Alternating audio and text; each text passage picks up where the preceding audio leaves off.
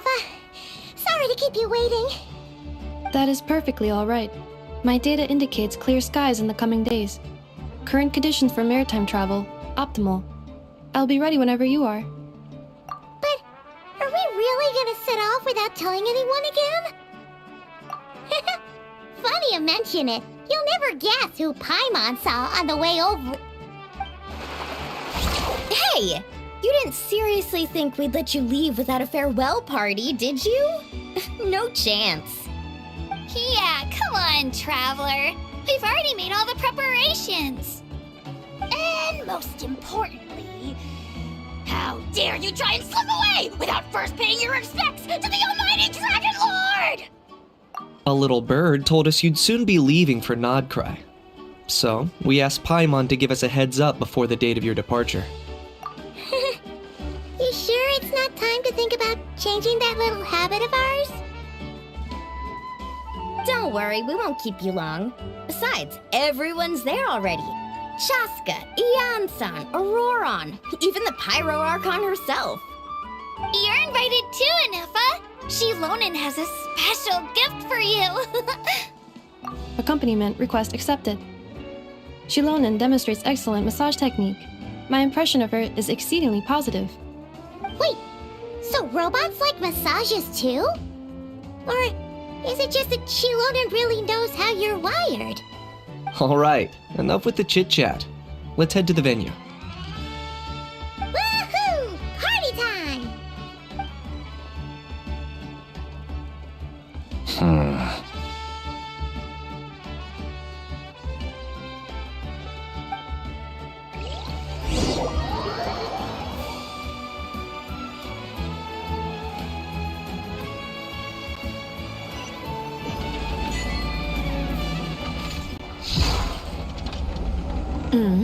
Spit it out, then.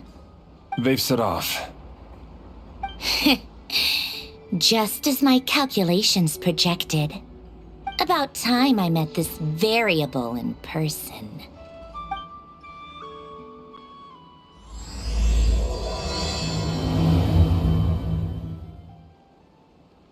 You know, every time we head to a new nation, there's always a point where it suddenly dawns on Paimon. This is it. The next chapter of our adventure has begun. This time, it was the moment she realized she just polished off the very last of her Saurus crackers. Should have stocked up better at the farewell party. In other words, Paimon has marked the geographic coordinates from 2 minutes and 40 seconds ago as the boundary between Natlan and nod-krai. This deviates somewhat from the official coordinates stored in my database. Paimon meant more in terms of how it felt on a psychological level. Anyway, what about you, Traveler? When did it really sink in for you? Huh, that actually kind of makes sense. What about you, Anefa? Come to think of it, maybe we should be asking the other way around. So, when you came over to Natlan, what was the moment you felt like you'd left nod-krai? In that case, probably when my sensors could no longer detect the moon's power. The moon? You mean, that one we can all see in the sky? Negative. I was referring to... Here we are. Paimon, Traveler, we have arrived in nod-krai. Oh, wow!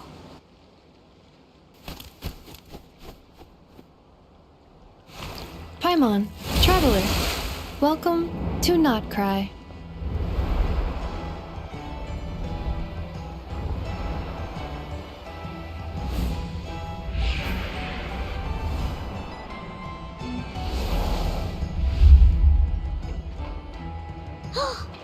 That must be Nasha Town up ahead! That's the place you were telling us about on the way over, right?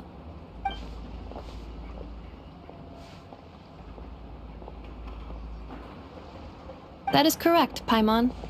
It is also the most bustling commercial hub in all of nod-krai. Oh! Sounds like the perfect place to start trying out all the local specialties! Huh? Is something up, Traveler? Paimon, this is where our spaceship landed when Ether and I first arrived in Teyvat. Huh? Are you sure. But how come you've never mentioned that before? Seems pretty important to Paimon. Well, because those memories are really hazy. All I remember is Ether waking me up and us leaving the ship. But just now, setting foot on this land, I felt something. The kind of power I sensed in those moments. Are you referring to Kuvaki? Kuva, what now? The locals refer to it as Kuvaki. It is a unique elemental force found only in nod-krai, or rather, a pure, primordial form of elemental energy. That is correct. Another similar concept I have found in my database is the primordial sea. Legend has it that long, long ago, the moon that shines in the sky above us once rose from the land of nod-krai. Modern geological surveys and meteorite studies conducted in the region have since supported this claim. So, when you mentioned being able to detect the moon's power earlier, you were referring to Kuvaki?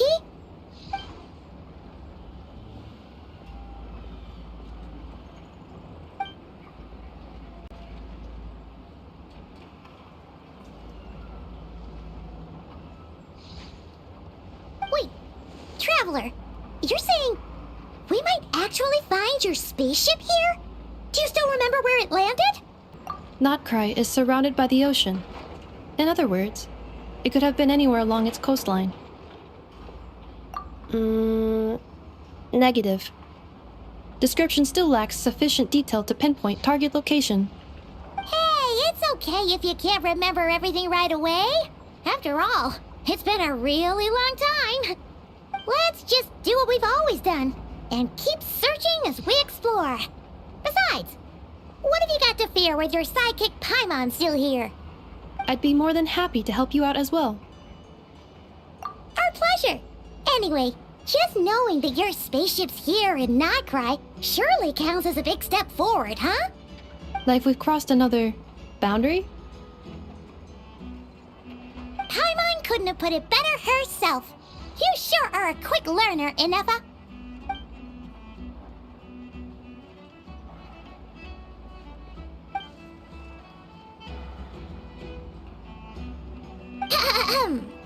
Well, as the best guide in the whole of Teyvat, Paimon hereby does solemnly declare, nod-krai, here we come!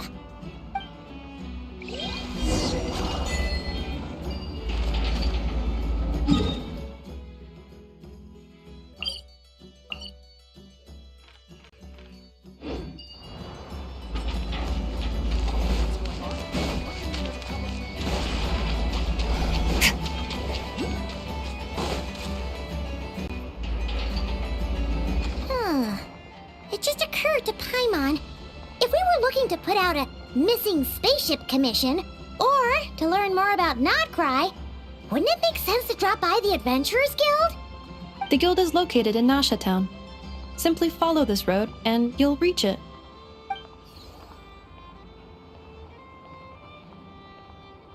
Huh? What in Teyvat is that? Looks kinda like a Sealy, floating around in the air like that. That is a kuhenki, a species unique to the land of nod-krai. A Kuhenki? Does she have something to do with the moon, too? Indeed it does. According to the Frost Moon Scions, the indigenous inhabitants of this land, the kuhenki, are said to be familiars of the moon goddess, leading those who walk in the moonlight's glow to things of great importance. The moon goddess? Don't all people here worship the Tsaritsa? Although nod-krai lies on Snezhneya's border regions, the people here have held their own unique beliefs since time immemorial. As I mentioned, everything in this land shares a deep connection with the moon and the sky above. The beliefs of the Frostmoon Scions seem to date back to the civilization of the angels. According to the documents in my database, even the 7 Archons did not exist at that time. Wow! So the origin of their beliefs goes back even further than the Archon War? Correct. At some point, you may come across some statues of their goddess. The Frostmoon Scions carved these as well. Hey! Looks like she's floating away! I suggest you follow her. The probability of an ordinary person encountering a kuhenki lies in the single digits. Many here consider them heralds of good fortune.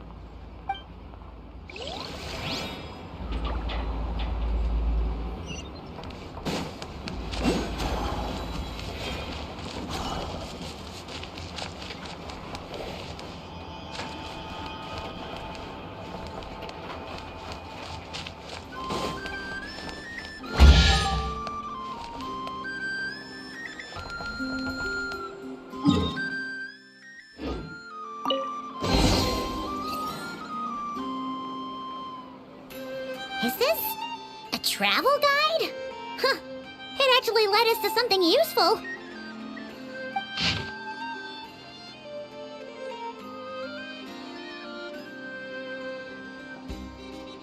Are there any particular points of interest?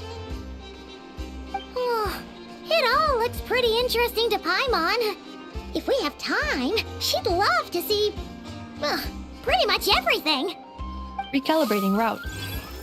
If we keep following the current path, we will arrive at an area of scenic beauty. From there, we will be able to identify both the Adventurers Guild and several must-visit specialty stores. Yikes! Why is Paimon suddenly getting the feeling that if she doesn't step it up soon, enough is gonna put her out of a job?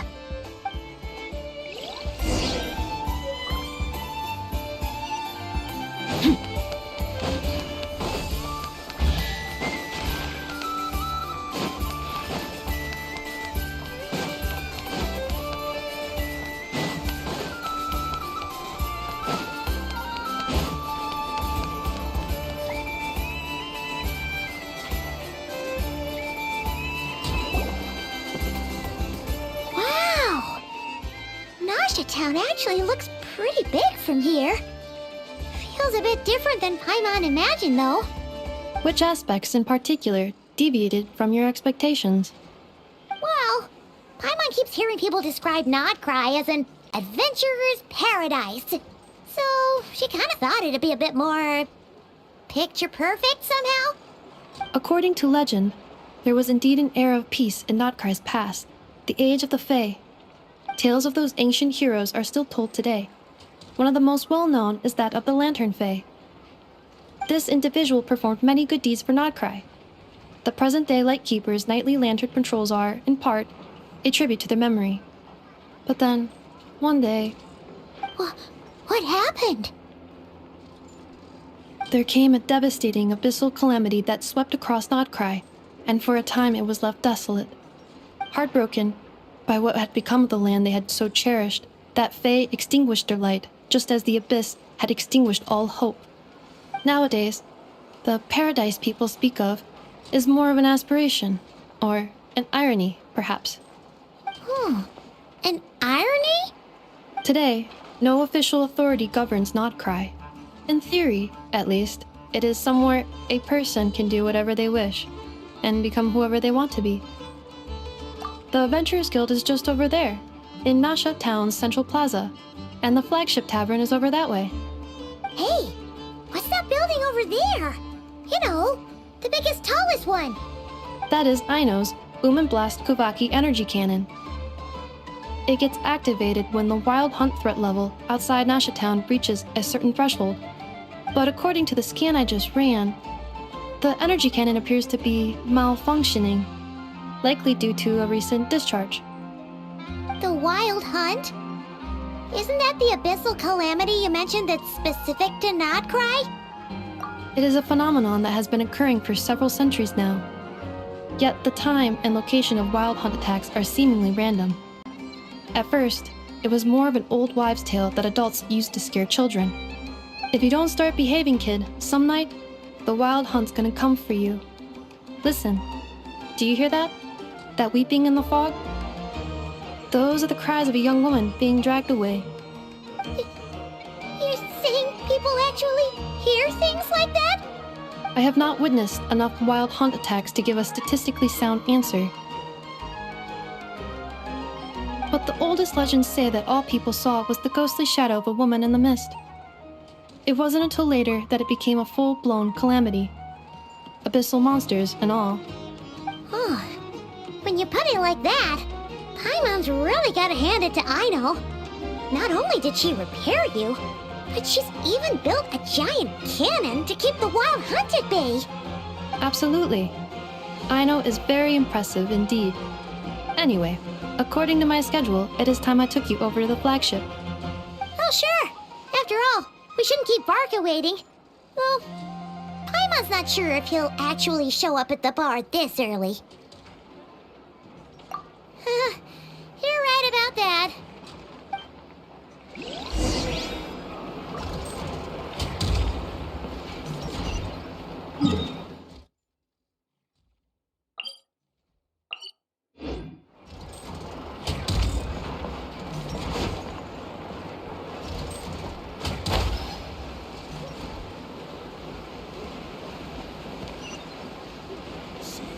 I checked absolutely everything. Is...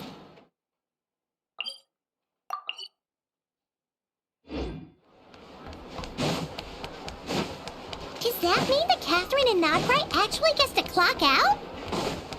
Anyway, let's come back later.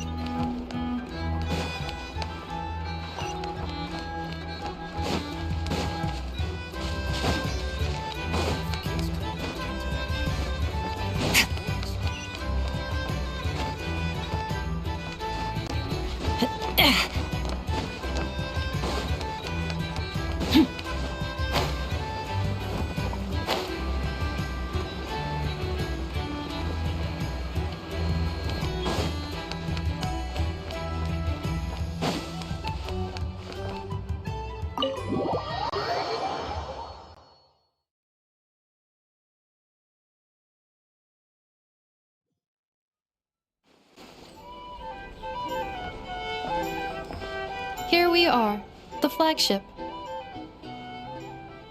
Varka told us to meet him here in his letter, right? Let's see. Varka? Varka! No matches, I identified. Huh. So he isn't here after all. Oh, guess we never did actually say we'd be arriving today. Hey, why don't we go ask the owner? If what they say is true, Varka's drinking prowess must have left quite the impression.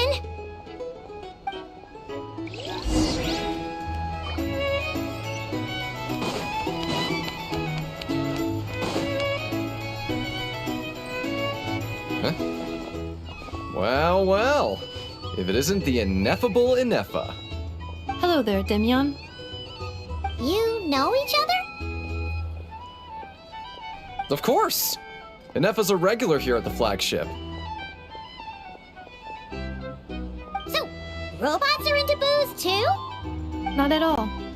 The energy conversion efficiency of alcoholic drinks is very low, and most of them are full of impurities. Still, I can affirm that your berries and fried meat deserve a solid 9.12 out of 10. It has Aino's approval too. Funny that you should mention that. While you were away in Natlan, Varka would come in here every day to pick up a serving of berries and fried meat for Aino. Aww. He must have been worried sick that she wasn't eating properly on account of being so hung up about Ineffa being gone. Actually it's 'cause Varka found out that Aino went wild after Ineffa left, gorging herself on snacks she normally couldn't get her hands on. So it was more worry that she wasn't getting a balanced diet. I think I might have just put my foot in it. Anyway, since you're back from Natlan, these two must be the ones Varka mentioned. The Traveler and Paimon, yes? Yep, that's us. So, from the sounds of it, you must be a close friend of Varka's too. Varka? Goes without saying. After all, he's the only one around here who's ever managed to stay standing after 10 rounds of the roulette special. Paimon can't believe he's made such a name for himself. Though, guess it's hardly surprising how. Right now? Must be somewhere near Anvantinjarvi. That's quite far from here. Huh? Where's that? It's a lake in the northern part of Nod-krai. Word reached him of trouble brewing around those parts, so he took his knights to check it out. Oh. So, we missed him? Varka knew you'd say that. So he specifically told me to make sure you stayed here and enjoyed yourselves. He sends his assurances that everything's under control. Well, if he's that confident, guess our only option is to accept. Anyway, it's not like there's any special cause for concern. He is the Grand Master, after all. Exactly. Plus, not only has he booked you into our finest room, he's paid for it in advance, too. Whoa! It's so generous of him! We might not have met yet, but Paimon's got a feeling that we'll get along with Varka like a house on fire. Oh, and by the way, he also asked me to serve up a portion of berries and fried meat for Ineffa. That was prepaid as well. Thank you. No, thank you. I'm the one who should be grateful for your business. Traveler, Paimon, why don't you go ahead and drop off your luggage? I can use this time to go pick up some components that Aino asked me to bring back. Sure thing. Besides, now that we've got ourselves a map, once we're done unpacking, we might as well go for a stroll ourselves. Why don't we meet up again later? Oh.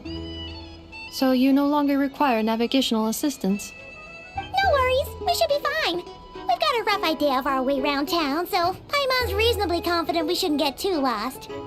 Thank you. This translates into an approximate time saving of 30%, meaning I will be able to see Aino about 45 minutes earlier than previously projected. Oh, right. You must miss her a lot, too. In that case, we better get a move on.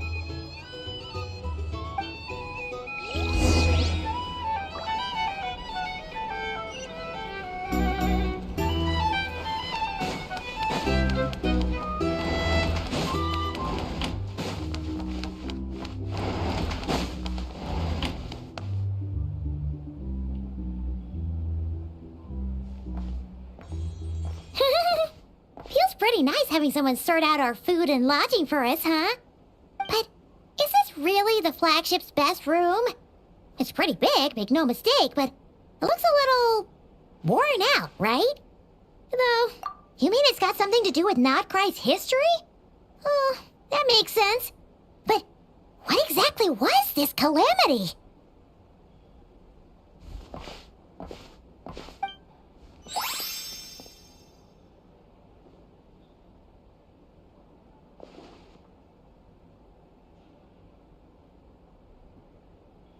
Oh, should we try the berries and fried meat too? Paimon's getting hungrier and hungrier every time someone mentions it. Oh, sorry about that. Paimon wasn't watching where she was going. Please, there's no need to apologize. If anything, I'm the one who should be sorry. Clearly, I shouldn't have gotten lost in my thoughts in the middle of a hallway. Wait a sec. Are you staying in the room next to ours? Ah, quite the perceptive one, I see. First things first, allow me to introduce myself. My name is Kirill Chudamirovich Flintz, but please, just call me Flintz. Whoa, that's an impressively long name for sure. Oh, is that so? Names like mine ought to have been fairly common in Snezhnaya, at least in the past. Would I be correct then to assume that the two of you are travelers in this land? Yep, you sure would be. Paimon is Paimon, and this is the Traveler. We've been to a bunch of nations already, but we only just arrived in nod-krai today. What a rare honor it is to meet such worldly travelers.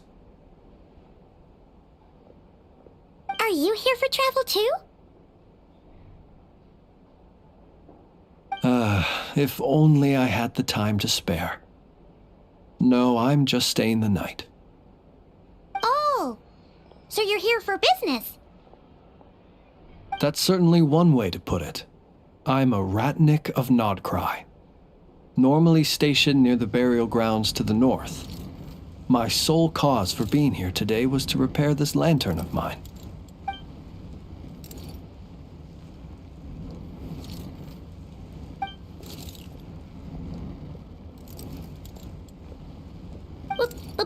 Burial grounds? Your surprise is entirely understandable. Most people cannot even begin to fathom the idea of a life surrounded by tombstones and decay. But if you've heard of the calamitous abomination that is the Wild Hunt, you'll know that in their wake they bring a host of souls tainted by abyssal filth. That then is why we are stationed by the burial grounds, to hold the line where it is most vulnerable. Oh, so it's all about fighting against the abyss. Oh, sounds like a tough job. I thank you for your concern. But in truth, I've long since grown used to it. In fact, I like to think it rather suits me. If anything, I'd say I prefer the peace and quiet of a graveyard to the hustle and bustle of urban life. Paimon sort of gets it now. But even so, she's still pretty sure she could never get used to living in a graveyard herself. For one thing, she'd be too scared to fall asleep at night. Oh, I assure you, there's no need to worry on that account. The kind of ghosts you find in cemeteries aren't too big on talking. But even when they do, they're usually far more discreet than the living.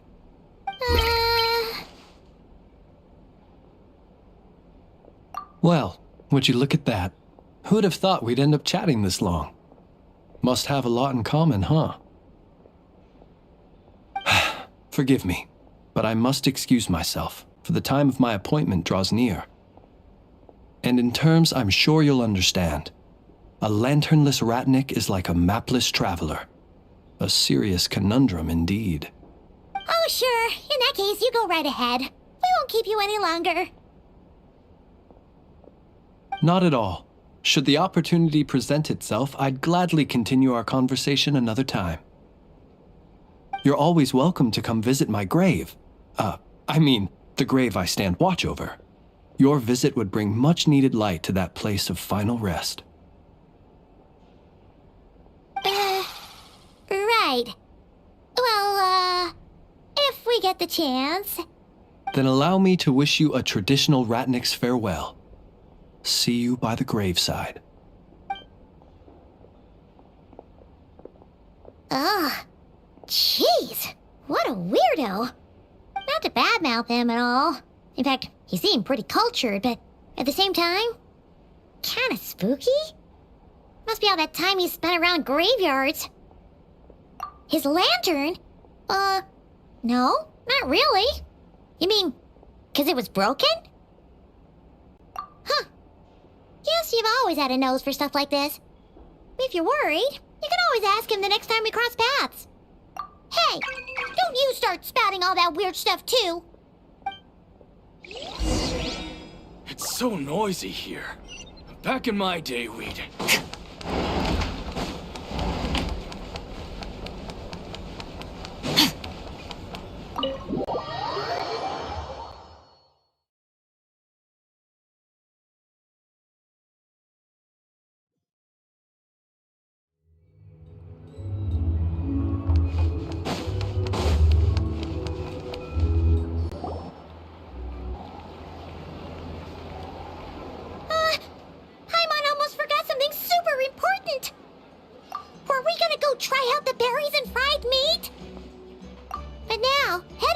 back to the flagship feels like such a waste.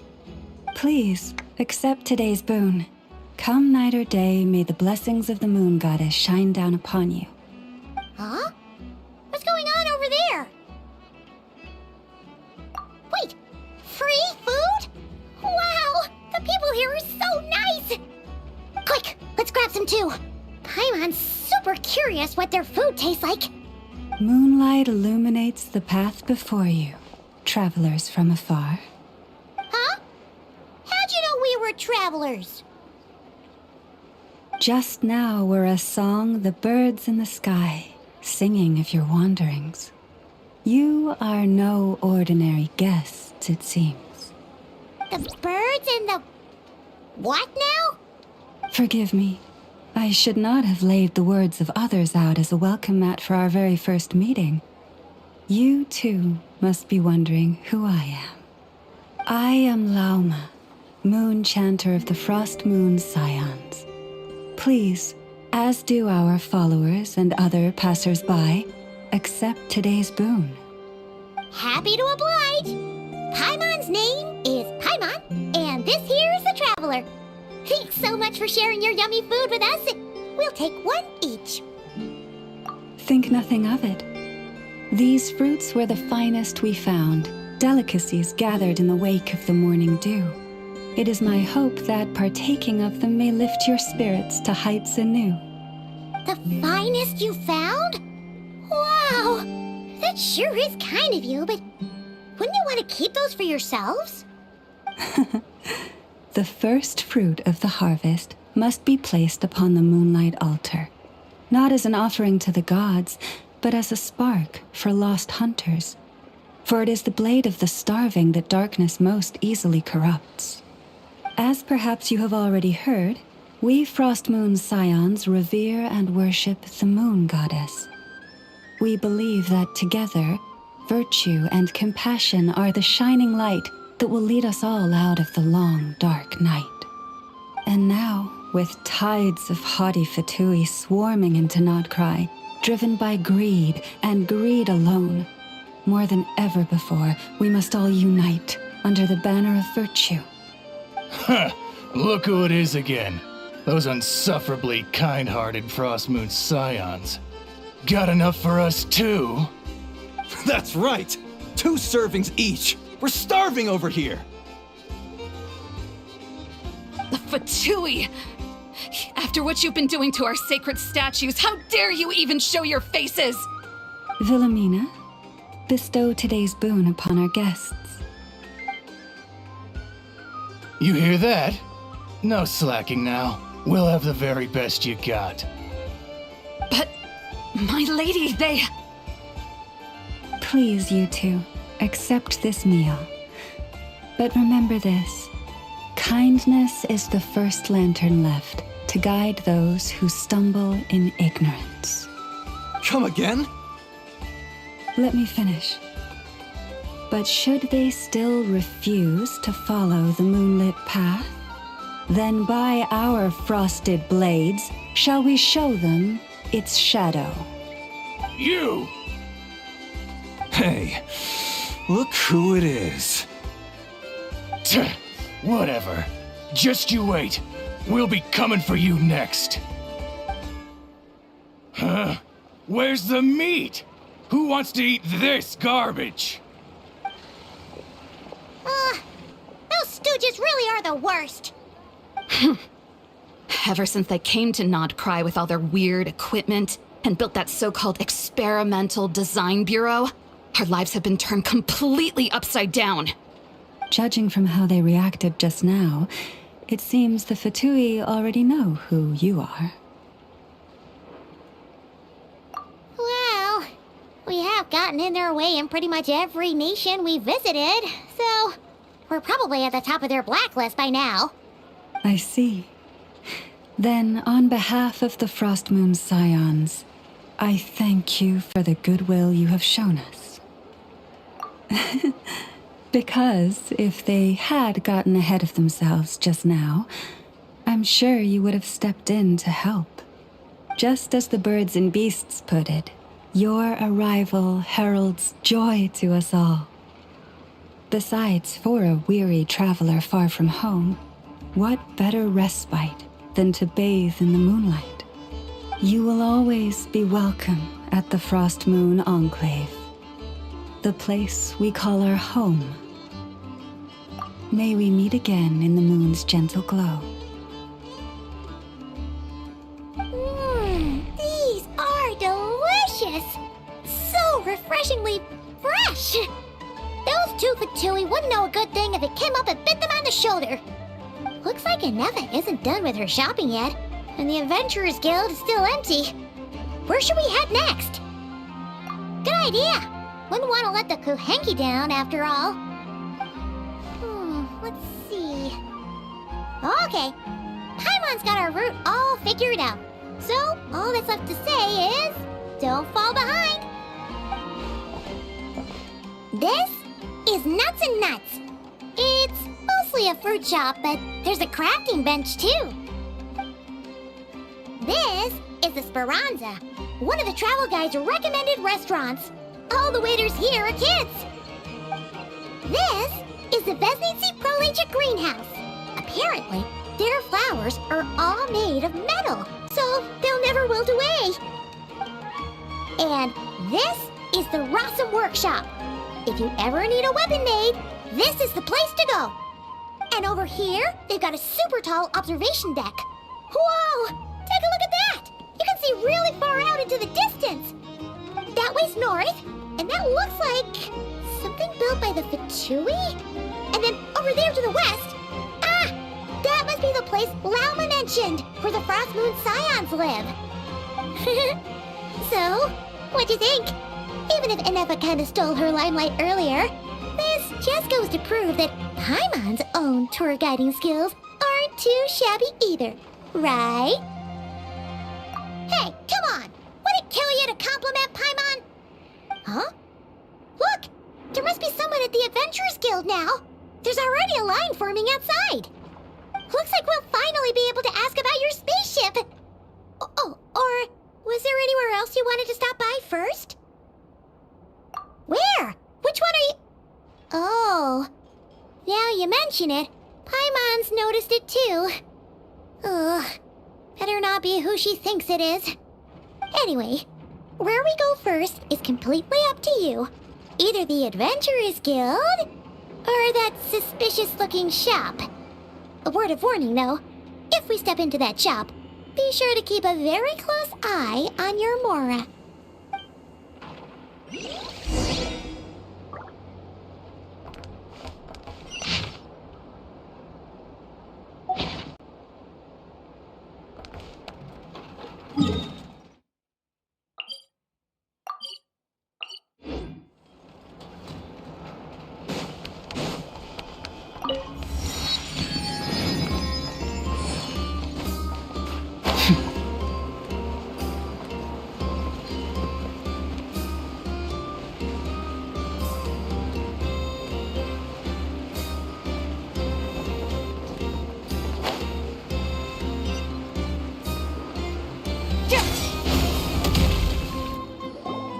Lucky us! The line seems to be gone now.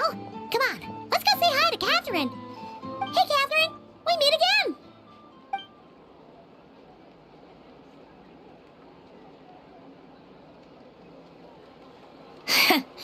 How ridiculous. Huh? They often say that mortals, shackled by their own flesh and blood, may fail to perceive the truth of this world, even when it is right beneath their very noses. Yet I had not expected to have the pleasure to witness such heights of absurdity firsthand. But Paimon must have gotten the wrong person. At second glance, you do seem a bit younger than Catherine, and you certainly sound a lot less friendly. A creator might forgive ignorance, but being mistaken for one of my own creations is beyond all pardon. Look very closely, for standing before you is none other than Marionette, 7th of the Fatui Harbingers. A harbinger?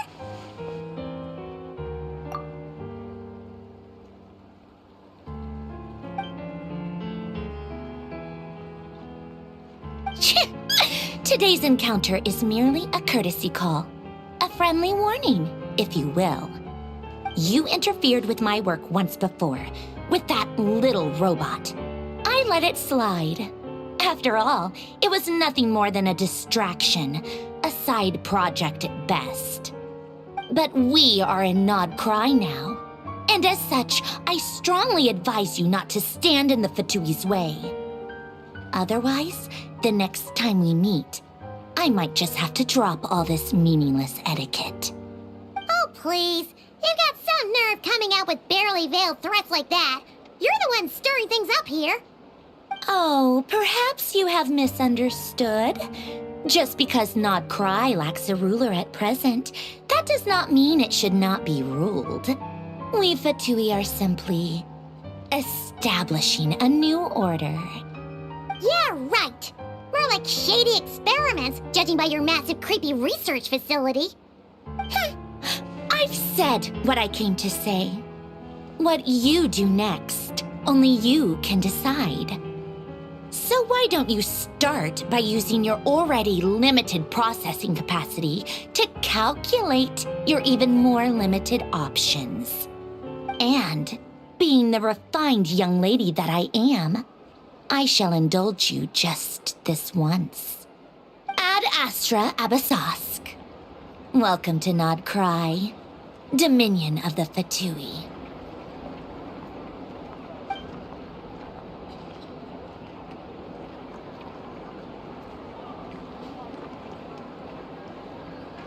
Ugh!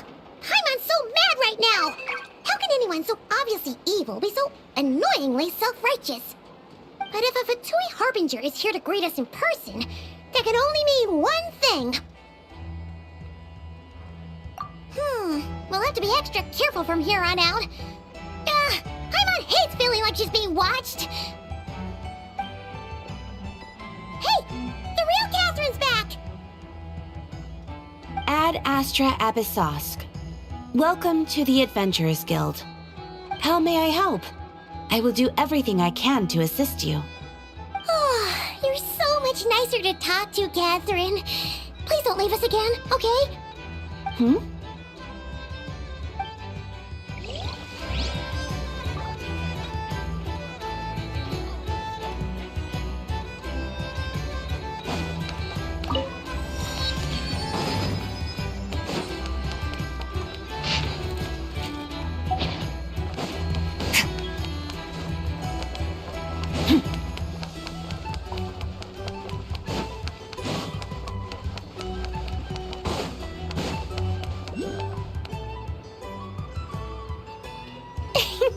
Please, here we go.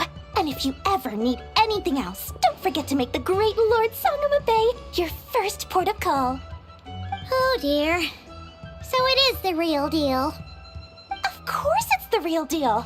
Everything you'll find here is 110% real, meaning every one of my deals is as real as a deal can... Wait a minute. Well, if it isn't my two most valued clients!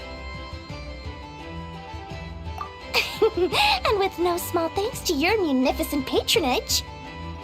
Come. How could you just sneak into nod-krai like this without telling your dear Lord Sangama Bay? If I'd known earlier, I would have made an absolute pulled out all the stops to ensure that your boat ride over was as comfortable as humanly possible. Thank the Archons we didn't tell you. Oh, come now. You know as well as anyone how impeccably and conscientiously above board I am when it comes to doing business. Well, regardless of whether that's true or not, the main issue here is that we had no idea you had a branch in nod-krai. A clever merchant always has a backup plan, or two, or three up their sleeves. As the saying goes, a rabbit with many burrows fears not the hunter's arrows. A merchant with stores galore hears no debtors at the door. Since you're both here in nod-krai, would you care for some of my finest local souvenirs? Whatever you're looking for, I have it. Or if it's Sumeru you're missing, I've got that covered too. We literally just arrived. Do we look like we're on the hunt for tourist trinkets to take back for our friends? My, your high-minded tastes never cease to impress. In that case, I know just the thing. You must be on the hunt for something like this? What's that? Your hat? Information, of course. Information about nod-krai, locked securely in the otherwise impenetrable vaults of the Lord Sangama Bey's brilliant mind. I knew it! I just knew you'd appreciate the value of my wares. On the back of all our pleasant dealings in the past, I'll even take a hit by throwing in some insider info for free. Wow. You sure are feeling uncharacteristically generous today. What do you mean by uncharacteristically? I am the most generous person forget it. Anyway, the long and the short of it is this. The moment I set up shop in nod-krai, it struck me how many different factions there were, all competing against each other for power and influence. Well, as they say, there's no time for business like a crisis. Things got even more turbulent after the Fatui pulled down 2 ancient moon's remnants. People began to catch a whiff of the coming chaos. And the more troubled the waters, the greater the potential profit. Not at all sorry to interrupt, but we're not here for Mora. Oh, really? But surely it was the tales of an adventurer's paradise that brought you here. The chance to take your very own slice of all the latest and greatest business opportunities? In that case, what would you like to know about? The Frost Moon Scions?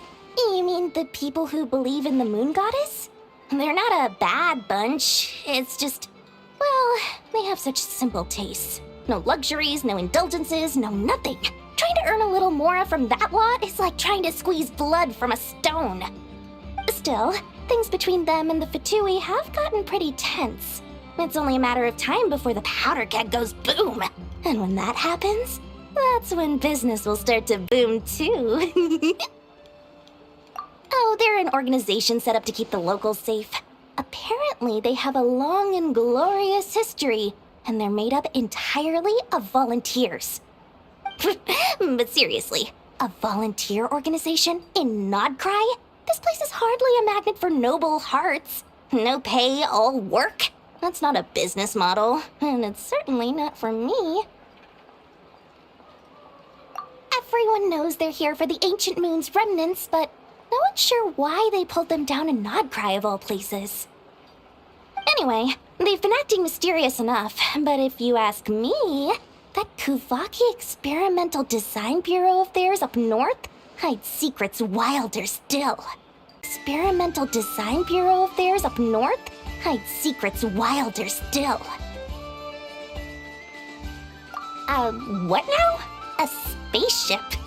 Nope, never heard of anything like that. Don't you two get involved in any big business here without so much as a heads up, you hear me?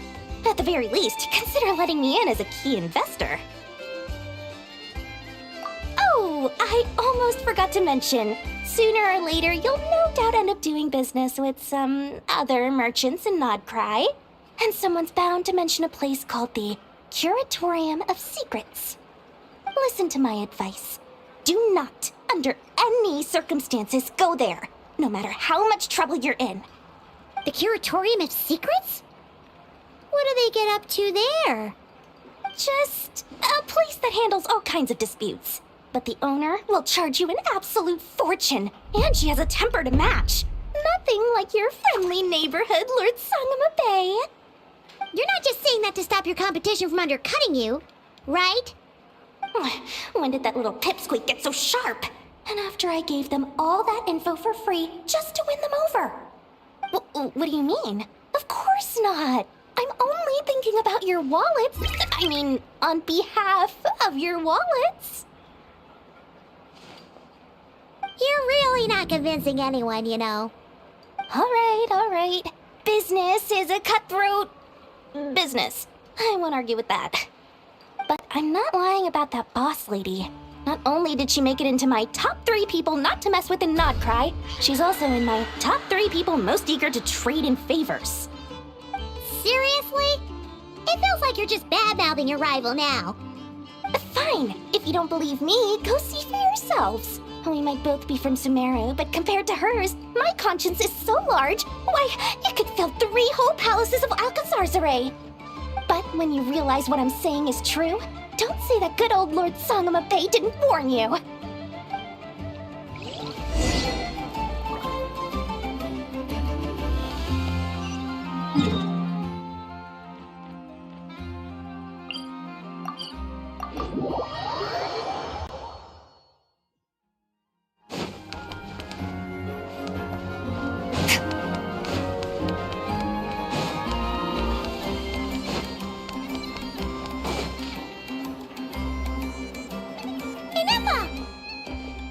Hello. I was just about to start tracking your whereabouts. Did you manage to get everything Aino asked for? I did. What about you? Do you need me to navigate or introduce any more places around town? Not for now. We've seen most of it already. We probably need some time to process everything we've learned, though. Any progress with the spaceship? No. Catherine came back just now, so we asked her, but even she hasn't heard a thing. One possible explanation is the vast stretch of time that has elapsed. Additionally, given the limited resources available in nod-krai, it is entirely plausible that the wreck was scrapped for parts, or even mistaken for a pile of broken machinery. Aw. Understood.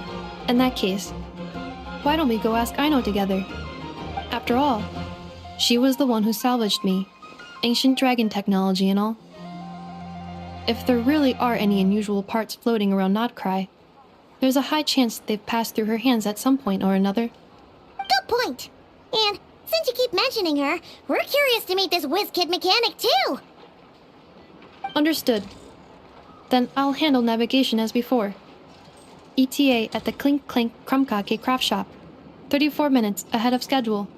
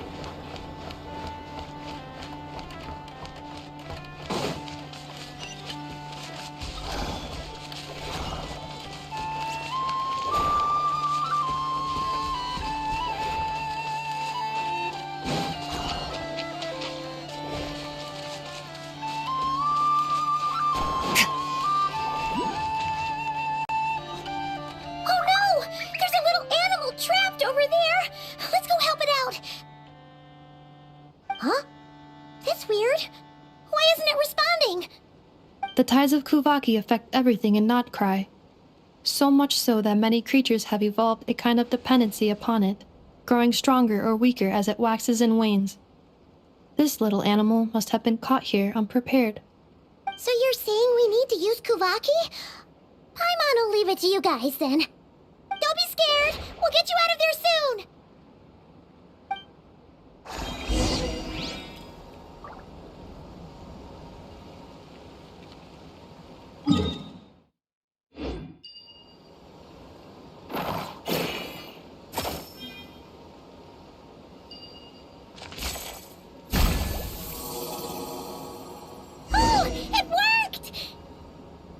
Off you go now, little one. Don't go getting yourself caught again.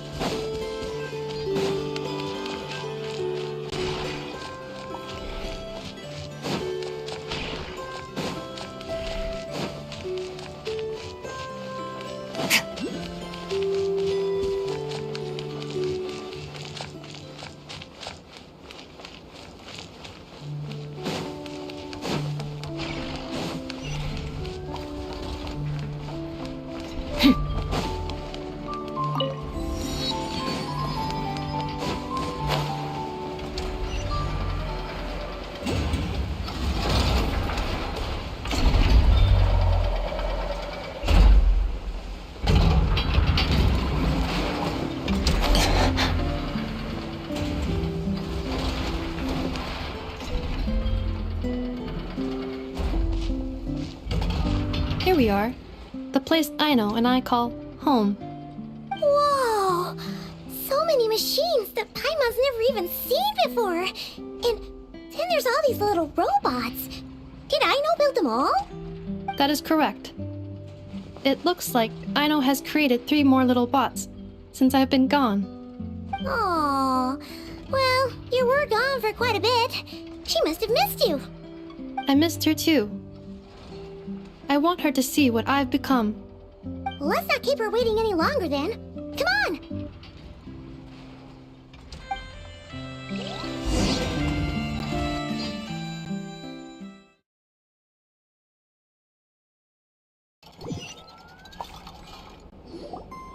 Aino, I'm back.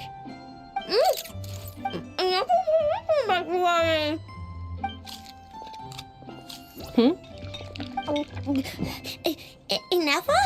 You're back significantly earlier than I expected. Like a whole 30 minutes at least. Everything went very smoothly, which saved me quite a bit of time, so I...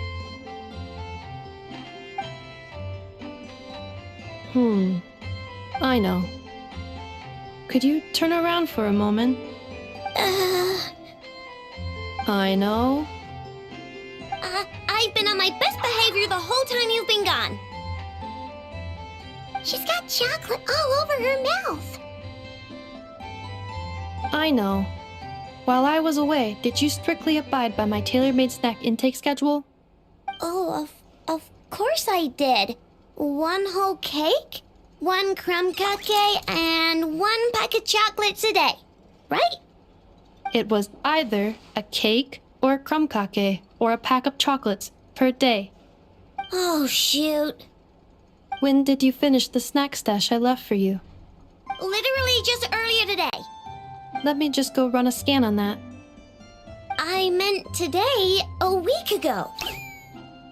And then you restocked an entire week's worth on your own initiative? 2 weeks worth.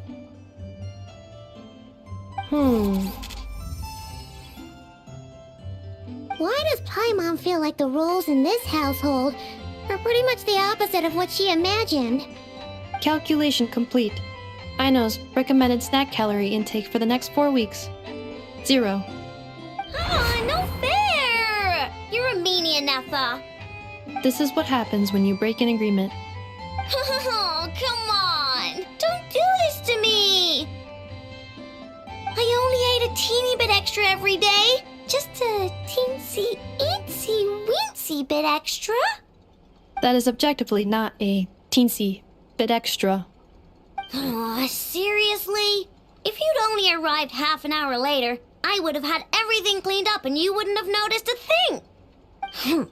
But now that I think about it, you even said you'd come back a bit earlier than you did, so I wouldn't have to worry. But then, you were away so long, and I was so worried about you. And that's the only reason I even... Oh. I know. I'm very sorry to have kept you waiting. I'm back now. Welcome home. Oh. So, will I be able to keep eating snacks as usual now? Negative. Aww. Okay. Well, given that I am later than I initially projected, I'll let it slide. But just this once. Thanks, Ineffa! You're the best! Aino, allow me to introduce. It's the honorary knight and Paimon! I know. Uncle Varka talks about you guys all the time. Nice to meet you, Aino. Ineffa's told us all about you, too. Huh? Really? She actually said that about me? Well, she's not wrong. Oh yeah, so, you're here to see Uncle Varka, right? A couple of days ago, he suddenly said he had to head out on business, and that he might not be back for a while. He asked me to let you know if I saw you. Yeah, we heard about that at the flagship. Did he say what he was doing? Nope. Just told me to take good care of you guys and make sure you feel right at home. Oh, shoot. Please, take a seat.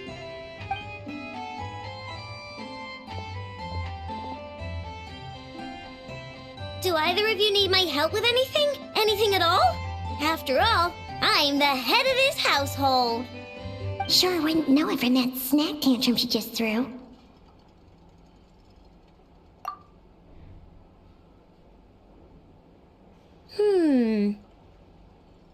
A spaceship, huh? From outside to that? Exactly. So, ring any bells? No. Oh. You sure? Nope means nope. Never seen the slightest trace of it.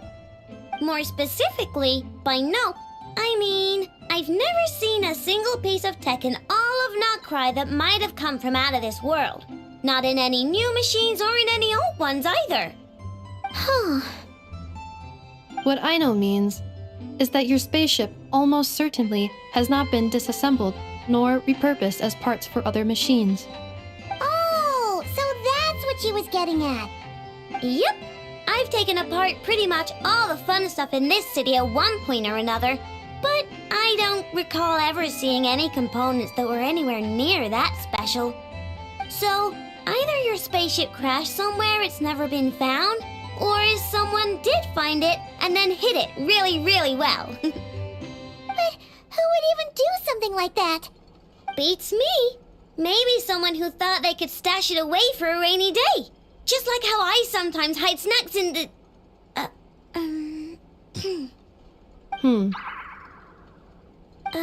Anyway... Long story short, I definitely haven't seen anything like that. Besides, sounds like it would practically be ancient history by now. If anyone still has any leads on what really happened, it'd be the Frost Moon Scions. The Frost Moon Scions? Huh? Haven't heard of them yet? Didn't Inefa tell you about their rituals? There wasn't enough time to delve deeper into their history and traditions. What kind of rituals are we talking about? I've never actually seen them myself, just heard bits and pieces here and there. They say that each of their moon chanters has had access to an ancient relic that lets them see the true past. Not sure exactly how it's meant to work. I can't get my head around anything that can't be explained by either machines or science. And to tell you the truth, I don't like it much either. Looks like we'll have to try our luck with the Frost Moon Scions. Aw, leaving so soon? Sure you don't want to hang out a little longer? It's getting late, I know, and these two still need to head over to Hisi Island. It would not be convenient for them to linger much longer. Aww. Alright then. Don't worry, we'll be sure to drop in on you as often as we can. Really? You promise? Sounds like my type of visitors. You're welcome anytime. I'll be staying to look after Aino today, so I won't be going with you. Hey, don't sweat it. We'll find our way just fine. I'm glad to hear that. Also, I must admit, I have very much missed the charging bed that Aino made for me. Oh, are you here to play with me? My name's Aino, and I'm an inventor. Me and Inefa live together. I could probably eat all the cakes and cookies in the world because I love them so much. But my favorite kind of all is lacquerberry crumb cake. Come visit my Clink Clank crumb cake craft shop whenever you want. Anyway, that's me. What about you? Tell me something about you, then we'll be friends.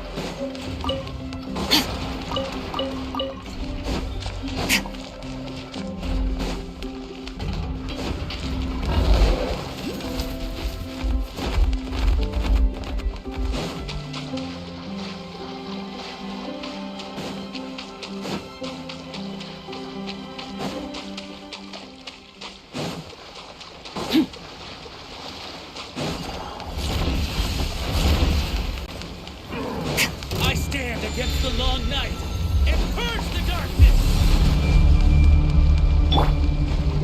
Strike a pose!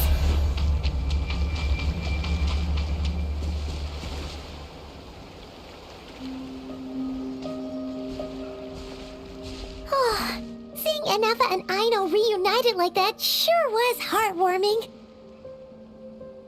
Mm-hmm. We should definitely hang out with them more in the future.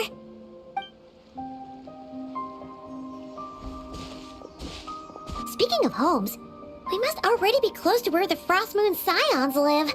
The vibe here feels different, just like the scenery.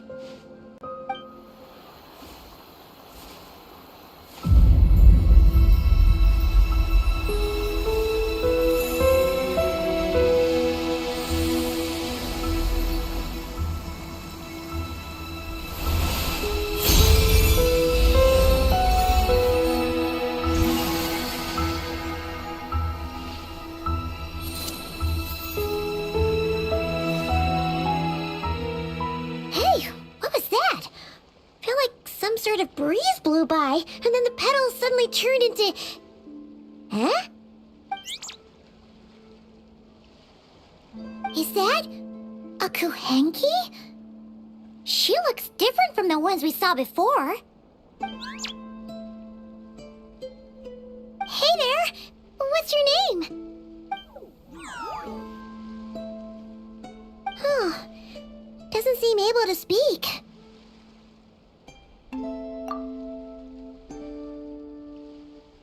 No idea what she wants. Unless you want to stop, maybe we should just keep moving?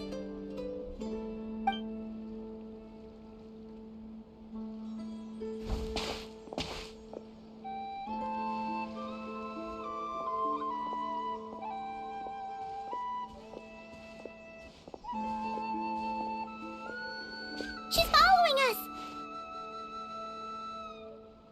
Go on. Go on now. We've got stuff to do. Best you find someone else to hang out with.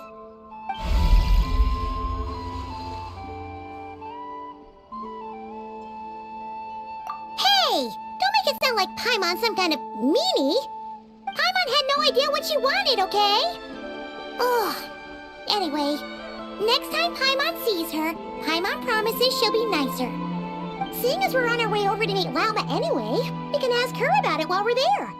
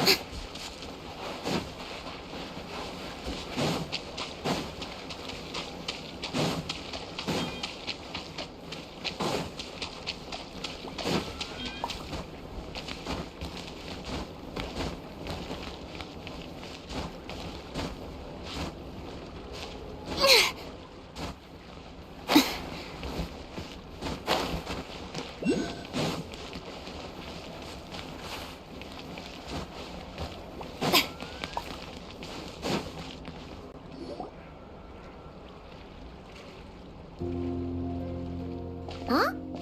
Hey, look! Isn't that Lauma? The moon chanter? Let me take a look at your wound. You must be more careful. Doesn't matter how much of a rush you're in, your safety always comes first. Oh, you're back too. How was your day? You what? Those two Fatui? The ones who were causing trouble in Nasha Town? You went to teach them a lesson? And you put that in their food? You naughty little thing! How could you do that? They didn't notice. That's not the point. You mustn't do that again, okay? Next time, at the very least, bring a few of your friends along too. You'll be an easy target if it's just you on your own. Hey, Lauma! Still remember us? Oh, it's It's the Traveler and Paimon, isn't it? Not at all. Those who come with kindness in their hearts are always welcome with the Frost Moon Scions. Were you just talking to those animals? I was indeed. The Frost Moon Scion's bloodline is unique, for throughout our history, there have been many among us who could communicate with all living things. What was that? Oh, is that so? She says she was trapped in a plant earlier, and that you were the ones who rescued her. She wants me to thank you on her behalf. Oh, it was nothing. Barely lifted a finger. If you both are free, why don't you join us at the Frost Moon Enclave for dinner? Consider it a small token of thanks for your kindness. We'd love to! And actually, we had something we wanted to ask you anyway.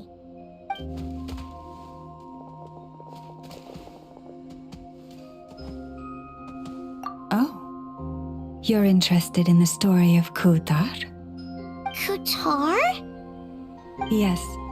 Kutar is our moon goddess, the moon maiden who guides us. But up close, this one somehow seems a bit different from the one in Nasha Town. It's like it's more... natural? Or like... more harmonized in its design. That is because ever since the Fatui arrived in nod-krai, they have been modifying and defacing our statues as they please. These statues were made by the Frost Moon Scions who settled here hundreds of years ago, crafted from the very finest Lunasol stone. Not only is this stone exceedingly rare, but it also brims with kuvaki. I suppose the latter must be what caught the Fatui's eye. For a time, we put up fierce resistance. But now, this is the only one left that still retains her original form. We heard they even pulled some ancient moon's remnants down from the sky. That's right. The two largest remnants landed in nod-krai. One here on Hisi Island, and the other on Paha Isle. The Fatui built their research facility on top of the remnant over on Paha Isle, but they've had their sights set on the one here, too.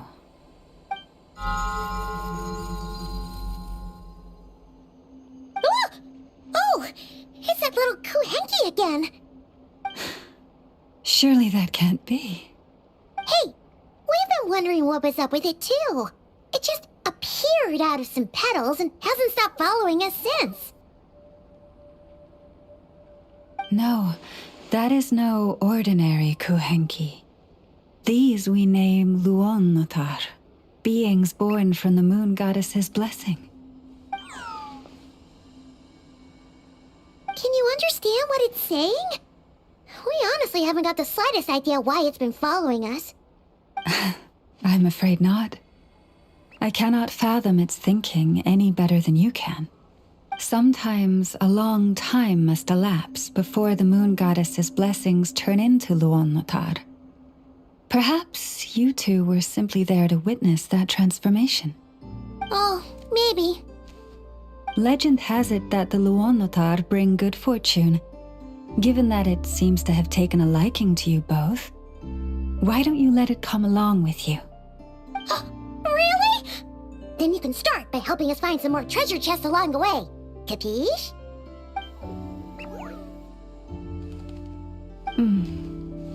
Twilight approaches.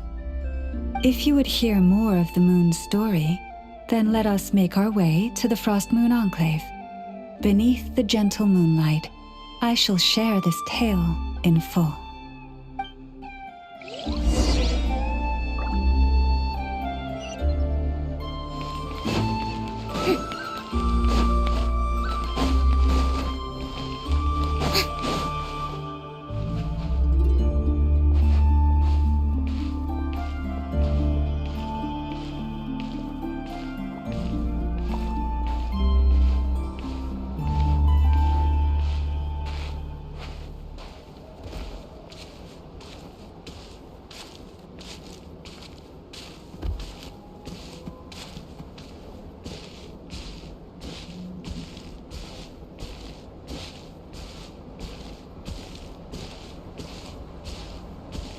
Oh, Lady Lauma, you're back.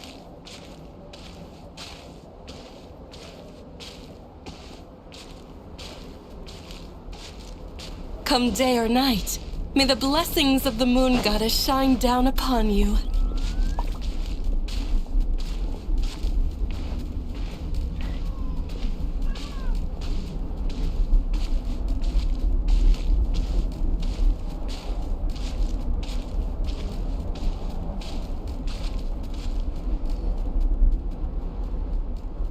Lauma, you have returned. Wilhelmina, this is the Traveler and Paimon. Kindly arrange for 2 additional dinner settings for our honored guests. Of course, my lady. Wow! Everyone along the way here pretty much saluted you. Are you, like, super important around here? I am but a moon chanter, one entrusted to convey the moon goddess's will. Nothing more. She's just being modest. The Moon Chanter holds the highest rank among us Frost Moon Scions. Lauma is our leader. Wilhelmina? I know. I'll send word to the kitchen. 2 meals coming up. Whoa! Paimon had no idea you were such a big shot. It is merely that the unique traits of our bloodline have manifested themselves especially strongly in my person. That is no accomplishment of my own. Please, follow me this way.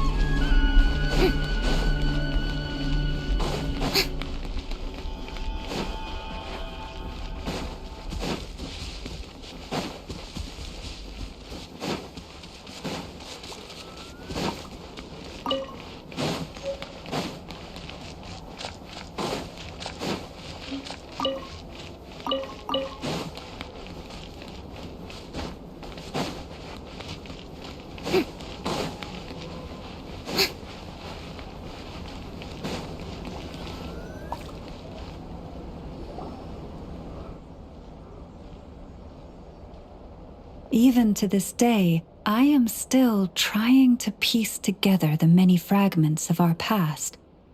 It is a story not only of the Frost Moon Scions, but also of the moons themselves. A story of the moons? Yes. We Frost Moon Scions are the last descendants of the ancient golden realm of Hyperborea. Its former glory may have faded, but what remains is a memory uniquely ours. In the distant past, Tevat had not just one moon, but 3. It is said that they were created by the primordial master of this world, cast into the firmament to keep peace in the land below. Firstborn was the eternal moon, largest of the 3. Legend has it that it was her immense kuvaki that gave rise to the ocean tides. Next was the frost moon, Smaller than her big sister, yet brightest in radiance. Her glow became the cold, undying lantern of the night. Finally came the iridescent moon, smallest of the sisters. Most of the time, her light was barely visible to the naked eye.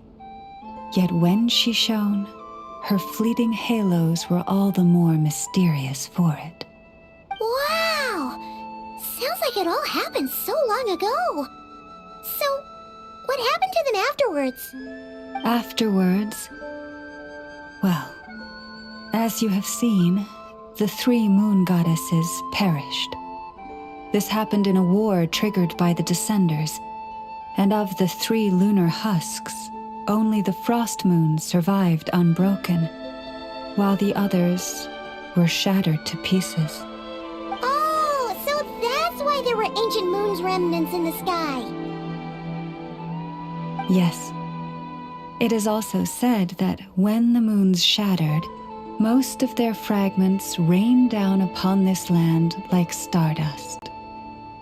That is why nod-krai is blessed with such an abundance of kuvaki.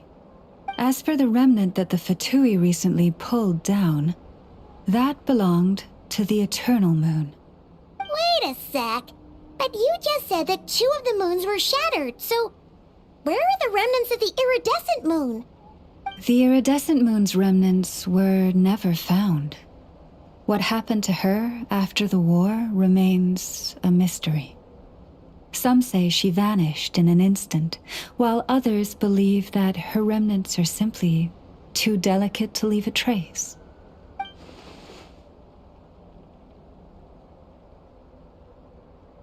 Yet, though the era of the 3 moons has long since faded into legend, successive generations of Frost Moon scions have always passed down a prophecy that one day the moon goddess would return. And in the end, that prophecy did indeed come to pass, though not quite. Lady Lauma! Lady Lauma, are you there? Cappy, what is the matter? Lady Lauma, it's my daughter, Karina. Her illness. Take me to her, right away.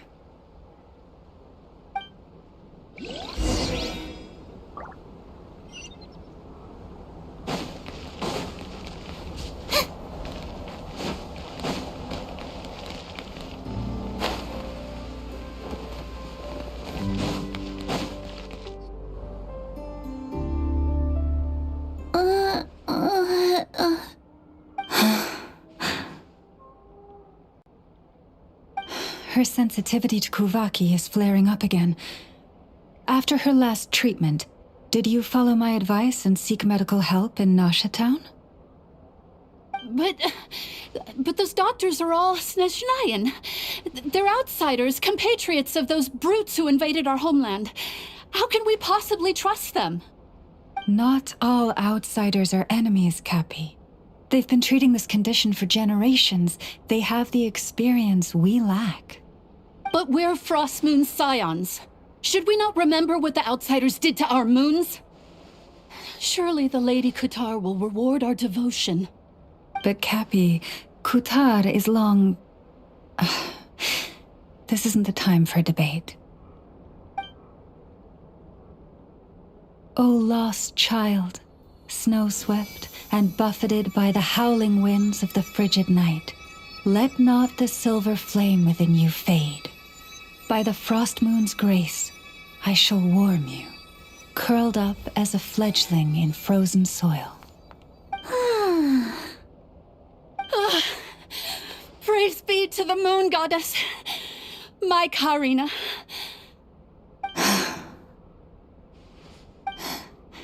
Remember, she must take powdered laka berries daily. It will ease her symptoms.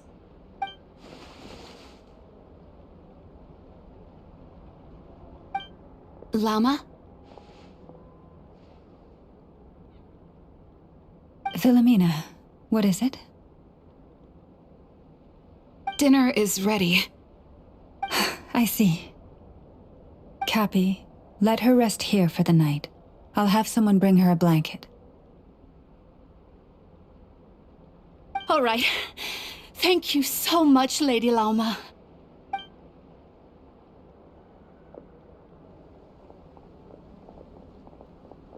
Will she be all right?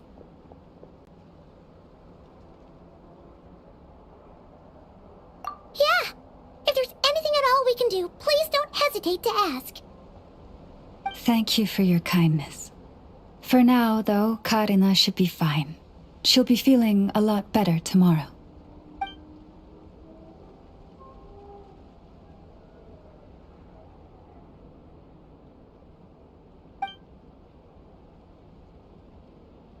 Please do not be worried. Come, let us head to dinner. I believe you still have some questions for me.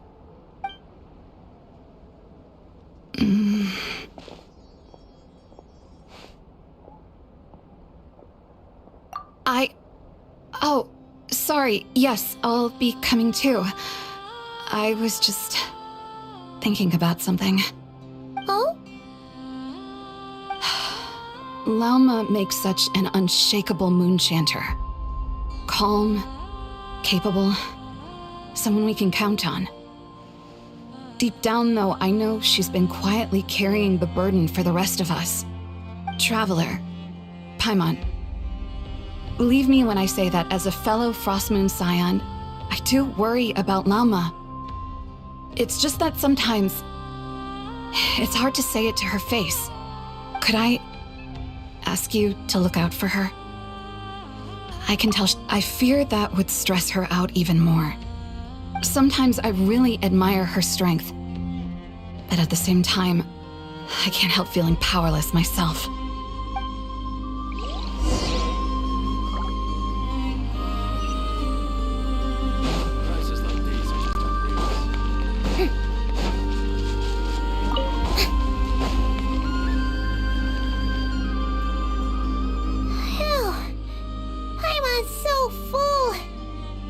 Even better than the stuff you gave us before. I'm glad to hear it.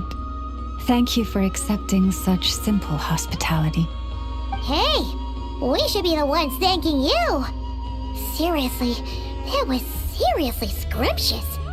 How did you even manage to finish it? This slop's barely edible. Then again, I guess that's what you'd expect from savages. It's you! Those rude old Fatui we just met back in Nasha Town! My sincerest apologies. If you found the food we gave you earlier difficult to swallow, may I suggest taking a deep breath and joining us? These delicacies might change your mind. After all, I suspect that your previous meal may have been tainted with something most unpalatable. Huh? What do you mean? Tainted with what exactly? With the bitter snobbery of those who call themselves civilized. Why, you...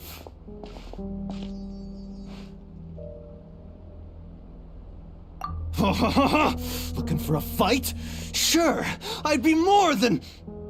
Hold it! We're not here to brawl. Yet. We're here on official business. Orders from above. We're here to deliver the Frostmoon Scions a warning. Or rather, a final ultimatum.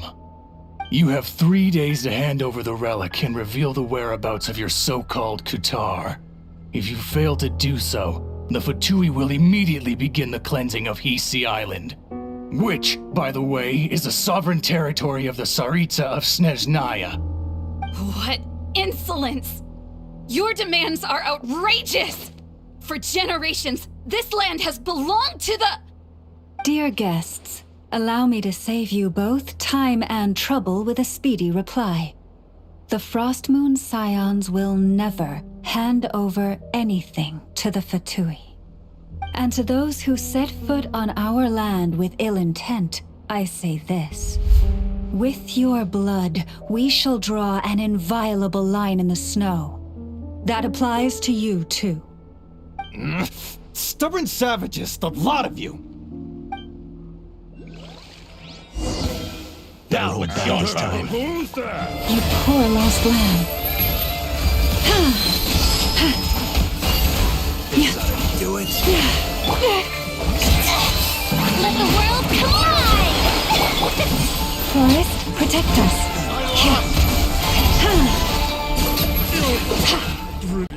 Sharp. You'll pay for this. Mark my words.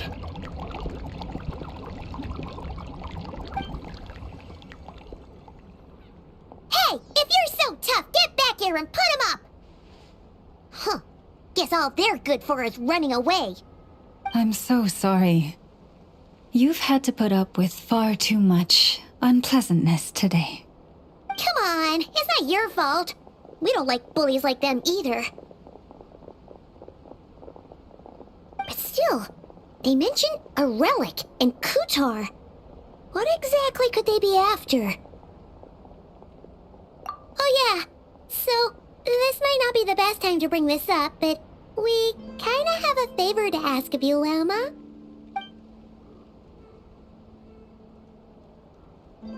I see.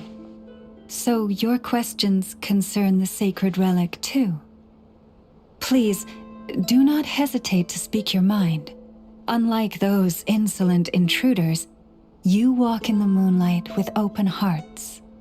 You stood by us when we needed your help, so it's only right that I return the favor. But let us continue this conversation somewhere more fitting. As it happens, there's something I'd like to show you, too.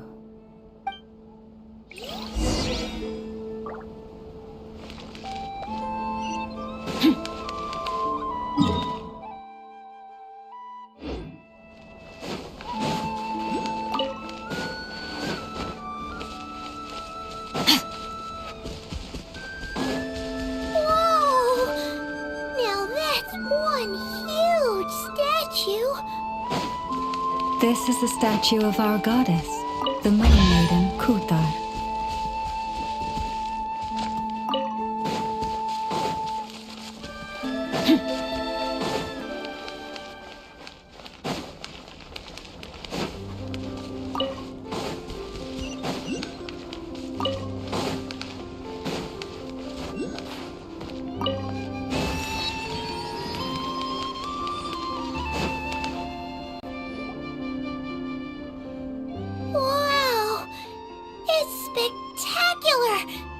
Kutar was born here on Hisi Island around 500 years ago. As it just so happened, a priestess of the Frost Moon Scions witnessed the moment of her birth. Instantly realizing that this was the prophesied rebirth, she quietly recorded the event and carved this statue to honor that miracle. According to legend, Kutar's birth was accompanied by the sudden appearance of many Kuhenki, who wove the moonlight that bathed her into silken vestments fit for a goddess. Hey! It's like it knows we're talking about it. From that day forth, the Kuhenki have been regarded as Kutar's familiars. Some believe that their habit of guiding travelers to hidden treasure stems from an instinct. The same one that not only drives them to protect the moon goddess, but also to make her smile. After all, according to the records, Kutar always looked lonely as she gazed up at the distant moon. Kutar left Hisi Island before I was even born. According to the previous moon chanter, the goddess was angered by our people's greed, and that is why she left us. Where did she go? No one knows what happened after she left. But just a few months ago, after those 2 ancient moon's remnants fell from the sky, she was spotted on Hisi Island once more. And the Fatui have been harassing and threatening us ever since. Judging from what they've said, Our moon goddess is actually their missing harbinger. Columbina, the damselette. The damselette? But isn't she number 3 amongst the Fatui harbingers? So she's actually the moon goddess. Why would she join the Fatui then? That too is a question I've struggled with. But even at the best of times, understanding other people's choices is difficult, let alone those of a goddess. Plus, forgive me, there I go again, rambling on about our history. But you came here to ask about the sacred relic, didn't you? Honestly, Paimon's not sure which part she's more curious about now. Since ancient times, the Frost Moon Scions have had in our possession a special fragment of the ancient moon's remnants. A piece in which I sense a power unlike any other. Successive generations of moon chanters have all detected a divine presence within it. We call this unique remnant the Moon Marrow. We heard you can use it to see what happened in the past. What is it in particular that you seek from the past? Well, basically, to cut a long story short, the traveler here is actually from outside of Tibet. Oh.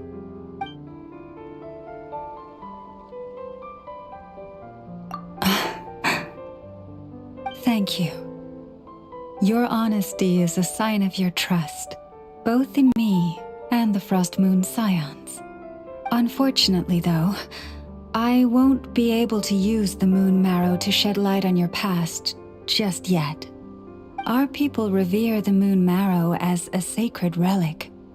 I'm only permitted to retrieve it from the secret chamber in which it is hidden once a year, on Moon Prayer Night.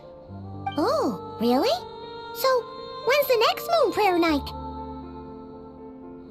Judging from the tides this evening, a little less than 2 months. Huh? Does that mean the date changes every year? The ceremony is held on the night when the moon is closest to Tevat. This is also when nod-krai's Kuvaki reaches its peak. Only then can the seal on the secret chamber be lifted.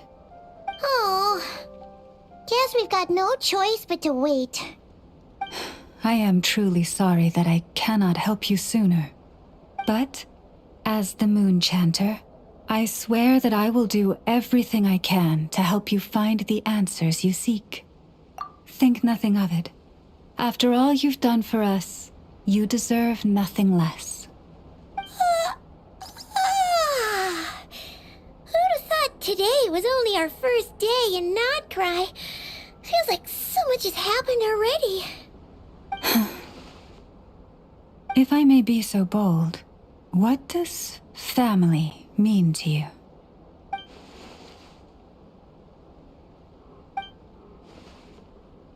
If you are aware of something, a secret that could hurt your family, would you be honest with them, or try to hide it?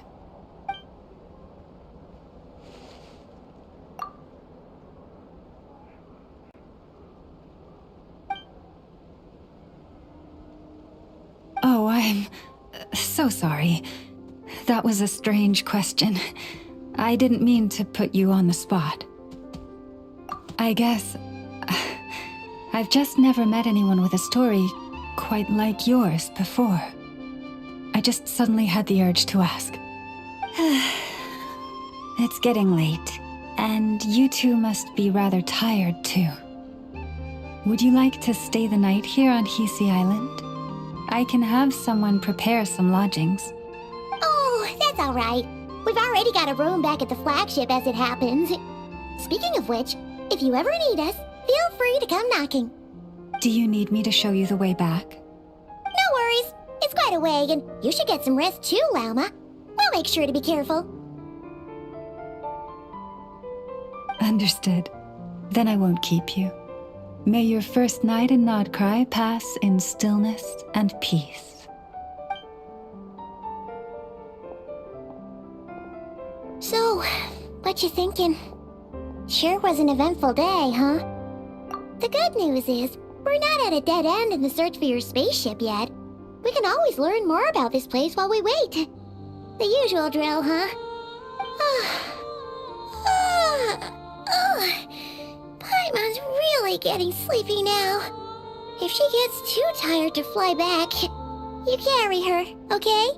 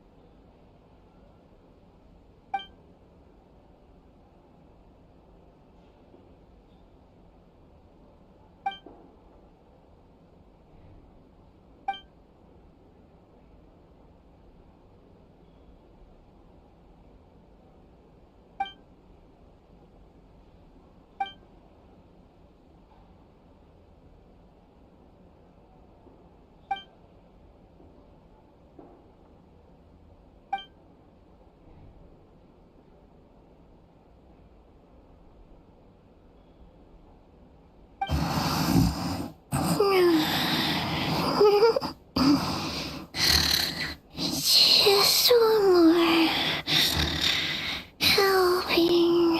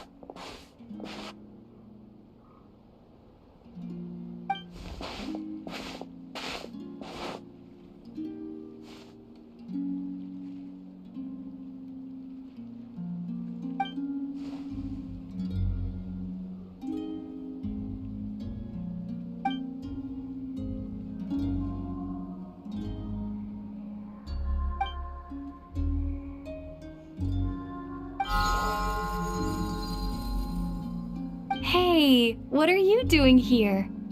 Oh, these flowers. I remember. When you first appeared, there were flowers like this all around you.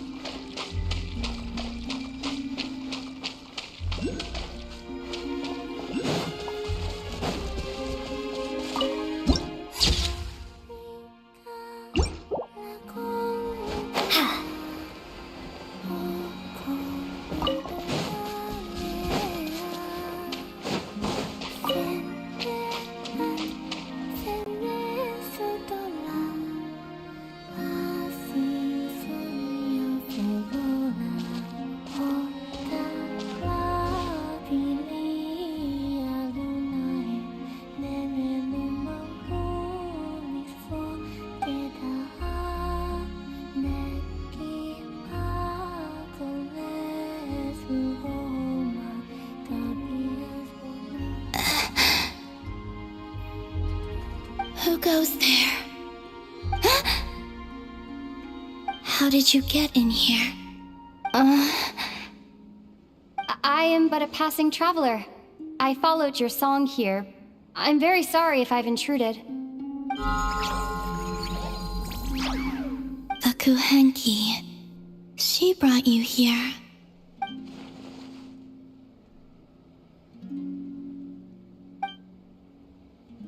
May I ask, are you the one they call Kutar? And the harbinger that the Fatui referred to as the Damselette? The Fatui? Are you here at their behest?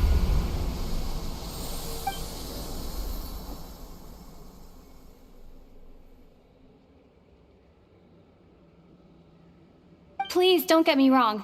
I have no intention of doing anything for the Fatui. I just wanted to ask you about nod-krai.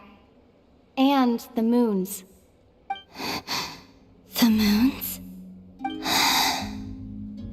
Do not believe in what you can see. What truly matters is what you cannot.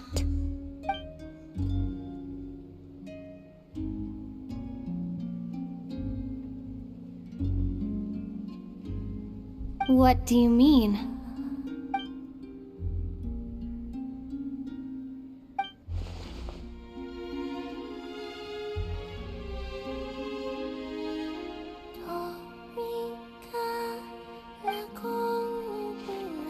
Listen, I'm the Traveler.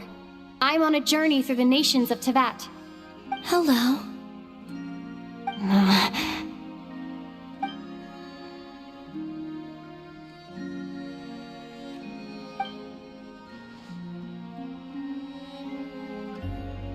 Could you tell me your name? Columbina.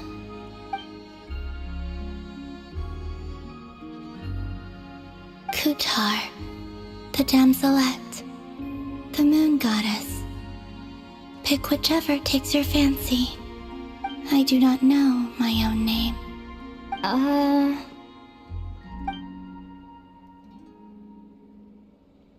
Then... Columbina.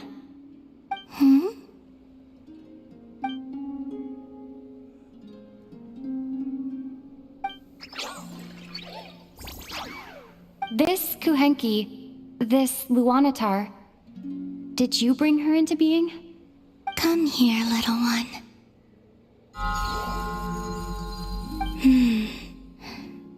The trace of a blessing, but not one of mine.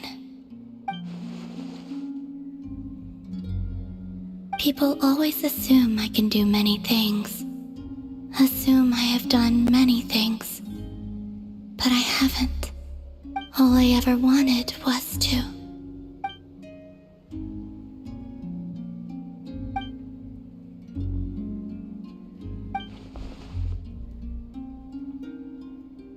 It's about time I got going. I'm very sorry for disturbing you today.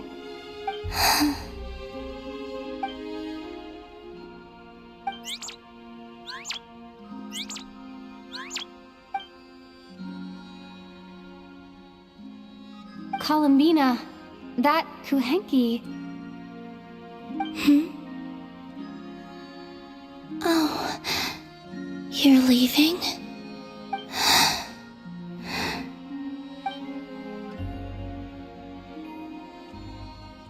Go then.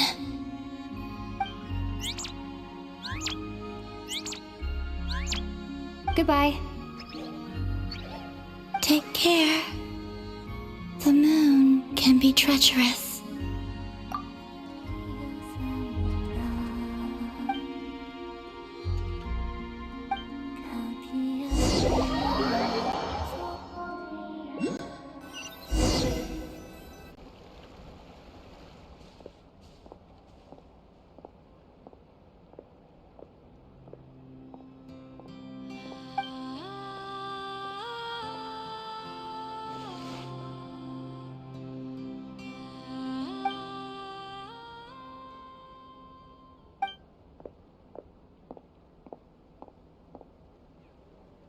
Wait, is that...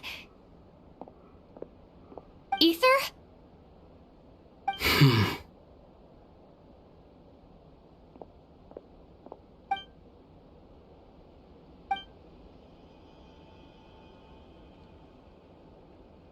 Ether!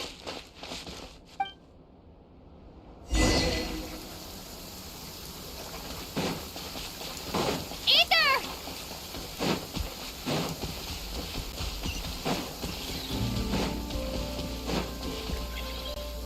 Ether! Lumine, it's you. Why are you here on Hisi Island? If I told you I was here in search of the Frost Moon Scion's sacred relic, what would you think?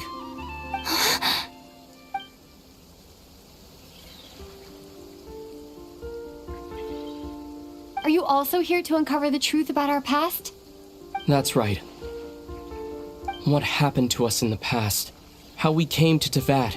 Why our spaceship crashed here? There are things I want to know too. But I'm not about to sit around waiting for another 2 months to find out. Wait!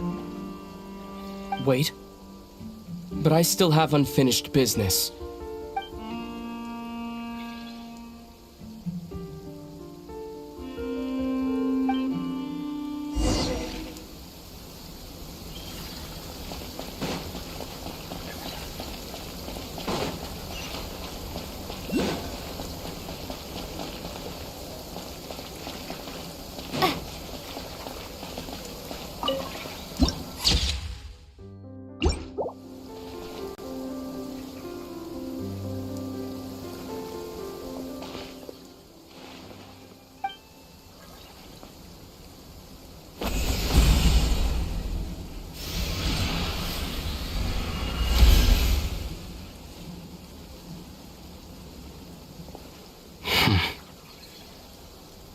Hold on a second. What's wrong? That's the Frost Moon Scion's sacred relic. We can't just... Use it to get to the bottom of all this? We should at least get their permission. You barely even know her. Yet already you hold that moon chanter in such high trust. What do you mean? She told you that the seal can only be broken on Moon Prayer Night, when the flow of Kuvaki is at its peak, yes? You heard all that? Watch this. Huh? But... Get it now? She's been stalling for time. As long as the statue's base is imbued with sufficient power, the secret chamber can be opened at any time.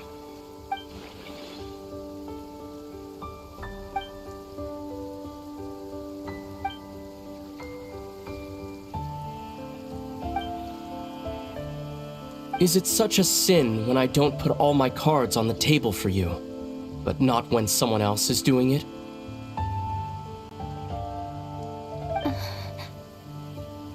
It's not like that. Is it? Ether, you've got it all wrong.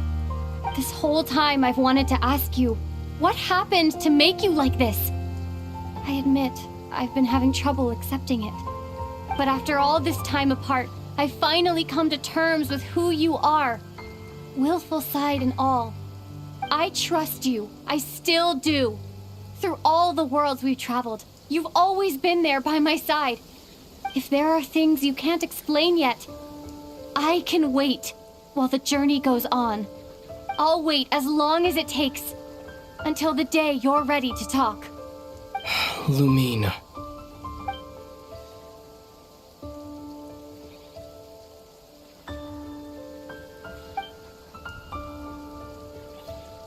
I'm not looking to borrow the Moon Marrow simply because of our past.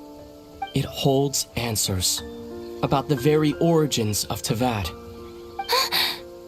I've always believed that if you want the truth, you have to see the whole story for yourself. I'm not asking you to trust me, Lumine. Just don't try and stop me. If this choice weighs on your heart, then let me go in alone. Forget this meeting ever took place. A bit late for that now. But maybe this is the chance I've been waiting for all along, even if it fades with the morning light. I want to go with you. You sure? Yeah. Then let's go. Ether. It's been ages since we went on an adventure together. I can't wait. Really? You think I'd lie to my little sis?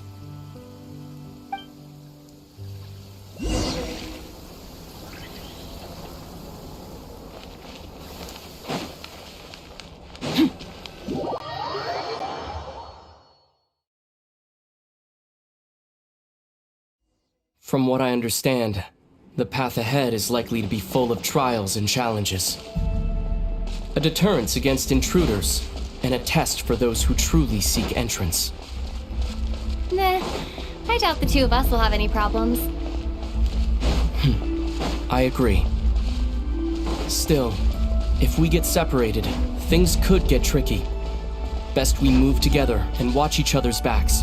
Even the sound of your footsteps takes me right back. As a warrior, as a traveler, as my little... Looks like this is the first trial.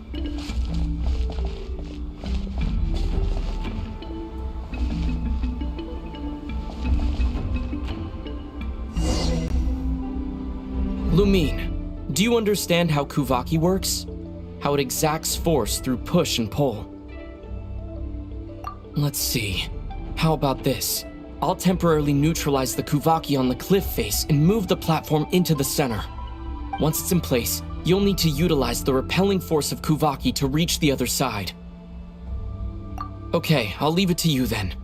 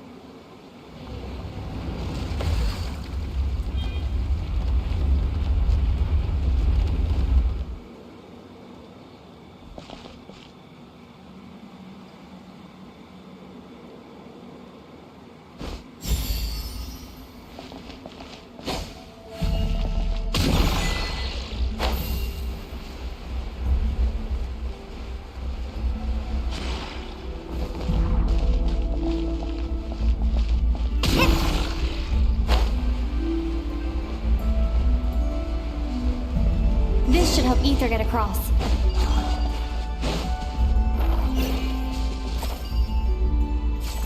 Ether!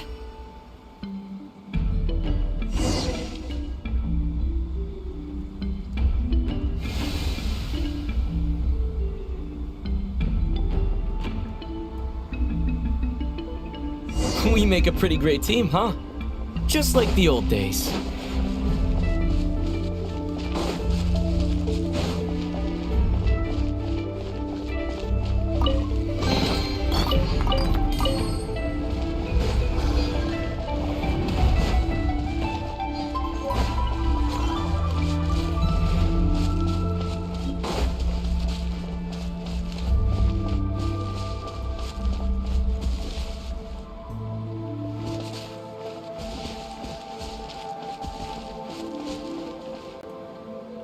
A wide open space. Must be in for a fight.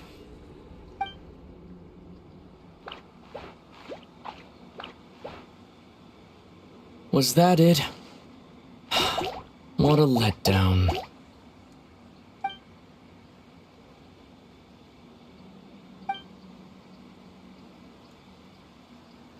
Lumine. What is it? Why are you looking at me like that? Those enemies were weak, were they not? Maybe it's because the trial's only just begun. Actually, I've got an idea. Why don't we have ourselves a little friendly competition? Let's see if your journey has made you rusty. You're on.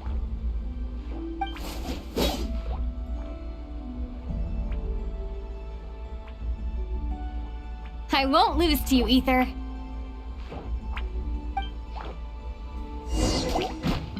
If memory serves, I used to come out on top more often than not.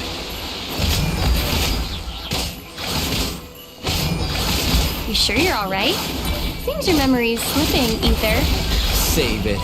We'll know who's stronger soon enough. Let's see what you've got.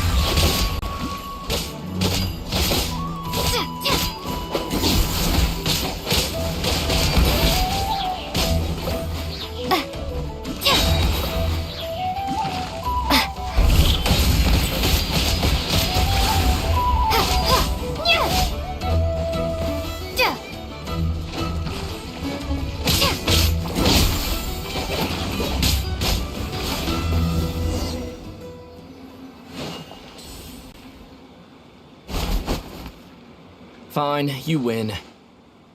Didn't feel like you really wanted it anyway. Going all out in a place like this? Sounds like overkill to me.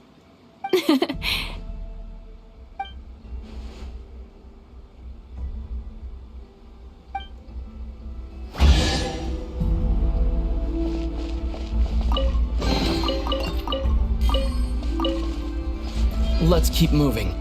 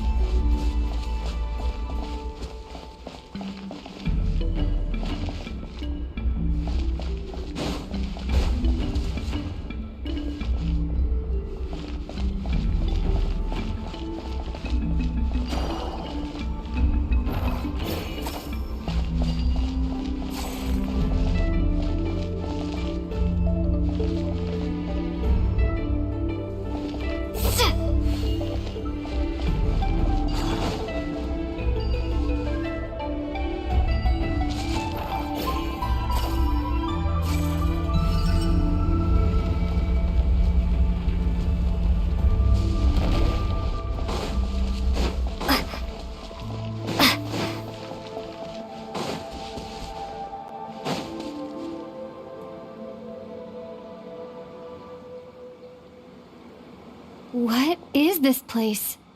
No sign of any monsters. Feels like a ritual site, but something's missing. It's ahead, inside that thing that looks like a mirror. I can feel it, but maybe it's sealed within? Can you open it using Kuvaki? Apparently not. Do you think it might have something to do with the Frost Moon Scion's bloodline? Ether? If this is about strength of blood, what could possibly stop us? Let me give it a try. Why don't you check around for other clues? Sure.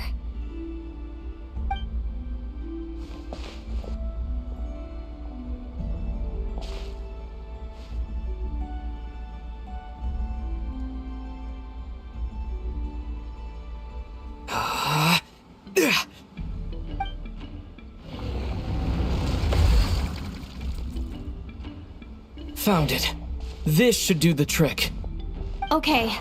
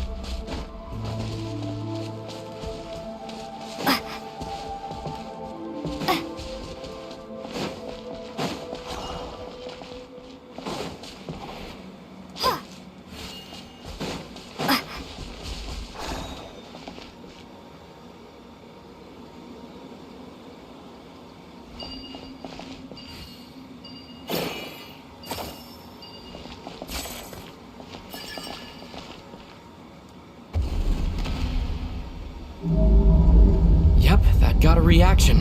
That's one down.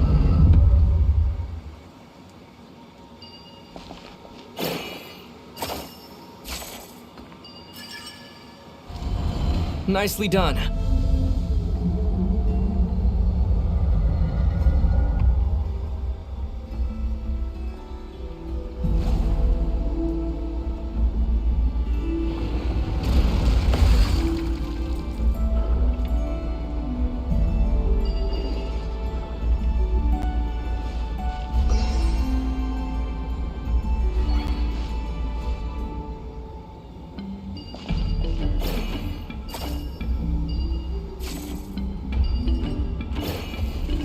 You've got this. One more to go.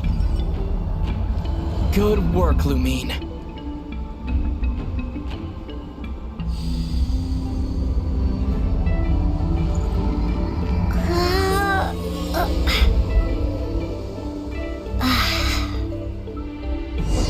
The door's open. Come, we must be close.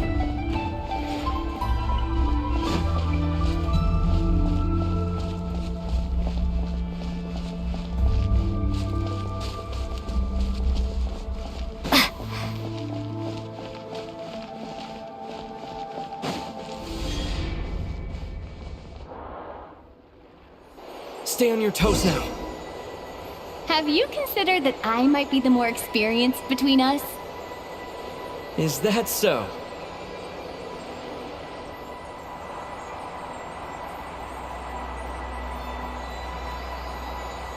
So, will you be heading off again after we're done here? Maybe. Maybe not. Another cryptic response.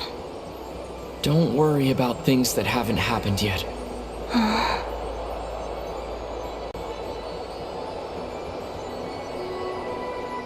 At the end of all this, what do you think we'll find? Whatever it is, we can handle it. What about the end of our journey? That's not something we need to worry about right now.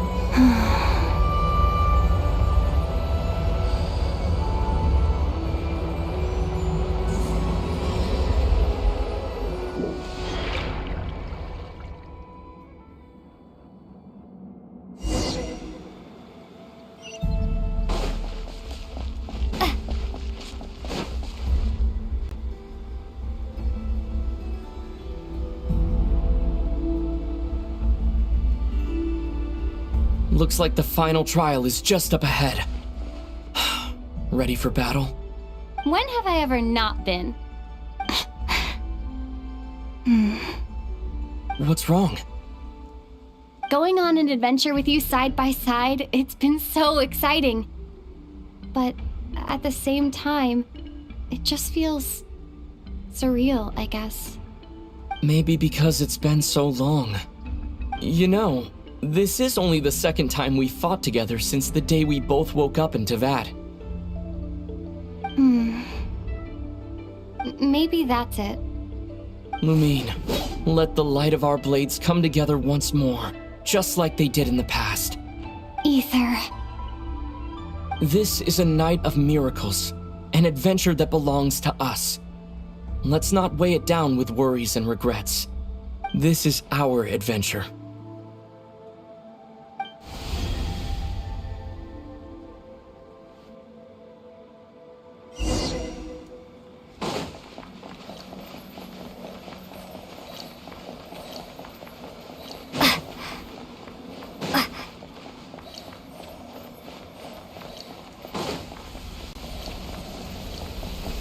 Here goes nothing. Prepare for battle. Stay focused! Don't forget to heal yourself!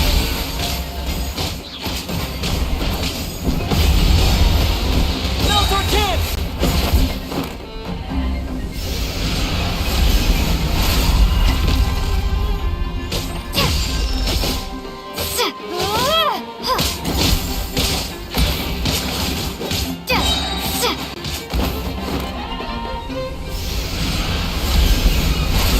Watch out!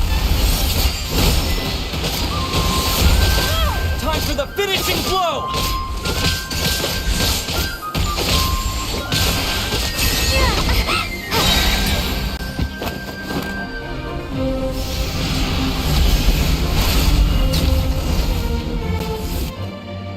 It's over. Nicely done. Flawless execution. Couldn't have pulled it off without your backup. Not too shabby at all. As for what you were saying, yes, I should have come to see you earlier. Or at the very least. Spent more time with me, going on adventures like this? Something like that. Instead of just running off and expecting you to follow my trail. Wait a sec. That's not an official apology, is it? That goes without saying. Come on, time to claim the treasure we came for.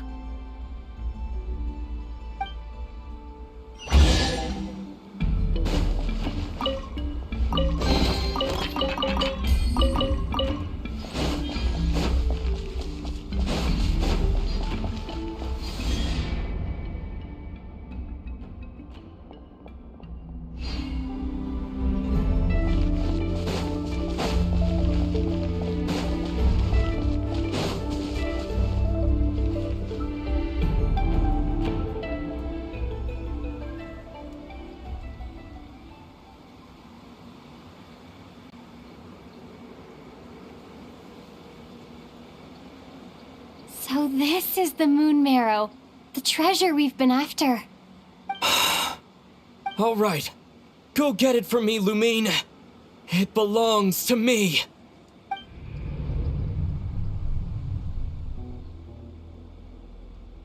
What's wrong, Lumine? After everything we've just been through, you still don't trust me? Don't you want to know the truth too? Just like I do? Rest assured, I'll share the truth with you afterwards. Now go, bring it to me.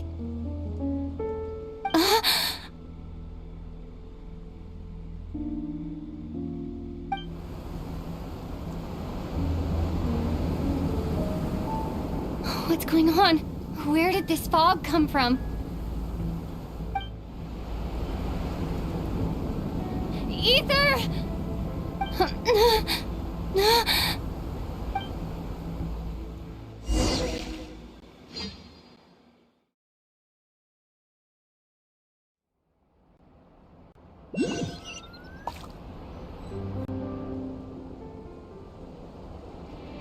Ether!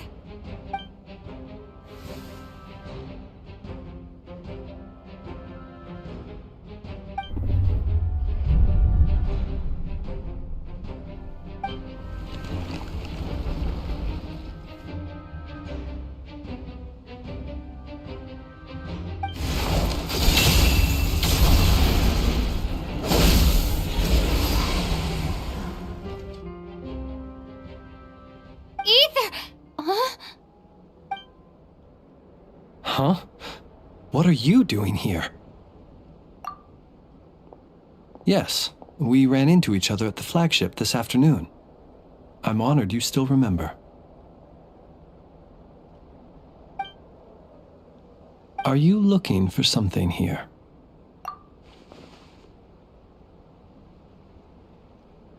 And you just happened to end up surrounded by the Wild Hunt. Sorry, I did not intend to come off as pointing fingers. Indeed, perhaps our courses of action do not differ so greatly. Not exactly. We Lightkeepers are accustomed to patrolling at night, a long-held tradition, you understand. I was just passing by when I noticed that the Wild Hunt had struck. So I simply did what I am duty-bound to do. As a matter of fact, I just saw someone leaving in quite the hurry. Was that your companion?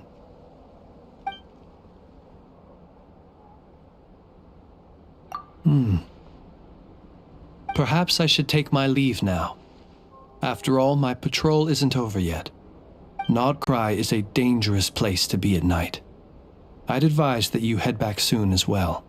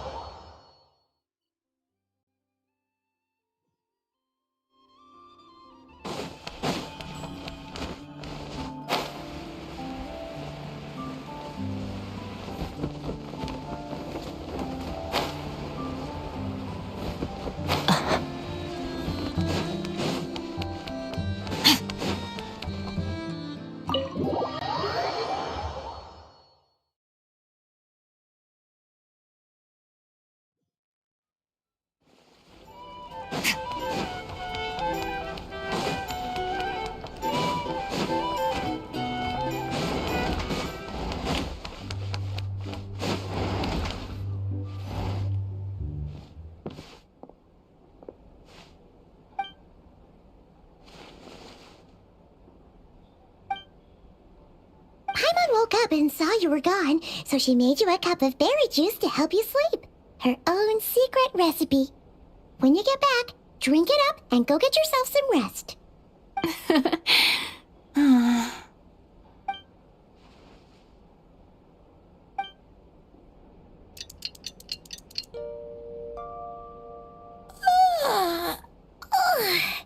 Good morning? If now still counts as morning. When did you get back last night? Did you sleep well? Good to hear. So, where'd you wander off to on your midnight stroll? Anything interesting to see in nod-krai at night? Oh, really? Come on, don't leave Paimon hanging. All right. Guess we'll have to feed your stomach before we feed Paimon's curiosity. Let's go grab something to eat while we talk.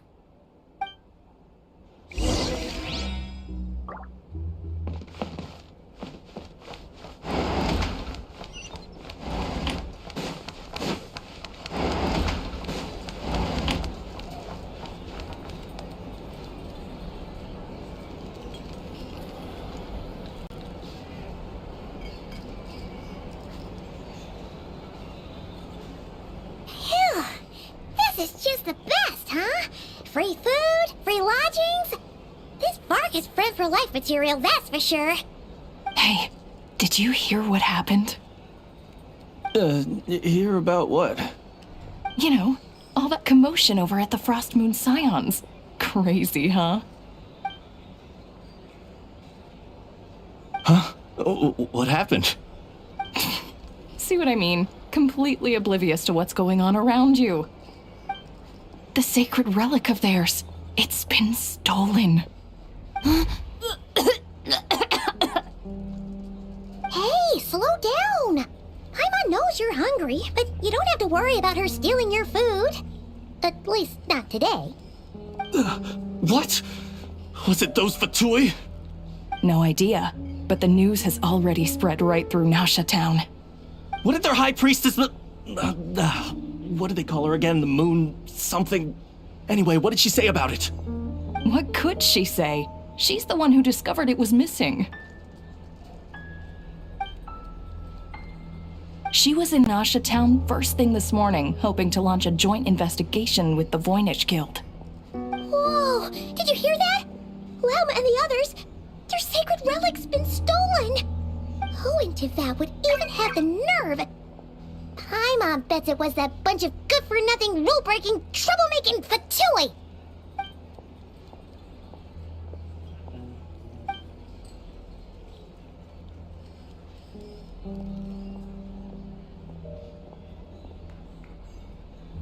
Huh? What's wrong? You feeling okay? A joint investigation? Good luck getting any takers. Unless there's some reward or a business opportunity to sweeten the deal. Same thoughts here. So just a few minutes back, she switched gears and headed over to the one place that might actually be able to solve this. The Curatorium of Secrets. Ah! You scared, Paimon! What is it? Huh? Okay, just... Hey! Paimon's not a baby, you know! Quit pulling her arm!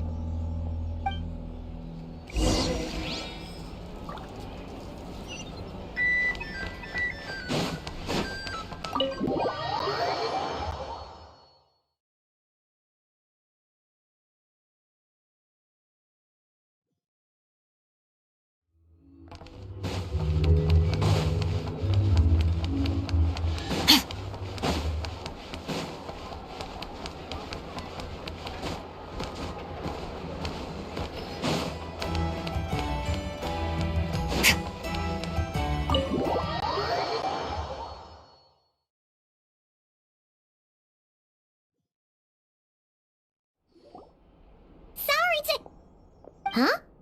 There's no one here. But didn't they just say Lauma came this way a few minutes ago?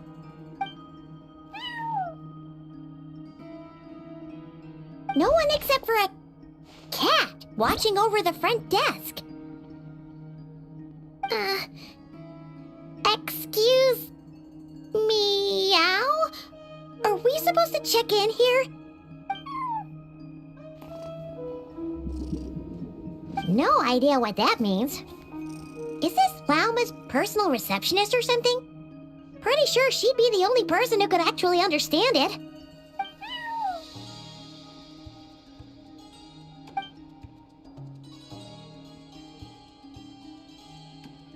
Huh? It's heading into that room! But why not? Like I told you already, that's just... Huh? Another client.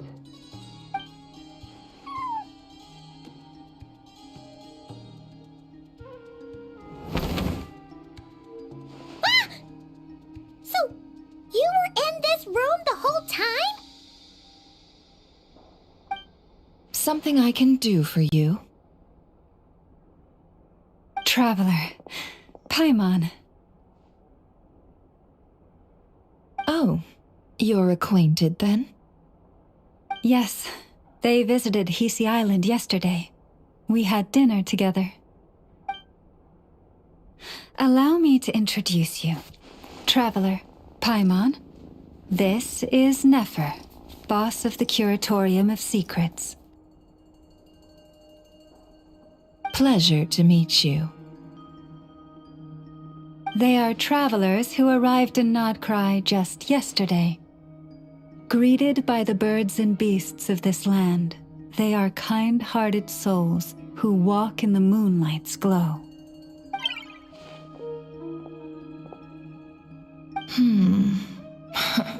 Interesting. Thank you, Lauma, but you need not have introduced them. They are great heroes, renowned throughout the nations beyond our borders. Oh, really? Do not forget, I deal in information. Just because most people in nod-krai pay scant attention to foreign affairs, that does not mean the same goes for the Curatorium of Secrets. They're the heroes everyone was talking about before. The ones who saved Natlan during the Abyss crisis.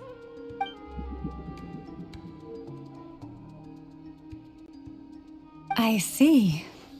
We Frostmoon Scions seldom leave our domain, so I had not heard of your heroic deeds. Please, forgive my ignorance. It's no big deal. We were hoping to keep a low profile anyway. If we had to list all of our titles and good deeds, we'd be talking till sundown, and then some. Huh? What's wrong? Still not feeling great?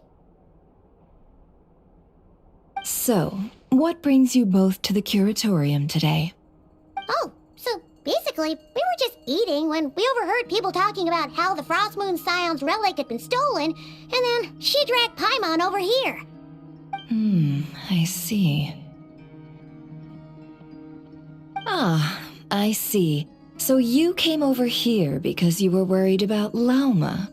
A combination truly befitting of great heroes. Strong at arms and pure of heart.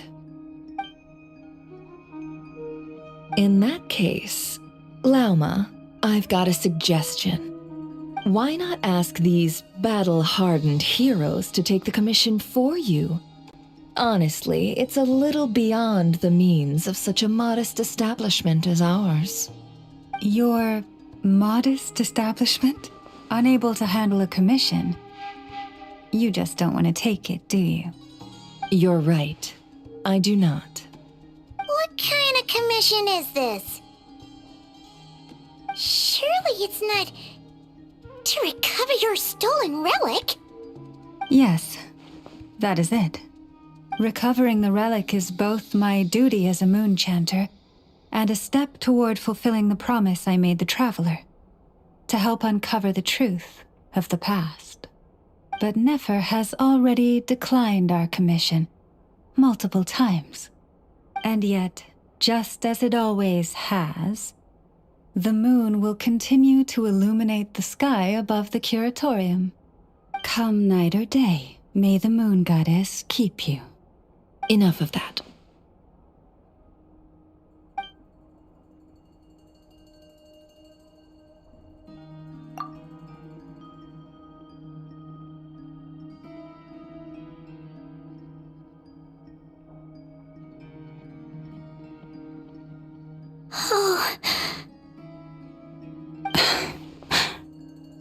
So, according to her, she never came into contact with the relic. So she suspects her brother may have taken it. I understand. The Frostmoon Scion's secret chamber has remained hidden from the world for generations. But the reason outsiders are forbidden entry is not only to prevent theft. Within the chamber lie ancient trials, challenges designed to test the worthiness of those who enter. To intrude without rightful cause is a most perilous act indeed. So please, don't be too hard on yourself. The fact that you made it through those trials proves your right to stand before the relic. To put it simply, the Moon Marrow itself has deemed you worthy. No. Your honesty tells me everything. You never sought to take the Moon Marrow for yourself. As for what happened at the end, I suspect the chamber's protection mechanism may have been activated. Among those who entered the final chamber, there was either someone with impure intent, or else an abyssal presence. The Abyss? Perhaps that's why, then. Either way, the Moon Marrow was taken. And I believe you. So the problem remains the same. I need to recover our relic. See? Didn't I tell you it would all work out in the end? But before everyone starts celebrating, forgive me for asking just one more thing. Are you absolutely sure your brother took the relic? What do you mean? Weren't they the only ones inside at the time? Who knows? Think about it. After your brother broke the seal with abyssal power, what was to stop someone else from following you in there? In theory, nothing. And as it just so happens, I received a tip-off from one of my sources earlier this morning. Word is, today of all days, the Fatui suddenly called off their search for the relic. What? Huh? Why? Well, either they woke up this morning and suddenly decided they'd lost all interest, or... Exactly. Are you wondering if your brother might be in cahoots with the Fatui? Which is why I asked, are you absolutely sure your brother took the relic? Or to put it another way, do you really know your brother?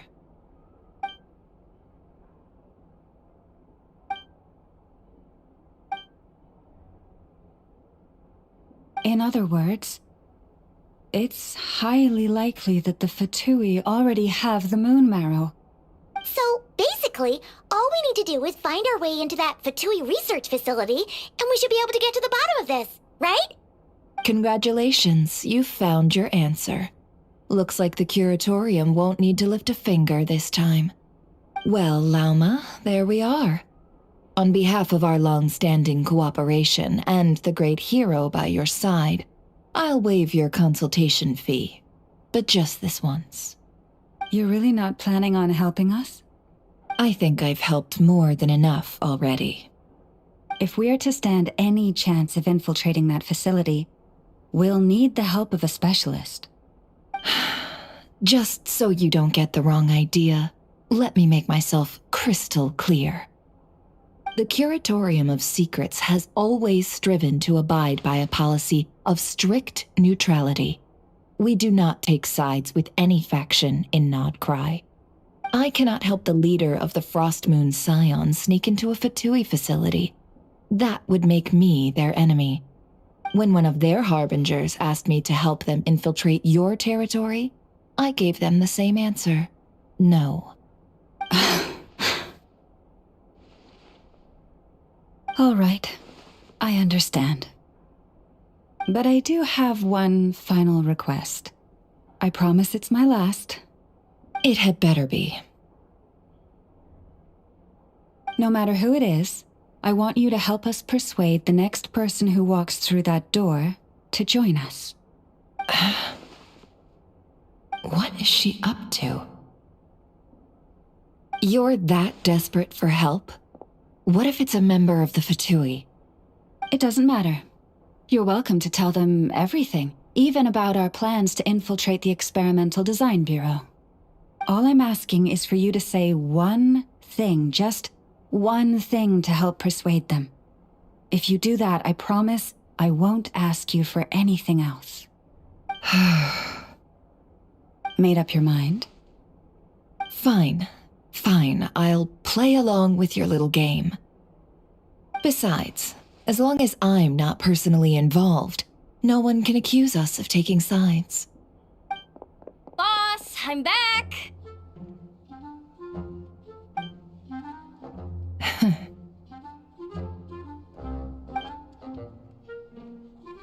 You won't believe the luck I've been having today. Remember you sent me to find that runaway cat, yeah? And you said I'd only be back after dark? Well, guess what? Right after I left the house, this big ibis flew over and the missing cat was right in its claws. And once it got close, it loosened its grip and... Boss, you're meeting clients. I'm so sorry. I'll get out of your way.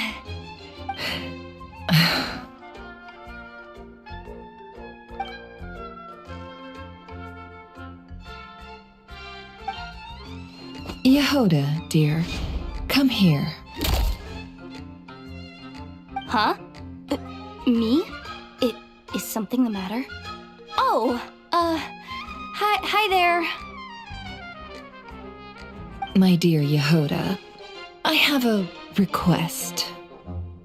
Yikes! Why does the boss sound so scary? Did I do something wrong? Would you be so kind as to accompany these 3 delightful clients of ours and help them infiltrate the Fatui's Kuvaki Experimental Design Bureau? What is going on here? Boss usually just says things like, hey, go do this, or you, go take care of that. Why is she being so scarily polite? And wait a sec. The Fatui's research facility? That's basically a death sentence. Made your mind up yet, my dear?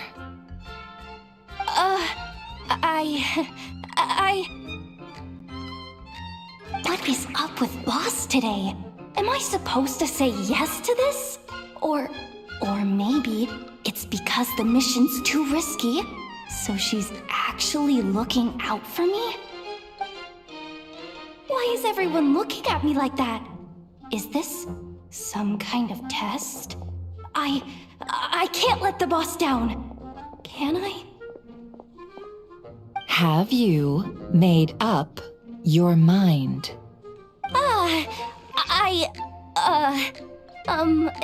That's... Sure, why not? Really? You really don't mind helping us? Huh? Oh, yes. I mean, no. Of course, I guess I do. Oh, thanks so much! We owe you big time! On behalf of the Frost Moon Scions, too, thank you, Yehoda, for your help. What the? Seriously, what just happened? Why does the boss look so fed up? Oh no. Was I supposed to turn them down? All that mentoring, time spent teaching her how to deal with different factions.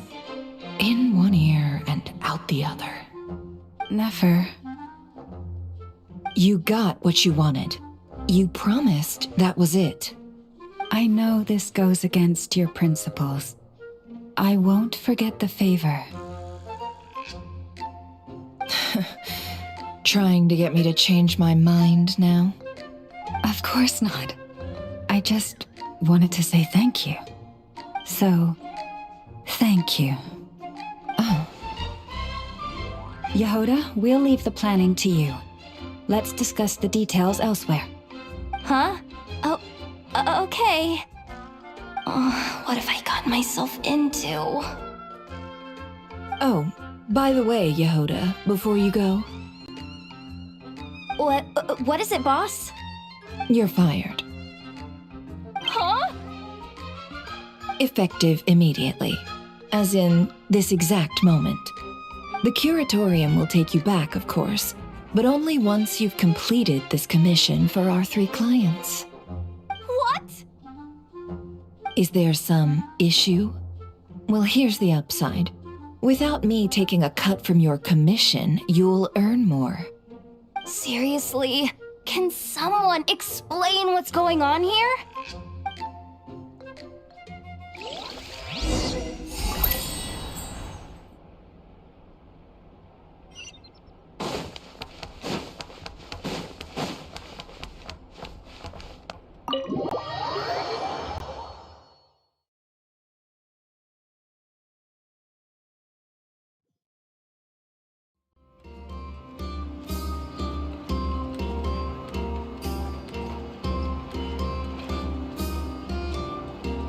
Are we sure Yehoda's alright?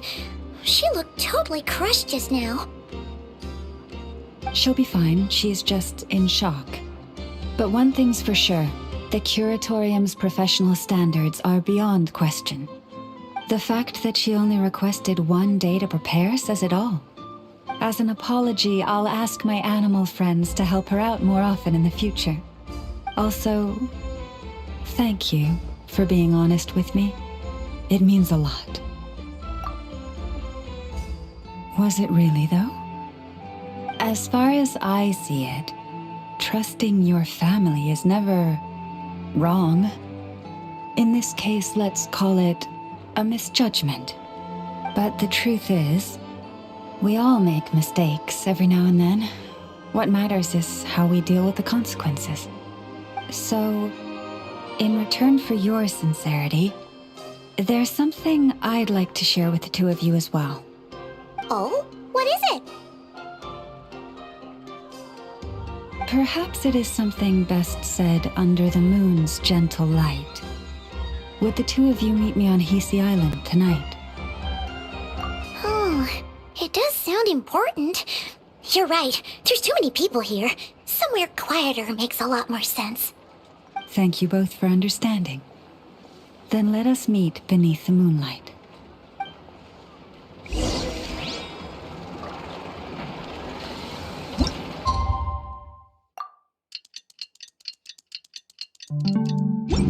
It's about time, and the moon's already up.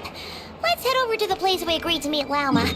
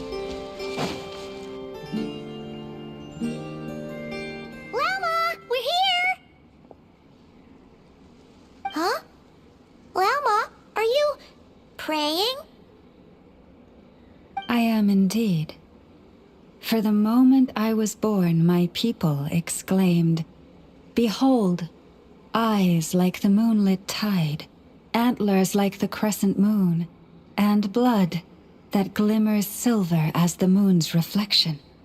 From as far back as I can remember, I was revered as the Frost Moon's emissary and the Moontide Maiden.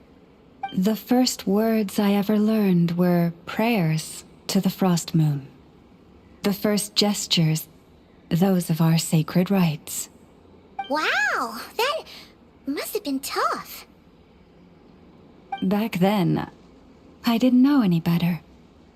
It all just seemed so natural.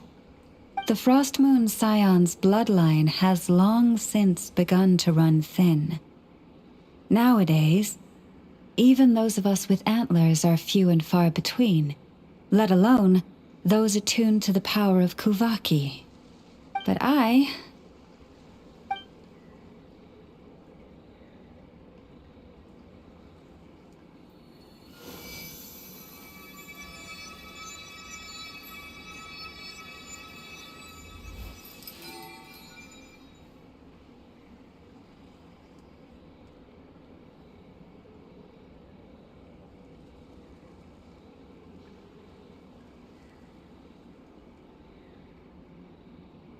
Whoa! Your antlers are so pretty. They say it's an extraordinarily rare condition. Once in a century, if that. I am unusually sensitive to the moonlight, as well as to the Kuvaki's ebb and flow. As a child, I could barely sleep because of it. Oh no! It was that serious? To others, fluctuations in Kuvaki are something you easily get used to, like a gentle tide lapping away at the shore. But to me, that same tide is a towering tsunami, a surging swell crashing against me. Of course, as the years went by, I learned how to suppress my senses and my power, enough to keep it all from overwhelming me. But because of that, I also had to walk the path of concealment. Concealment? From the moment I was first taught to pray, my kin would point up to the night sky telling me, "That lauma is the Frost Moon, the last of the moons, the sole surviving truth." But I would ask them in response, why? Why can't I feel anything from it at all? Later, I came to understand that they simply could not tell where the real tide was coming from. They couldn't sense it. The true moon beyond the sky's veil.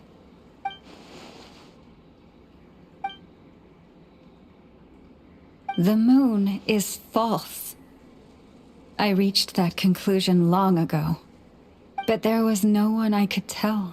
Not a single soul. At least, not until now.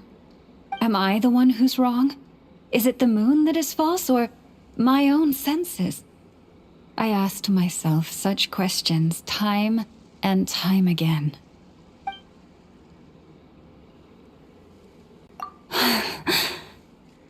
Thank you.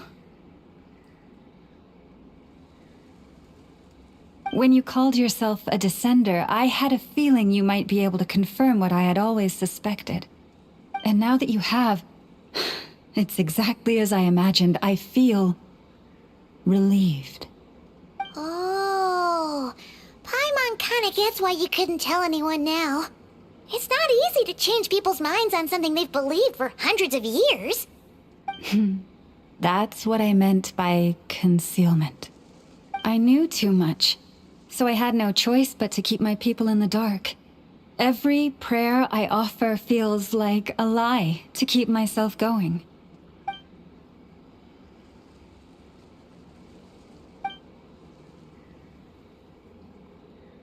You've already met our Kutar, haven't you? Huh? When was that? And more importantly, when were you planning on telling Paimon? no wonder. What did you think of her? What exactly do you mean by up in the clouds? I understand what you mean. She is quite indifferent to the world outside herself. But I find it hard to hold that against her. Yes, it was shortly after the fall of the ancient moon's remnants.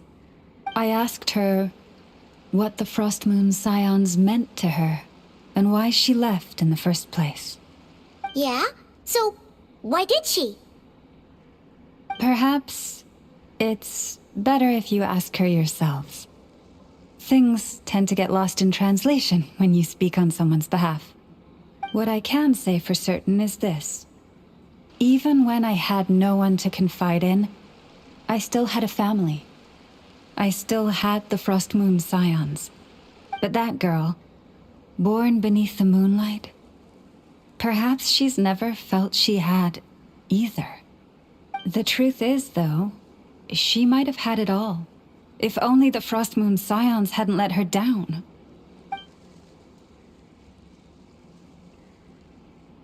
The Frost Moon Scions now walk a path of error. They offer their prayers to a false moon, and to a goddess who can no longer answer them. I want to change all that. But with the Fatui closing in on us day by day, the Frost Moon Scions must stand united, now more than ever. I just need to wait for the right moment. Lady Lauma! Lady Lauma! Cappy? Has Kadena's condition deteriorated again? Traveler, Paimon, we'll have to continue this conversation later. We'll come too!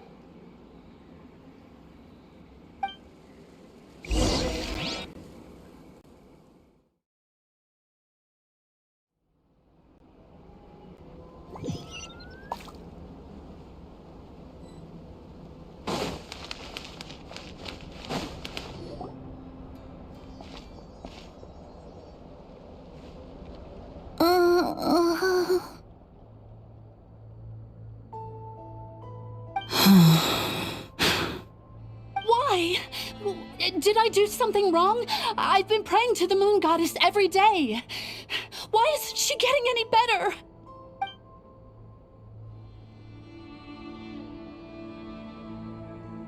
Cappy, I need you to wait outside. I'm about to start her treatment.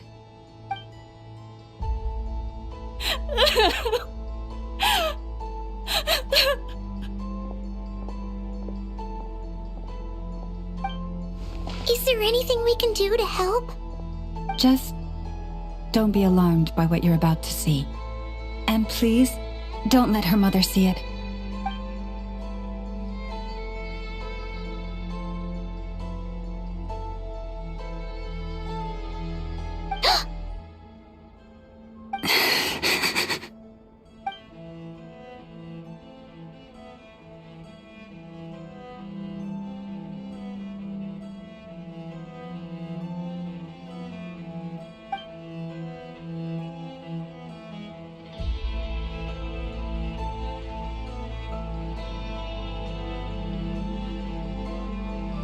Shh.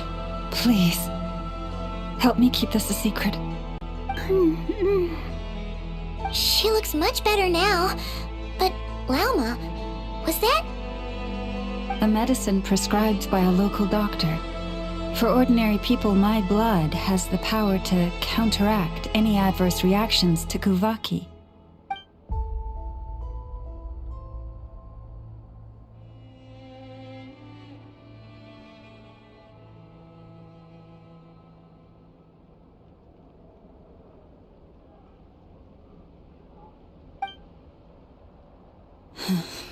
So, now you know another of my little secrets. I had hoped to guide the Scions out of error before Kadena's illness reached this stage, but clearly, I was too late.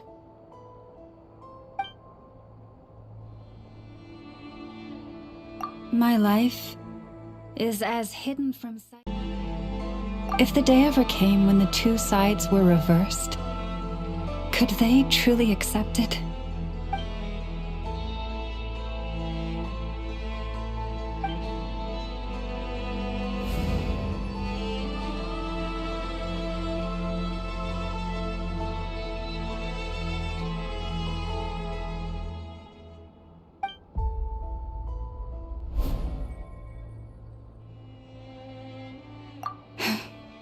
Hearing you say that puts my heart at ease. Mm-hmm. And if there's anything we can do to help the Frost Moon Scions, just let us know. Our priority right now is reclaiming our relic from the Fatui.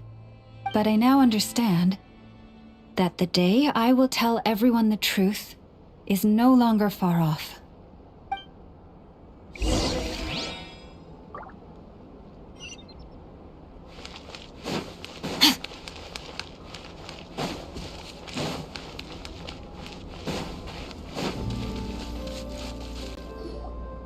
Wow!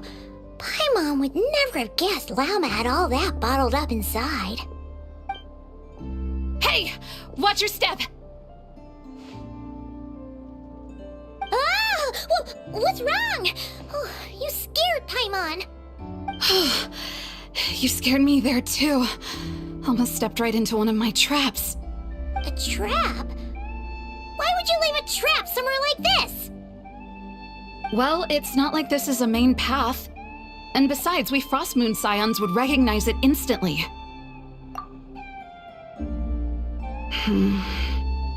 Alright.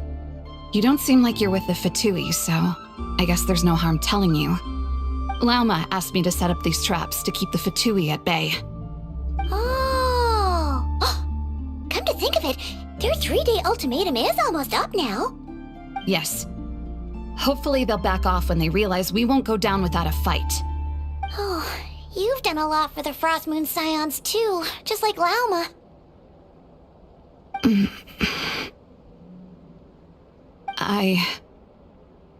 Philomena? It's nothing. I was just wondering if any of this is really worth it. What do you mean? Our people. So many are stubborn, stuck in their ways, clinging to a truth they refuse to even question. Do they really deserve everything Lauma's doing for them? Well, yes, but even so, no. I shouldn't be saying this. Just forget it, okay? Bye. Huh? Why did I say all that? Or really, why am I still doing any of this? Either way, this will be my final night with the Frost Moon Scions. Wow, she sure took off fast. So, are we heading back to the flagship for a break or what? Wait, you're not thinking of visiting that damselette up in Cloud Cuckoo Land, are you? Huh. Given who she is, pushing her won't get us anywhere. Hey, why don't we... Let's bring her something tasty! If she doesn't want to talk, we'll have to win her over with food. Hey, no harm in trying. At the very least, it shows we're trying to be friendly. Let's see... How about an F is 9.12 out of 10 berries and fried meat, the Frost Moon Scion's boon of the day, and one of your signature dishes. Your choice. Should be a good mix of meat and veggies. There's bound to be something she likes.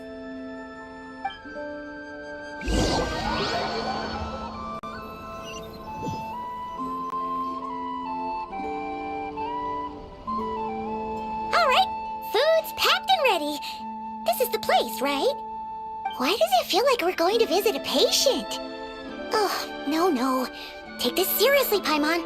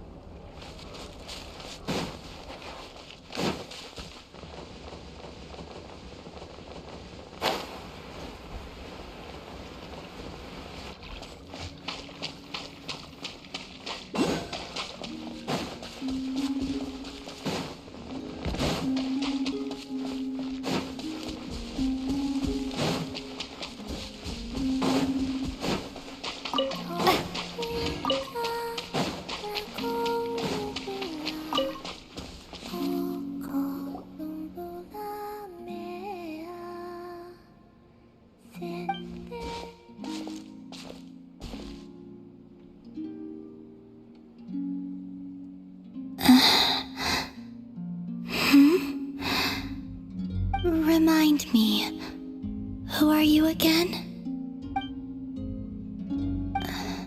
A different one floats by your side today. A different one? What's that even supposed to mean? Ugh, there goes Paimon's perfect conversation starter. Hi there! Paimon is Paimon, and this is the Traveler.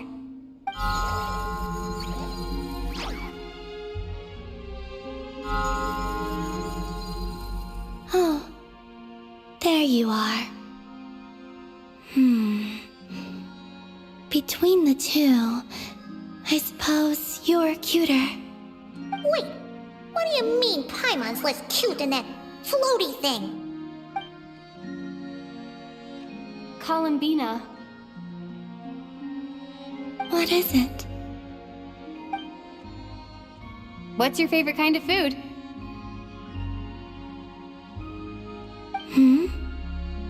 Is this a treat? Or an offering? Let's go with treat. Anyway, this is all the Traveler's cooking, so please, help yourself.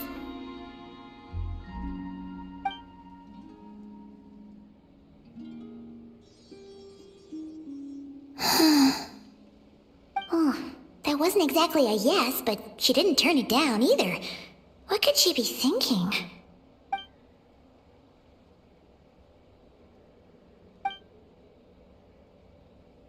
So, what do you want to ask?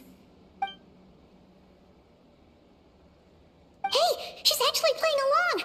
Quick, now's our shot. You know the moon in the sky isn't real, don't you? I know there is only one moon in the sky. It is simply that some can see it, and some cannot. What does it mean to you?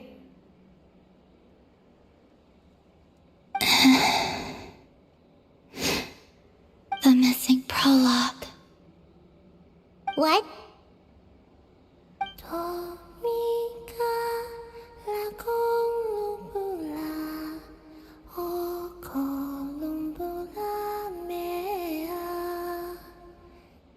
Huh? What does that mean? Isn't she going to explain herself? Can you tell me more about that melody? You were humming it last time too. It must be important to you.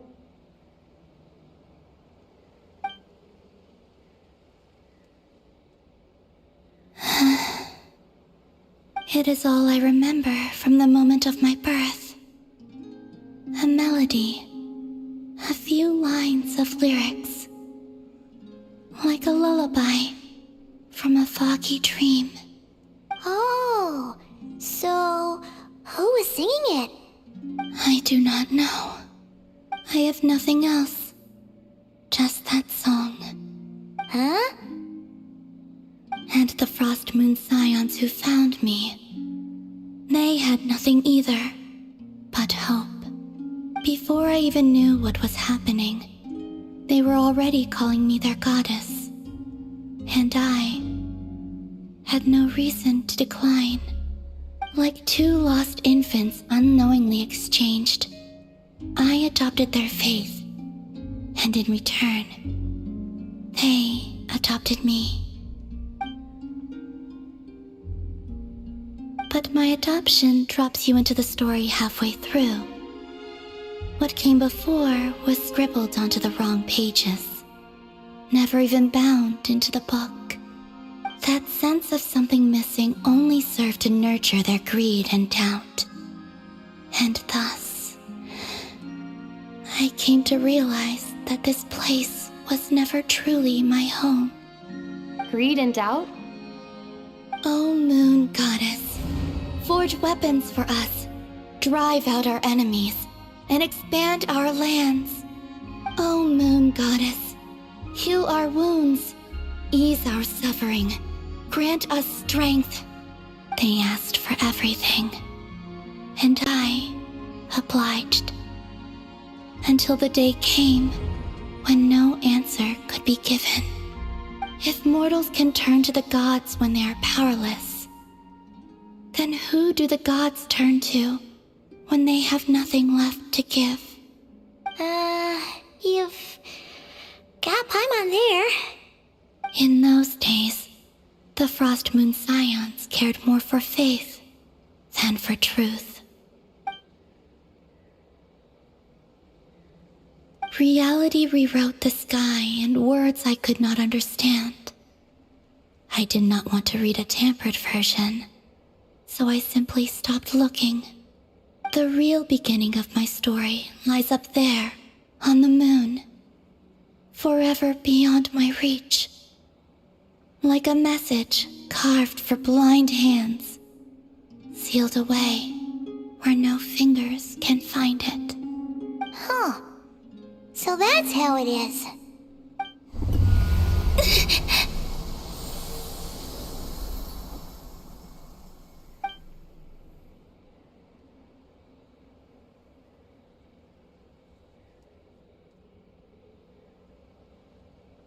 What's wrong?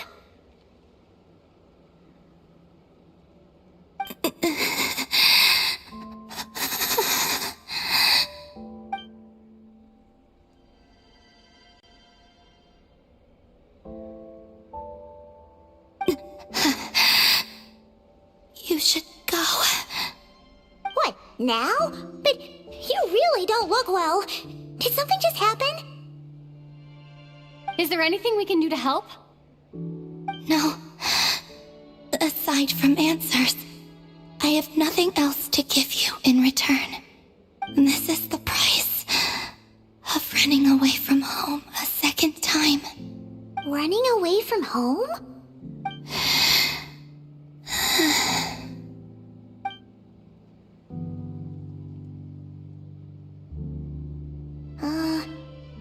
Is she heading towards the food? Did all of Paimon's questions make her hungry? Do you still have many questions? I know I should offer more in return for your kindness, but I'm feeling a little worn out. Oh, we're so sorry about that. The Tsaritsa was right. Freedom always comes with a price. She said I could treat the Fatui as a second family, a second home. But in the end, they were no different. All they wanted in truth was my power as the moon goddess. I'd rather not dwell on such unhappy memories.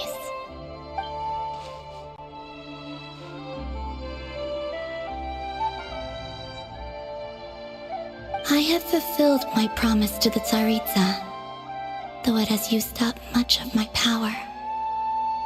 So you see, this has nothing to do with betrayal. So, you're just staying here for now, resting and recovering your strength? Yes. What about these flowers? They have grown in nod-krai for many generations. They're highly sensitive to the ebb and flow of Kuvaki.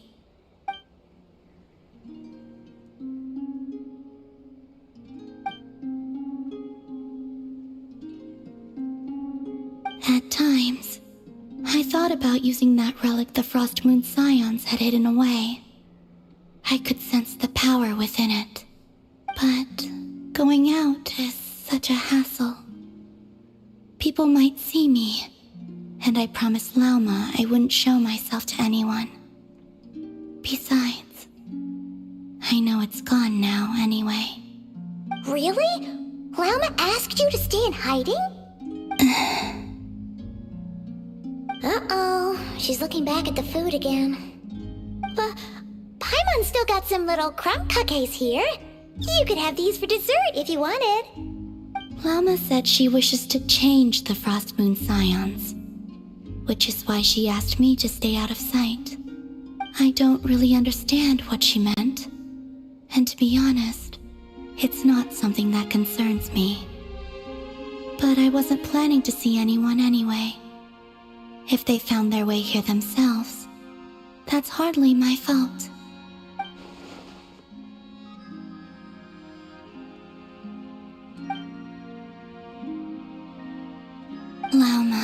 The Maiden of the Grove. She is quite unlike any Frost Moon Scion I have ever met before. After hearing my story, she actually apologized for how the Frost Moon Scions treated me back then. She told us she feels like she's been living on the far side of the moon. Is that so? I actually got the opposite impression. She's been keeping her true power hidden away, afraid that people might be dazzled by its brilliance, and that they'd no longer be willing to look her way.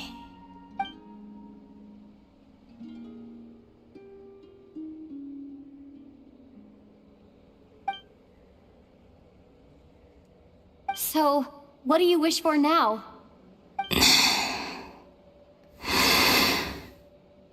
I wish to return to the moon, to the home where my story is written. Right now, that is all I wish for.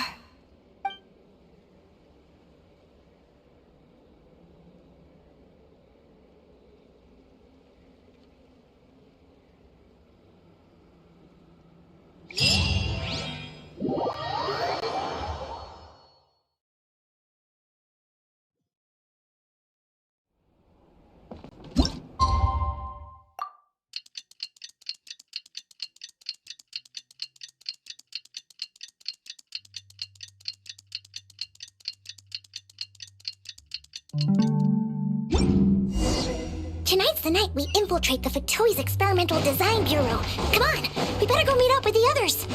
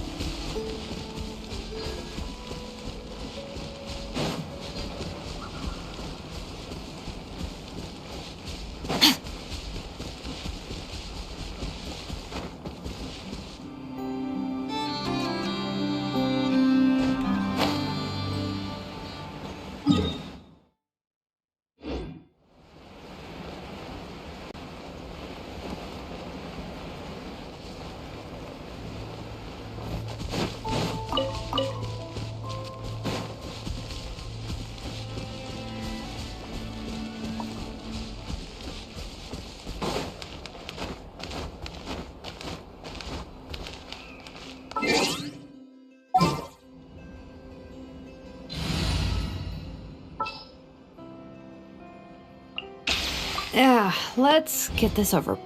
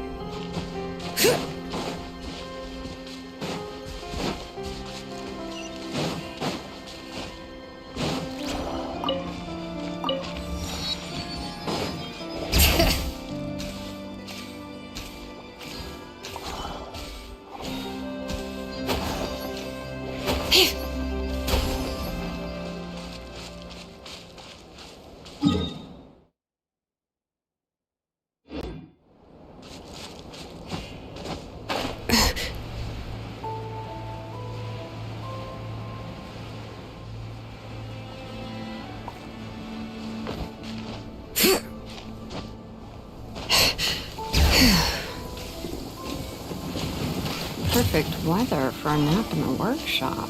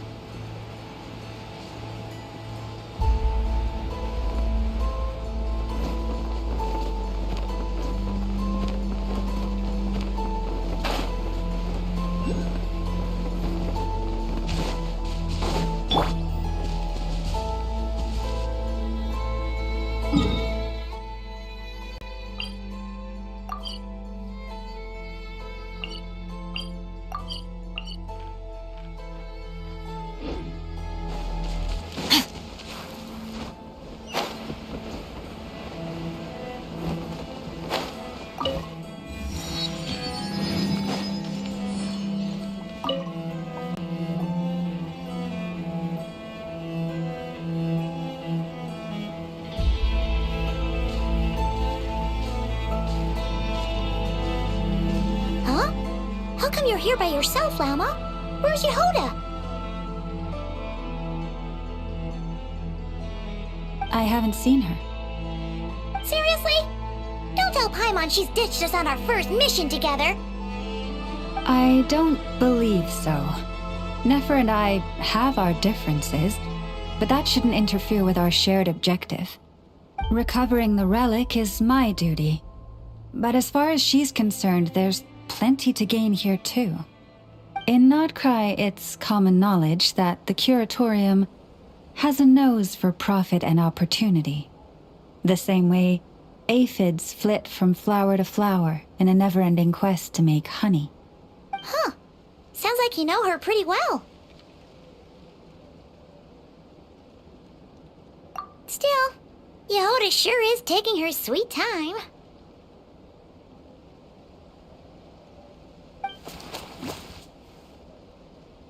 Hmm?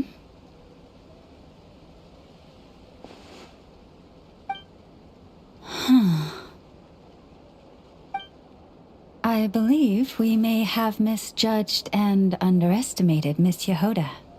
Huh? What do you mean? As a former employee of the Curatorium, I'm confident that she possesses both professionalism and integrity in ample measure. Huh? Huh? What was that noise? The sound of a wavering conscience, perhaps?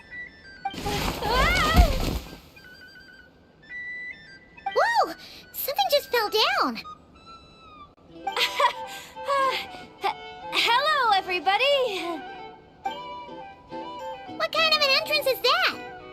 Wait a second. Have you been hiding nearby this whole time?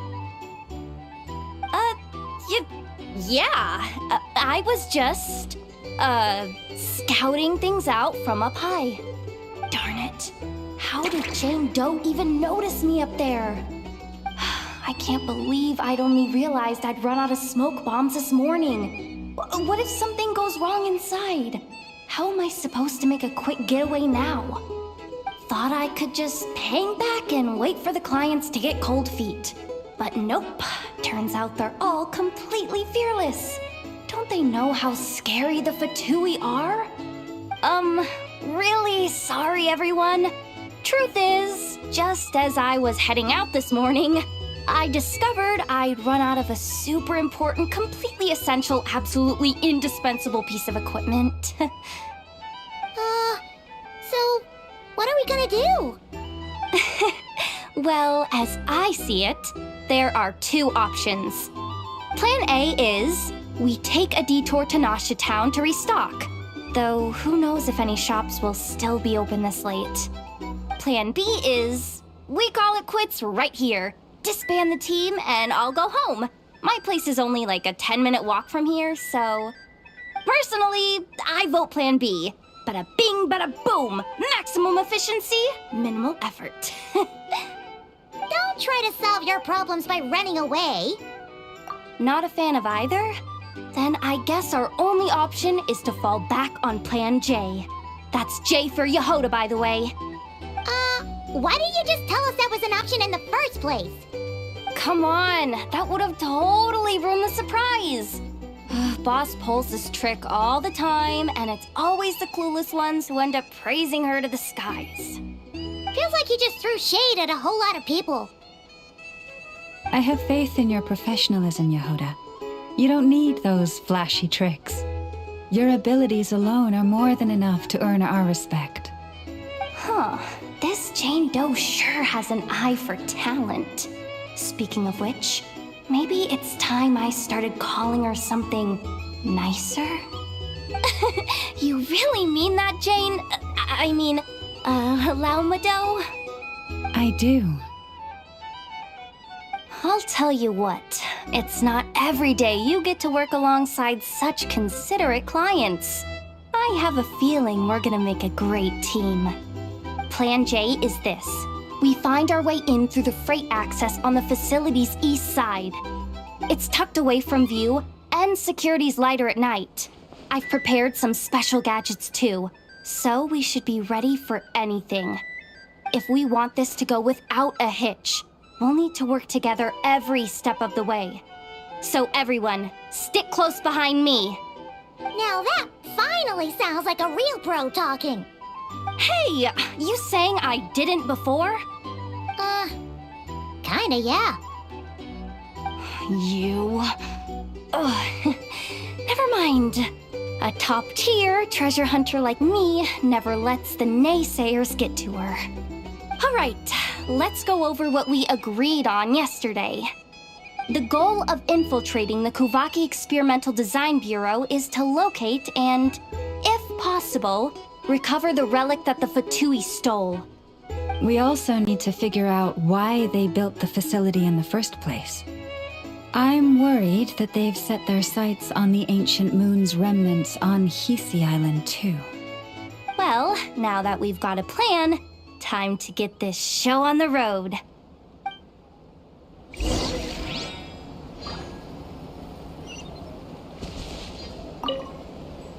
Everyone ready? Yeah? Then, let's move. All right then, let's get this job done.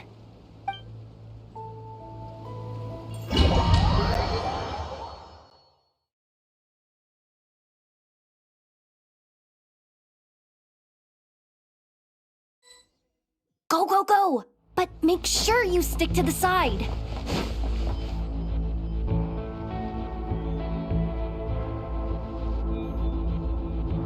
Just as I thought. There's a gate controlling access from the outside. Good thing I brought this keycard, huh? Well, technically I stole it. But no need to tell them that, right? Blame that chump who thought it was a good idea to get wasted at the flagship during work hours. Ooh, is it top level clearance? Of course, that goes without saying. Let me read it out loud for you. Fatui Experimental Design Bureau number 183574, maximum clearance, maintenance intern. That doesn't sound very top level to Paimon. Never underestimate interns. Even the most legendary of thieves started out as rookie pickpockets, you know? Besides, if it wasn't for this person's selfless generosity, we wouldn't be able to just waltz in like this, would we? Feels like you're trying really hard to change the subject. Allow me to teach you the first rule of treasure hunting. First and foremost, use every resource at your disposal.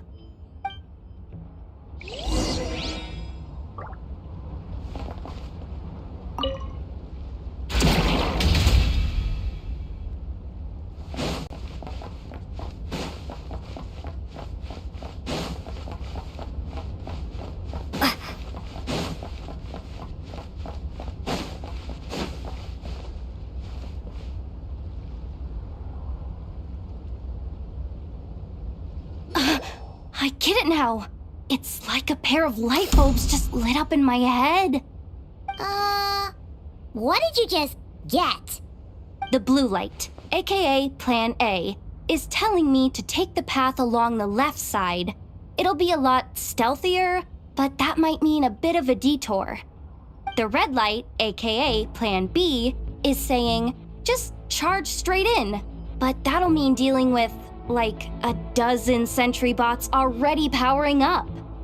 Although, I might be able to switch them to training mode. Their attacks will be weaker, but we'll still be in for a fight. Can't you just put them in sleep mode? Hey, I told you, I'm just a maintenance intern. Give the new recruit some time and space to blossom, will ya? We're still pretty close to the entrance. Surely they'll call the whole thing off once they see what these bots can do. Anyway, I say we go with Plan B. Either way, I won't be doing any of the fighting, so the shorter route sounds good to me. If we can avoid fighting at this stage, we should. Plan J is to call it a night so we can all make it back to bed before sunrise. After all, the deeper we go, the more dangerous this is gonna get. So we might as well give up while we still can. Okay, here are the bosses. Just don't forget, whatever you do, don't let those recon bots spot you. Let's see. No kidding. Nefa told me about something like this before. I can't believe that dumb robot actually helped me out for once. All you gotta do is this, and the recon bots will be reassigned to another position. That way, when it's time to move forward, the path will be clear. Which reminds me, it's about time I taught you the third rule of treasure hunting. Go with the flow. What about the second one? You skipped that one. Huh? Did I? Oh geez, must have gotten them muddled again. I mean, the second rule is exactly the same as the first. Guess that's what you meant by going with the flow, huh?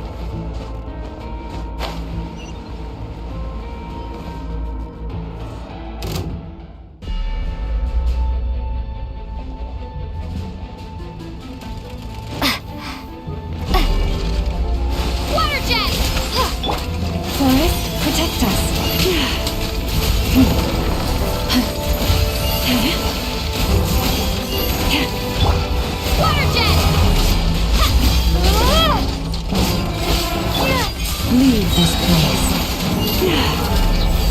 For the everlasting forest. Water jet! Bombs away! Forest, protect us.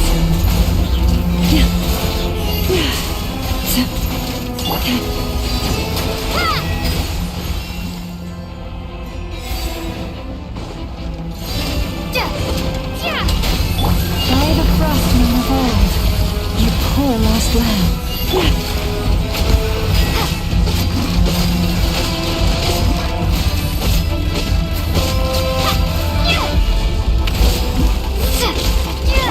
Leave this place for the everlasting forest. Water jet!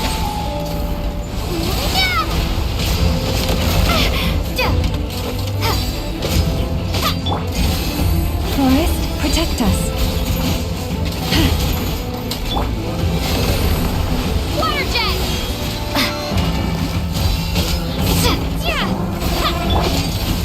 Leave this place. By the frostman of old. Water jet!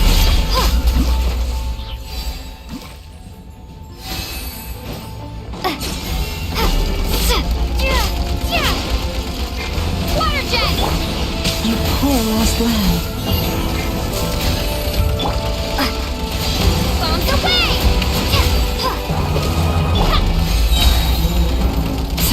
For the everlasting forest. Leave this place. Water jet!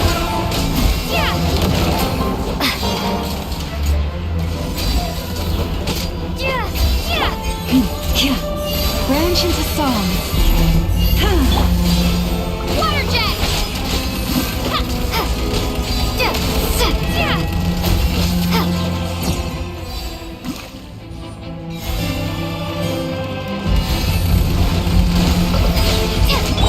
By the frostman of old, you poor lost. Wipe out!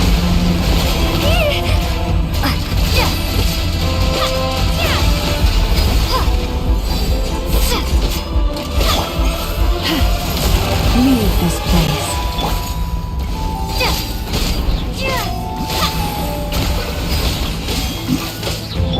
With one heart, we pray.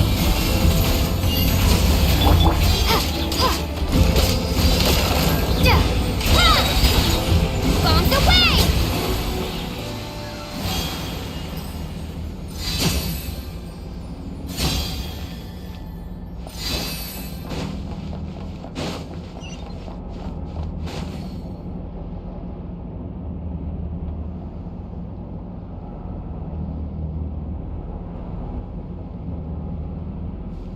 Shh!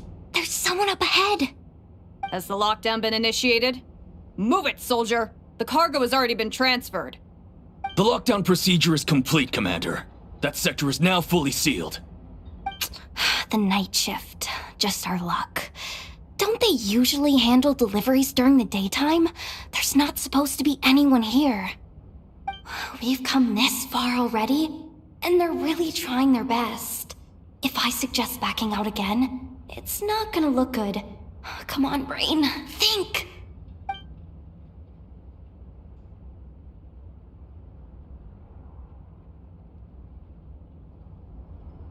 Got it! The freight shaft to the upper levels. We might have a shot there. Let me see. Huh? The recon bot in the middle's not responding? A double lock failsafe? We've been outfoxed! Stay calm. Stay calm. One step at a time. Let's just find a way across first.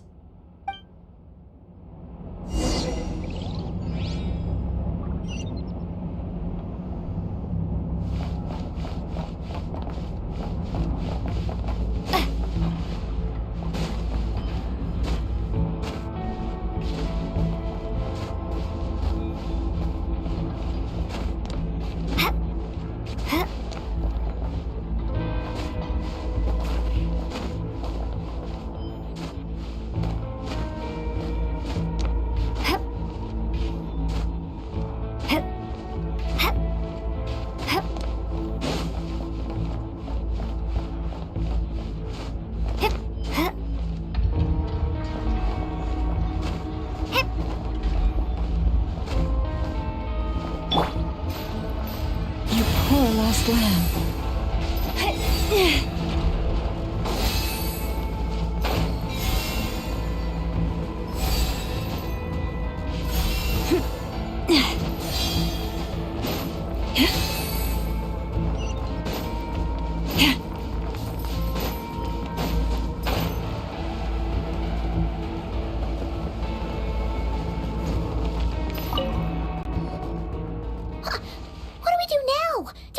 Here too. Don't worry. Bots are way easier to deal with than people. At least their behavior is predictable. First, let's find a safe spot to land. Good. That spot shouldn't draw their attention. Let's go. Let me just try something. Maybe I can use the terminal to command them to move out of our way. Security verification? With 10 questions? Are you kidding me? You really trust me that much? Fine. I'll do my best. But just to be clear, if I can't answer a question, I'm backing straight out of the terminal. No way I'm risking triggering any sort of alarm. Come on, Yehoda. You can't give up now. Question 1. What is our motto? Oh, I know this one.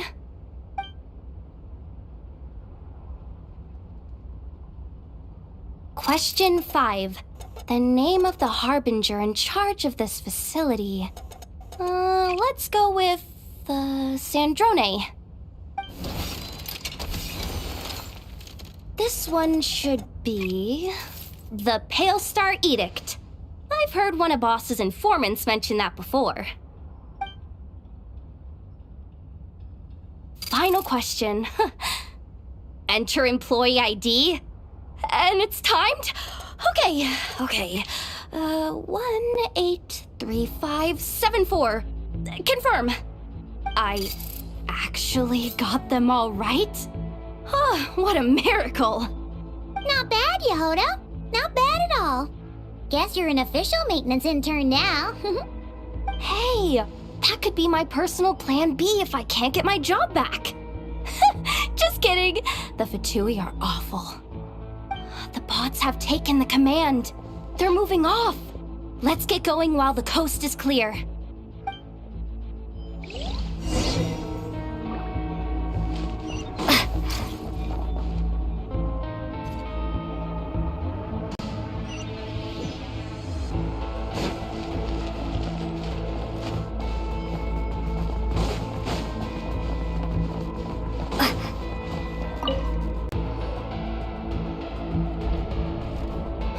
Didn't think they'd even cut off the supply of Kuvaki. They're being really cautious. If we can somehow divert some emergency power into the system, we might be able to force boot this thing. What do you mean by force boot? How do I explain this? It's like dumping a whole bucket of water into an empty pool, so that the little ducky gets to swim around again. You should probably just ask Aino instead. So, we just need to find that bucket of water, right? Paimon thought your explanation was great. Kinda adorable. In a childish sort of way. Hey, you could have just skipped that last part. Here, bucket, bucket, bucket. Where are you hiding? Judging from the concentration of Kuvaki, over there. Wow, you can sense that, Laumado? That's incredible.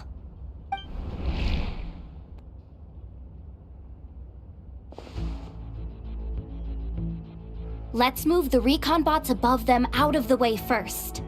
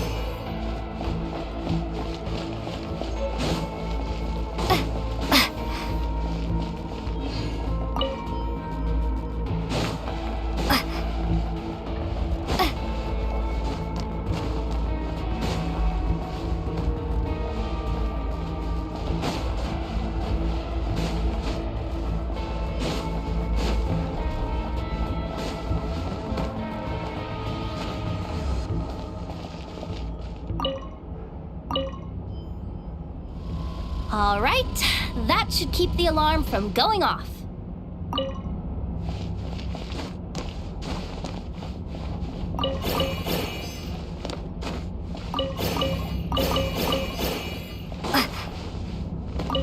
Time to plug in the charging component.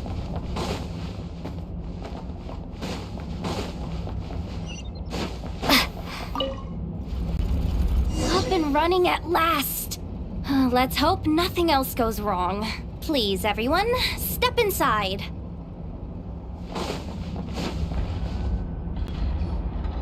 Oh, it's so dark in here. Well, it is a cargo crate after all. No point in being picky about lighting at this point.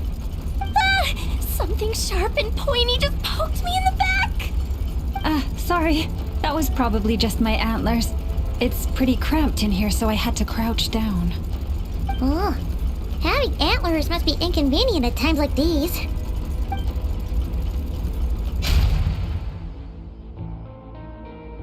Ah! What's going on?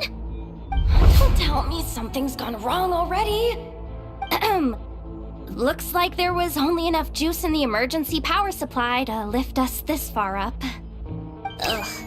Awkward. Am I gonna get docked for this? Based on the boss's policy of docking pay for every screw-up, No, wait a sec. I've already been fired. Doesn't look like it's moving again anytime soon. I think we can get through if we follow the ventilation duct along the outer wall. The entrance has gotta be somewhere. Don't worry, this was totally part of the plan.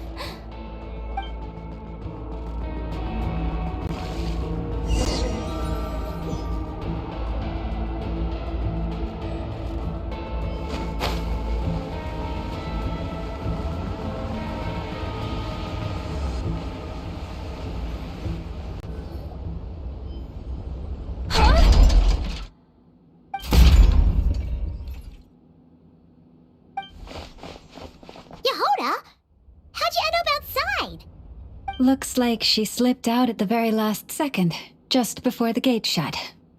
Impressive reflexes, I must say. Though I'd expect nothing less from a former employee of the Curatorium. I'm so sorry. That was pure survival instinct. I didn't mean to ditch you. Anyway, you guys just stay where you are. I'll figure something out.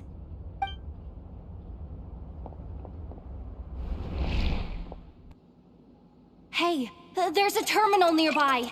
Hang tight! Can you hear me now? The duct security protocol has been triggered. The gate must have dropped when it detected a living presence. Wait, so we're trapped in here? I'm checking what I can do from this end. Watch out for the laser up ahead. What laser?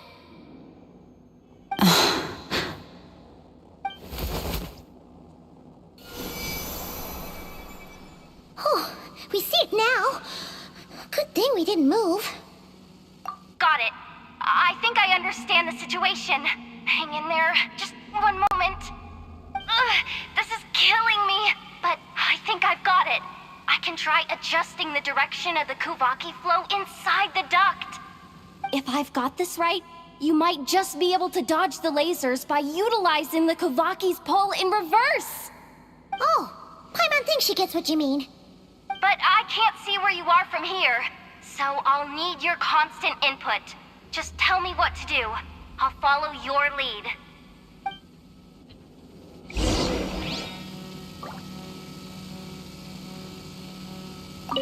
Sure thing. So, wanna grab dinner after our shift?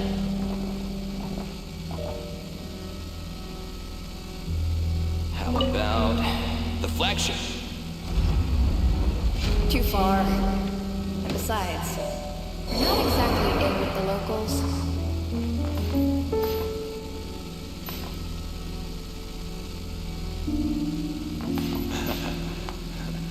Then how about the staff cafeteria?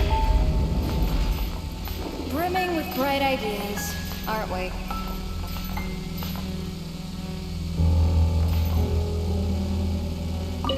Okay.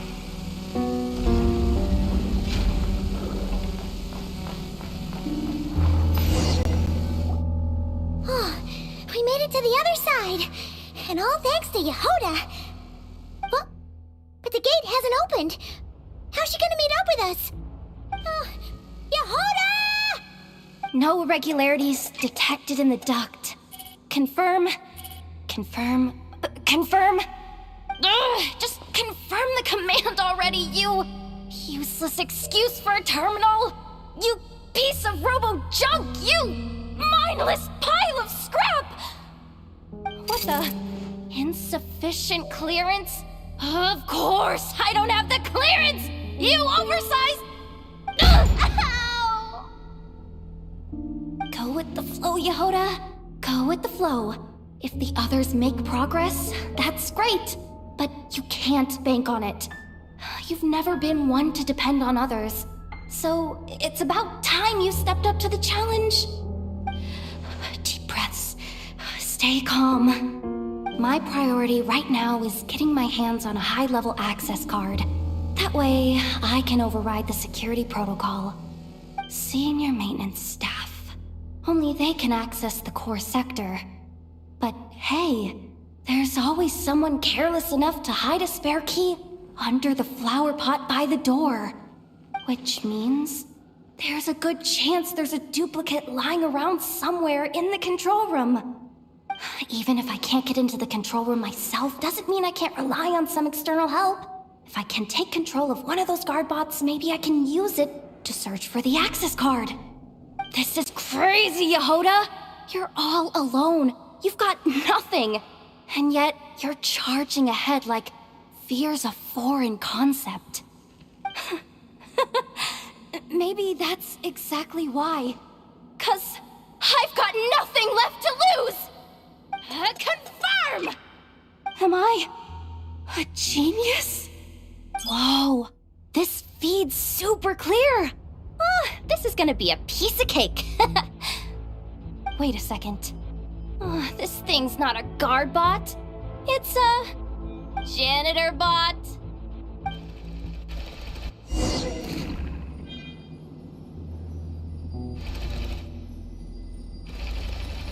You think Marionette even knows what we do down here?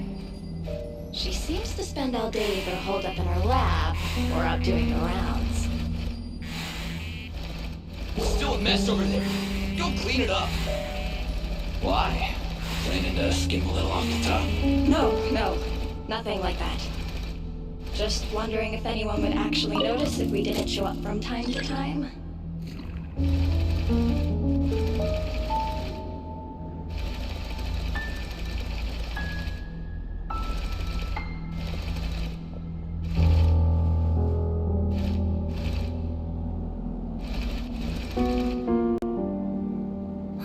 Let me see. There it is! Hey, why'd you stop? You haven't finished sweeping that corner. But, I can see the card from here. Guess I have no choice but to swallow my pride and stay in character for now. Sweep up the crumbs by my feet. Yeah, good luck with that. What are you gonna do when they ask for a progress report? Got it!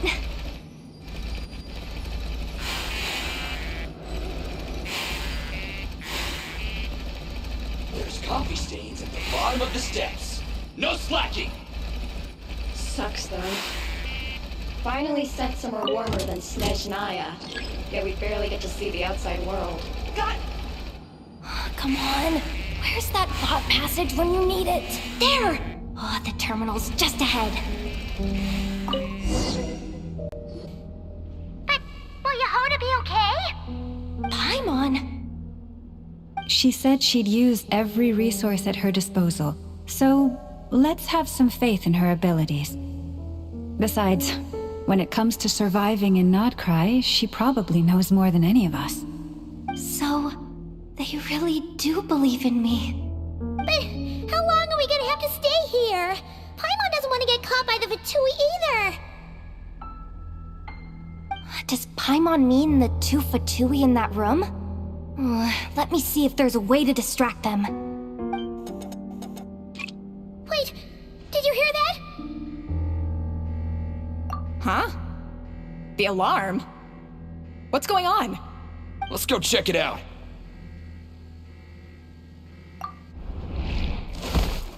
This looks like somewhere important, but there's nothing here. Hey guys! It's me! Yehuda, are you okay? I'm fine. I managed to swipe a high-level access card and triggered an alarm to draw the guards off. But we don't have much time.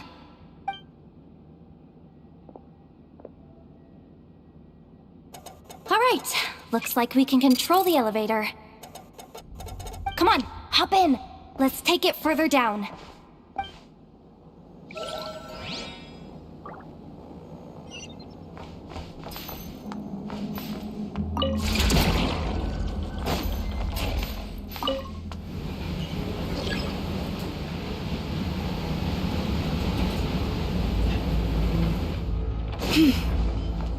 We should be able to use the terminal to move the drawbridge. Here's the access card. I'll keep watch while you handle the controls.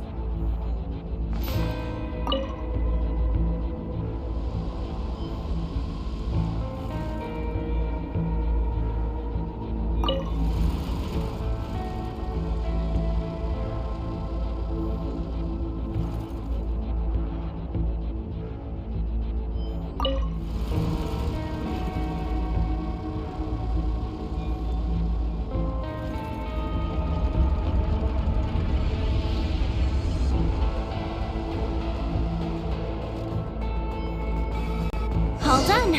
Let's keep moving.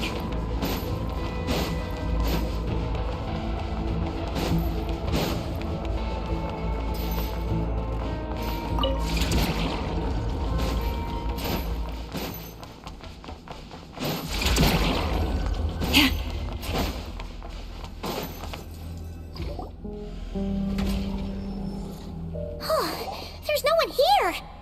That's good news for us. Let's head inside. Looks like a rest area for the Fatui's Oprishniki. Huh? The terminal's still on?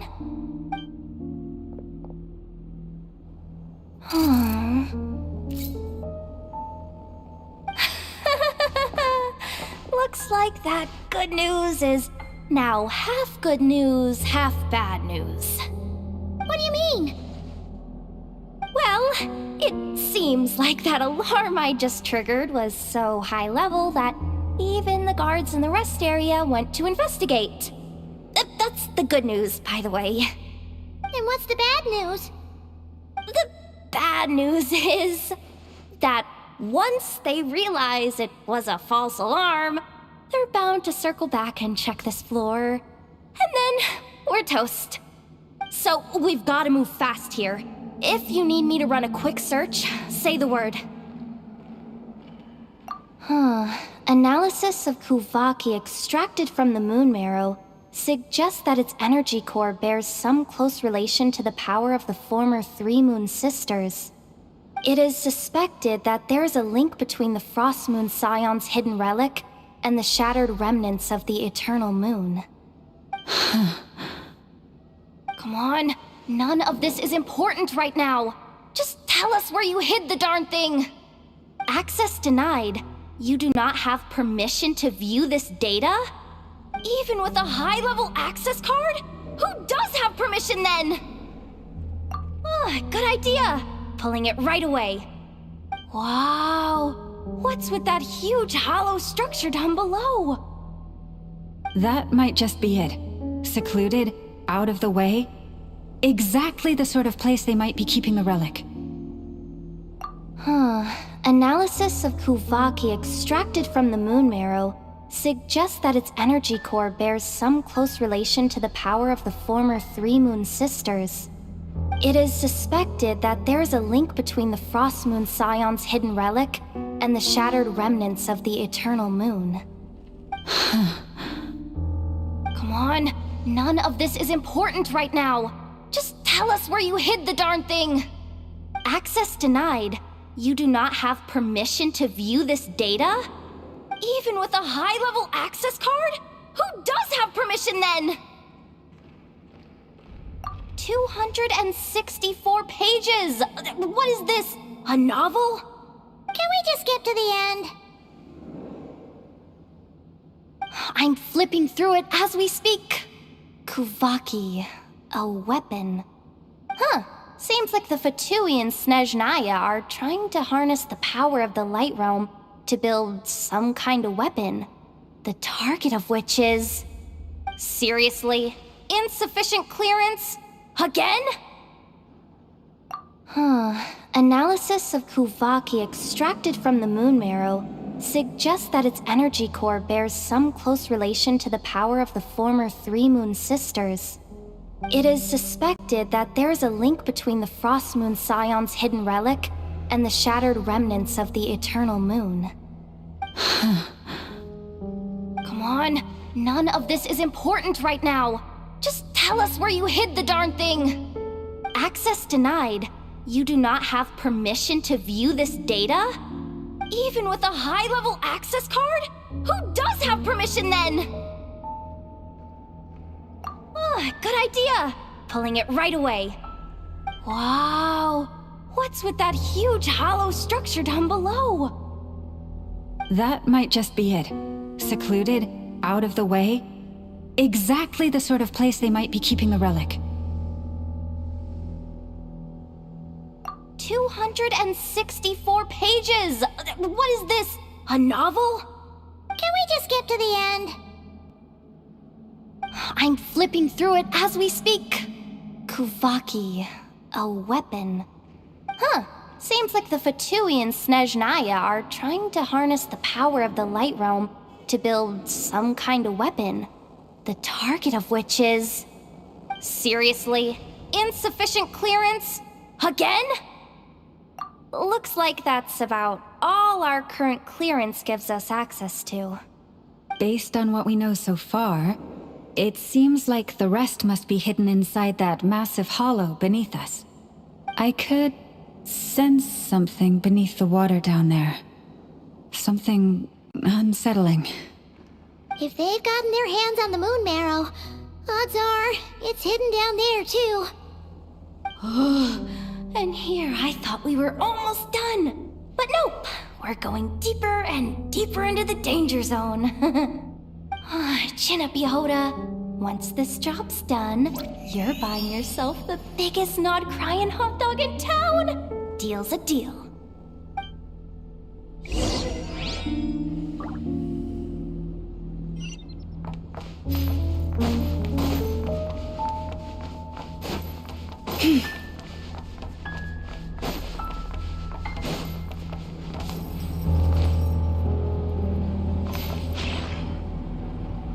Watch out for that defense bot! It's aiming right at us! You'll have to use Kuvaki to deflect its attacks back the way they came!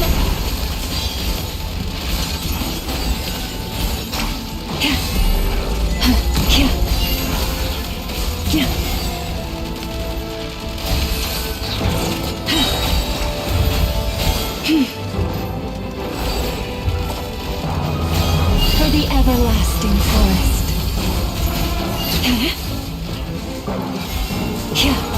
You poor lost lamb.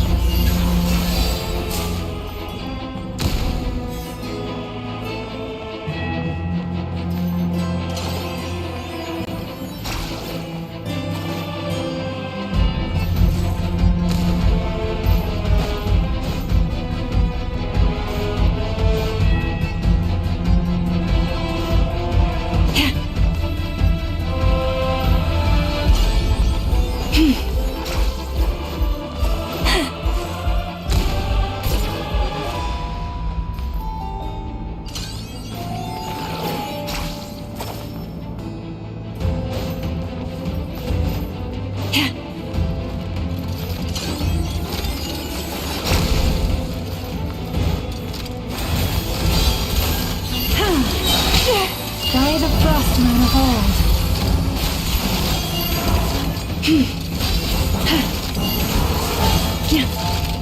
Forest, protect us.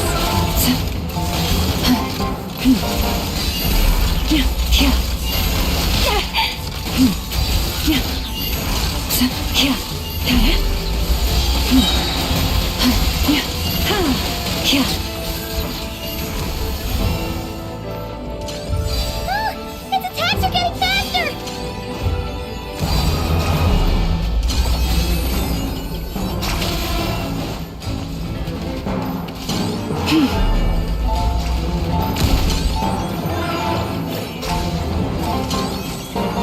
Almost there.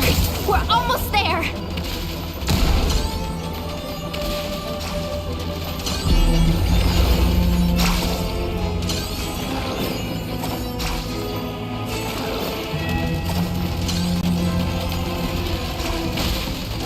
You poor lost land for the everlasting forest.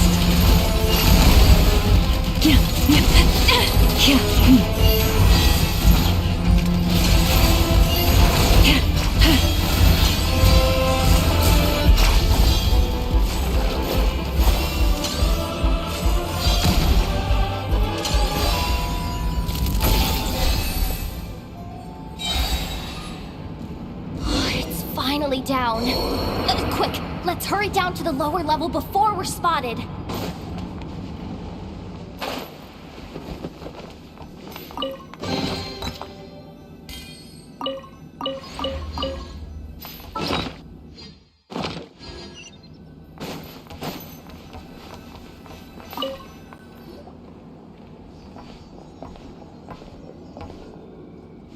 That switch looks suspiciously obvious.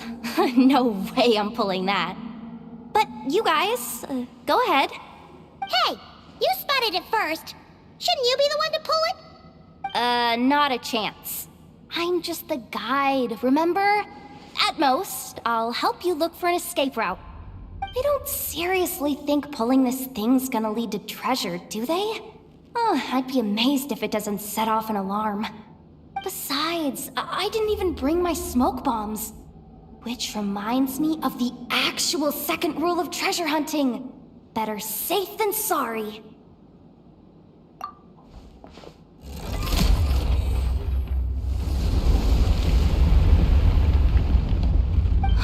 The ground, it's shaking.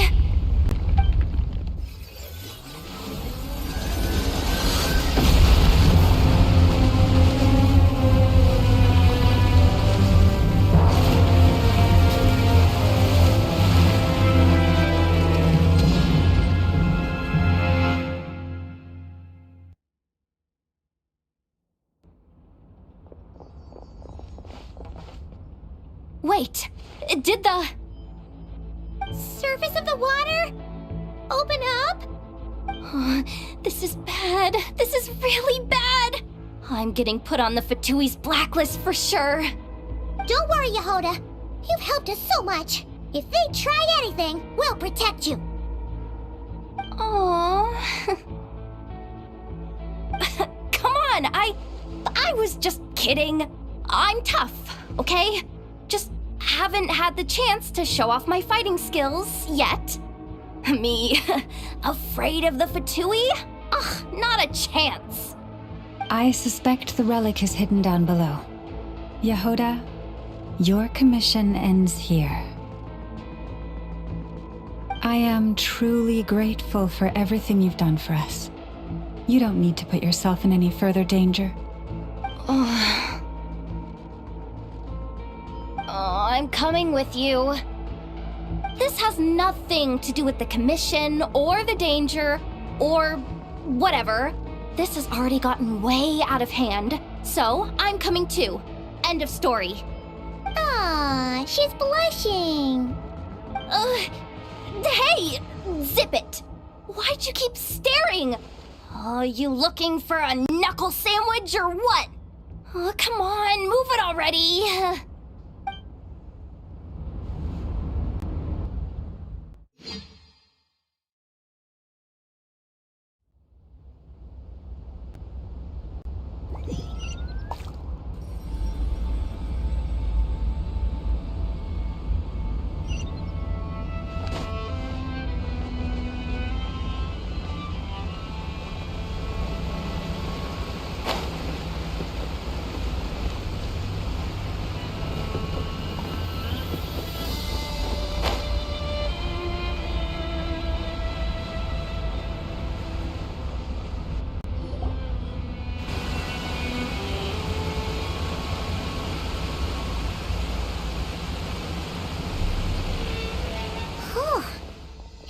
really deep down here. What is this place?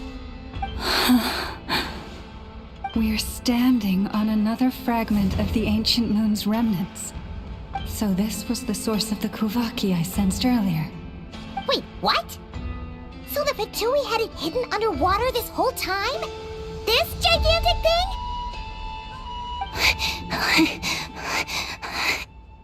Yehoda, you've been kind of quiet since we got down here. What? Me? Have I? It's nothing. Really. We're doomed. How are we even supposed to get back up from here? Oh, my grappling hook's not nearly long enough. And if someone spots us here after all that commotion, we'll be sitting ducks!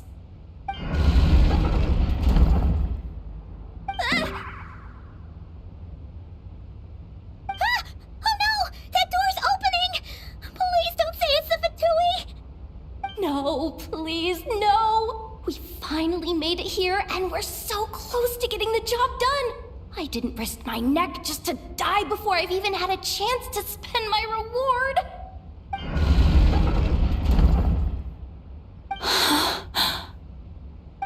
What happened? Why did the underwater barrier open? How could this be? Huh? Lauma? And you guys? Wilhelmina? What's going on here? Looks like there's no point trying to hide it anymore. What are you talking about? I thought you might come, but I didn't expect to see you here so soon. Forget it. The moon marrow isn't here. You joined the Fatui? Yes. When? The day I could no longer bear to live a lie. At first, the Fatui wouldn't accept me. But then, one of their harbingers noticed me and said she'd give me a chance.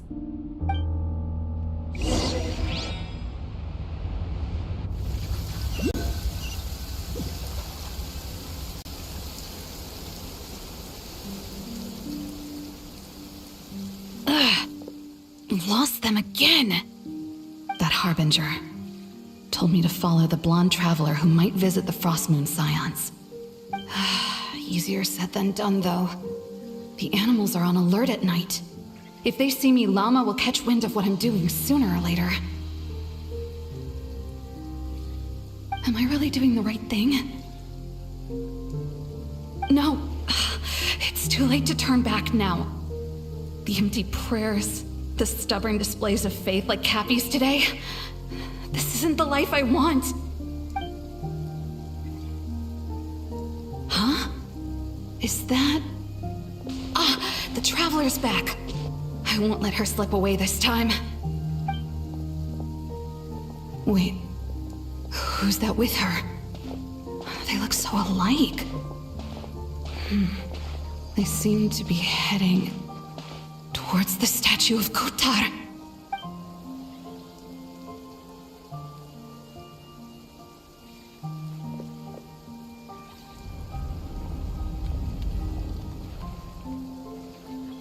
They've opened the secret chamber?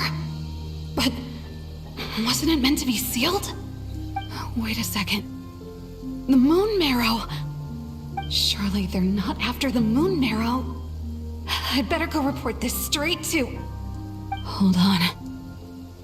If they do actually make it to the final room, then maybe I'll be able to get my hands on the relic.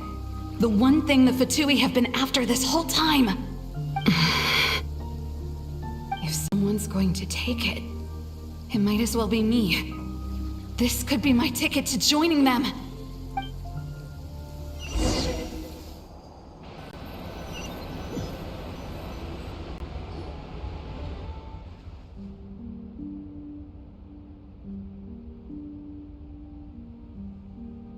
Yes. And in your final moment of hesitation, I took the chance. And then you gave it to the Fatui? But When we talked to you before, you seemed so genuinely worried about Lauma. Because I thought she was as fed up with the Frost Moon Scions as I was. We grew up together, Lauma. I know you were chosen to be the next Moon Chanter when you were just a child. They never gave you a choice in that. I saw the look in your eyes when you were treating that child. That sense of helplessness. Surely you too must see that this blind, inherited faith of ours is simply holding us back. If our prayers are never answered, then why keep praying? Do they really deserve all of your devotion? Or are you trapped by the responsibilities they imposed on you? So those are your reasons for wanting to leave the Frost Moon Scions? Isn't that reason enough? When we pray to the moon, we do so to show our gratitude for the life it granted us long ago. It reminds us to strive for something higher within ourselves. But I know that's not what you want to hear. You're right, Philomena. I have indeed kept secrets from you.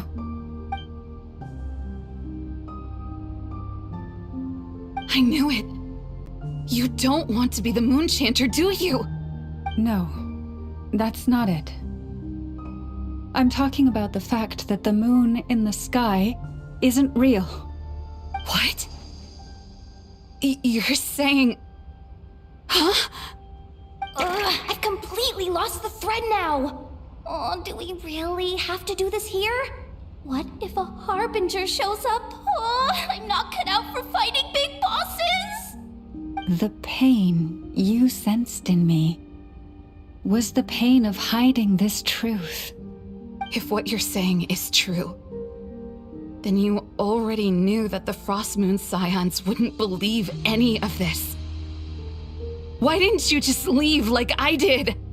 You don't understand, do you? That's the difference between us, Philomena. I care about the Frost Moon Scions. They're family to me. It hurts because I care. And that's why I chose to hide the truth. But now I understand that was a mistake. My family deserves to know the truth.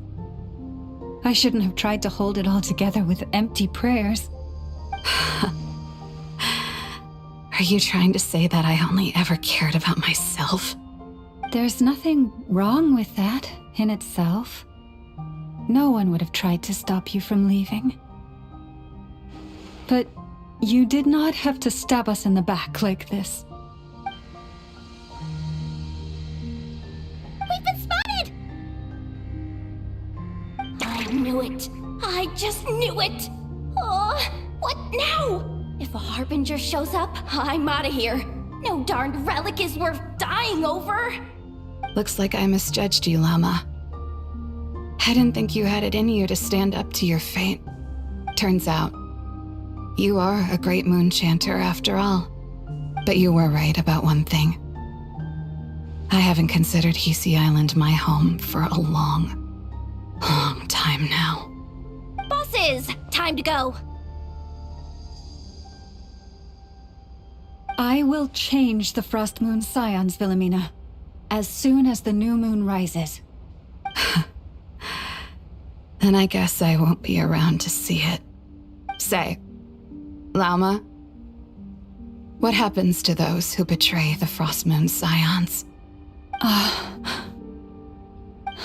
May their antlers be shorn with silver blades, and let them be cast into the long night of unknowing.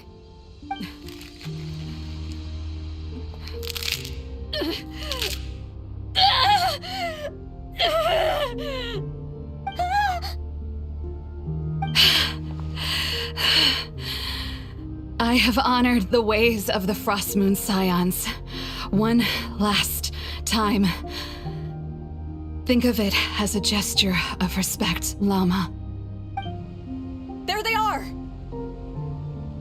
Lauma? Marionette has the moon marrow. She went to Star Sand Shoal. Don't flatter yourself now. I'm not trying to atone. I just don't believe you'll actually be able to change them.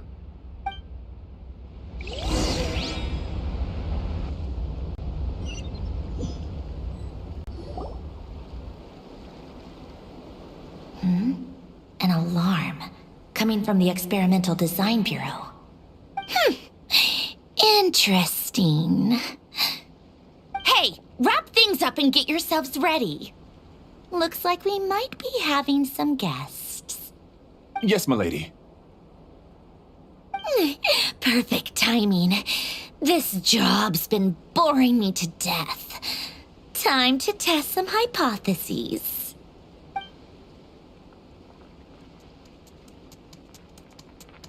Bosses! Esteemed clients.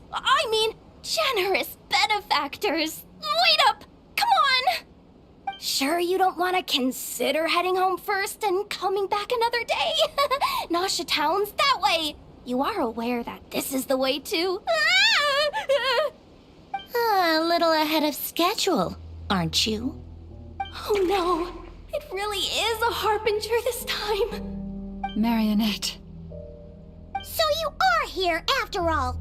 Hand over that relic right now. It belongs to the Frost Moon Scions. You mean that thing your antlered turncoat brought us? I have never much cared for trophies given up without a fight. But watching you tear each other apart over it? Priceless. I'm not in the mood for warnings today. Ooh, how frightening. Had I a Trimble function, I'd have rattled off at least a dozen screws by now. Or perhaps I've just set my sense of humor parameter too high. Were you trying to be funny just now? You don't honestly believe you're a match for me, do you? Go on then. Let's serve our guests a little appetizer.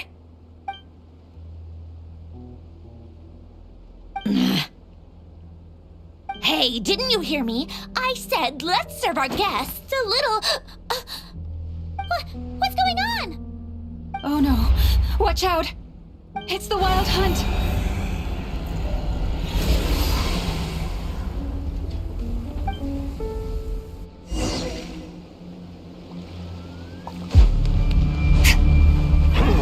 Annihilate power.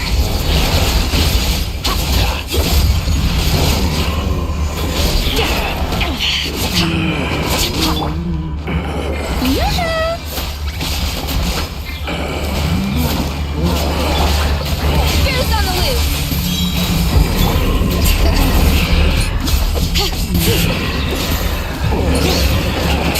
Imagine space portal.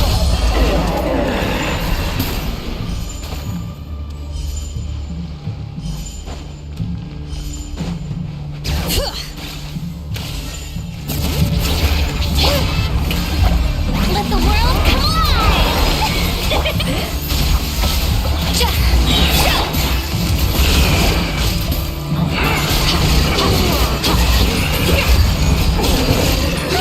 These things just keep coming! Isn't there anything we can do?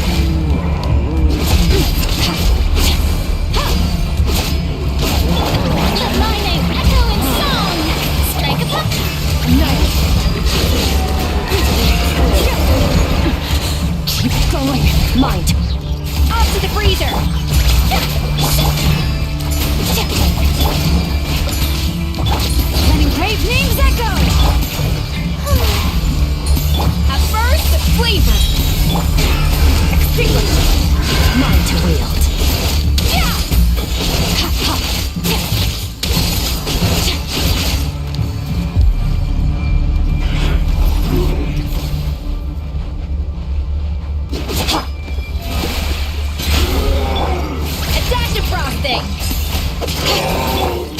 Must use that device to seal them away!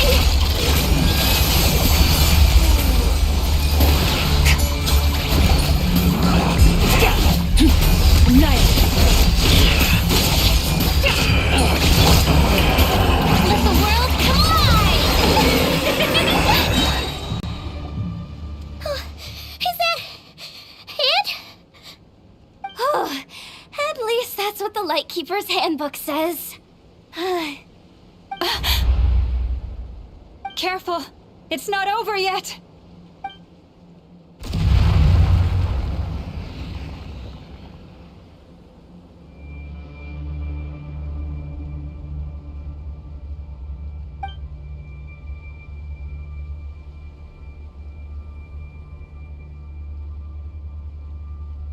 Paimon! Lauma! Yehoda!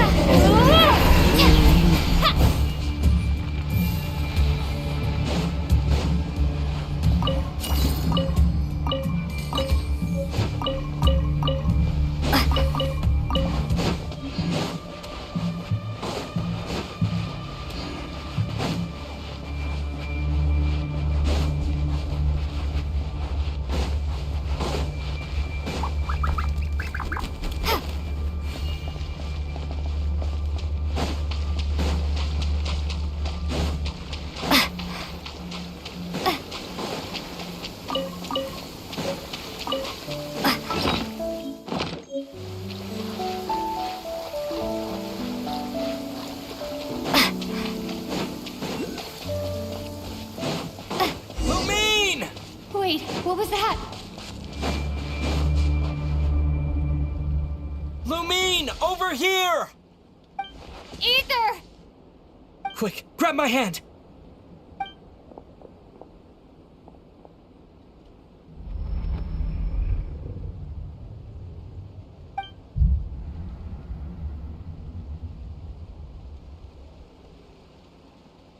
Lumine, what's wrong?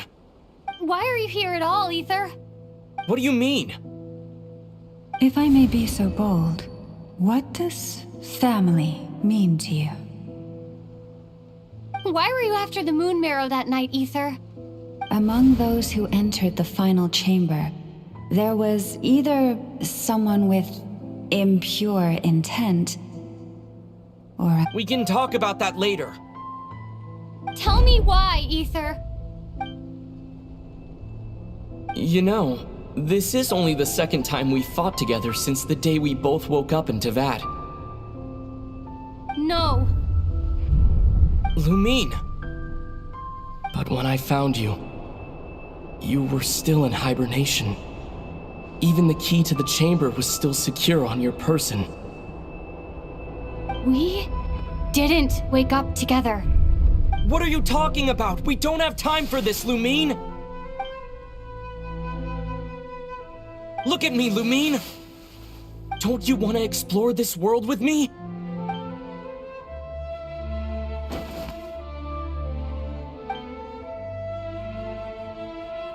You think I'd lie to my little sis?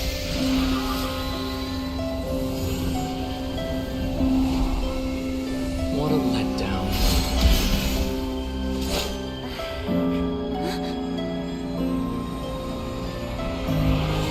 Go get it from me, Lumine. It belongs to me. I never believed it.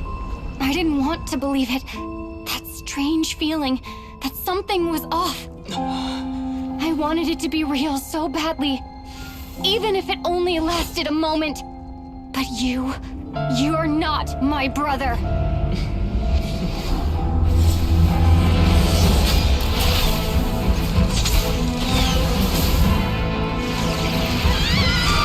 Moon goddess, please save us! Why is this happening to us?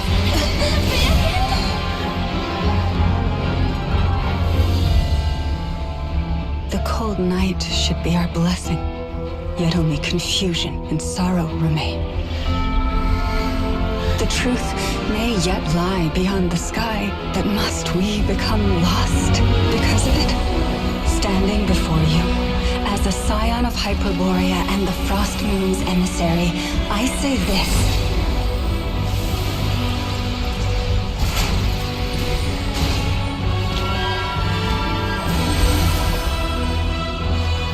Should the false sky above dim the light of the moon, then from silver blood that flows as rivers, let us weave moonlight anew.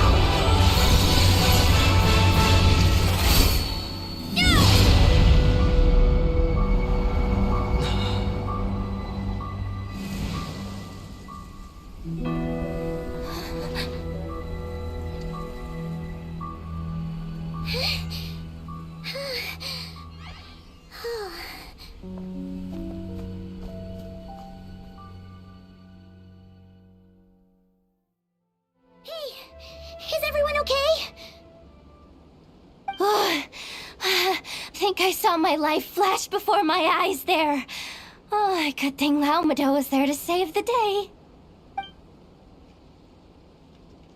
Are you all right, traveler?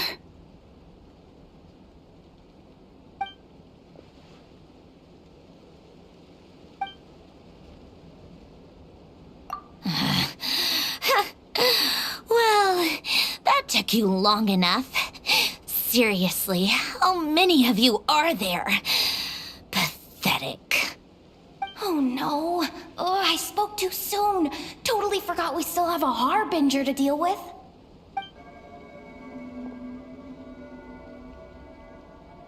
Hey, is that the moon marrow? It was hidden inside that big robot of hers all along. But that robot... That's Polonia to you, not just some robot. Take it and get lost. Huh? You're just giving it to us? Well, I wasn't the one who put out the order to find this thing in the first place. So if someone wants it, they can help themselves. Maybe even choke on it. See if I care.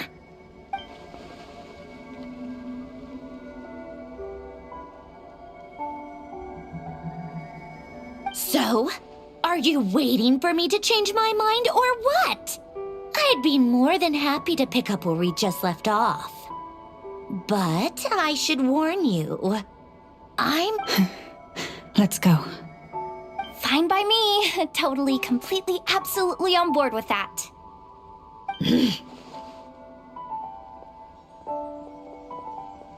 It's finally over. Oh, if that doesn't make the most thrilling commission of the year, I don't know what will. Looks like the Fatui are all gone now. Lauma?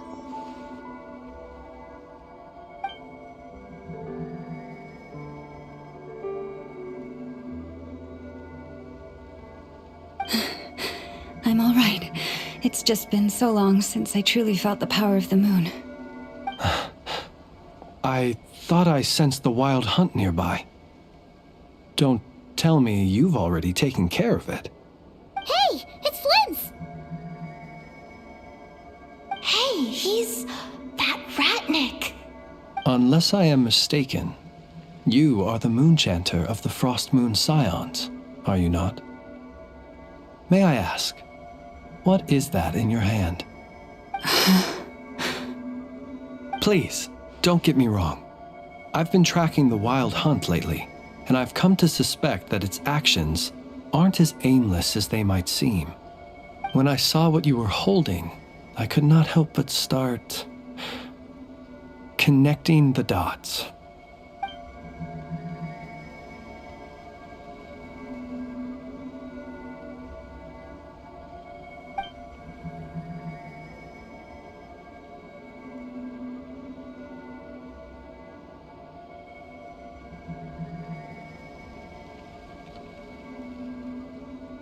You better be extra careful, Flint. It seems like the Wild Hunt is capable of impersonating people now. Oh, is that so? Funny that. I just showed up completely out of the blue, yet you seem to have no problems trusting me. I apologize. I shouldn't be making jokes like that right now. Anyway, I understand. Thank you for the tip-off. It seems that the Wild Hunt has somehow changed in nature. I'll have to report this to HQ right away. For now, let us part ways here.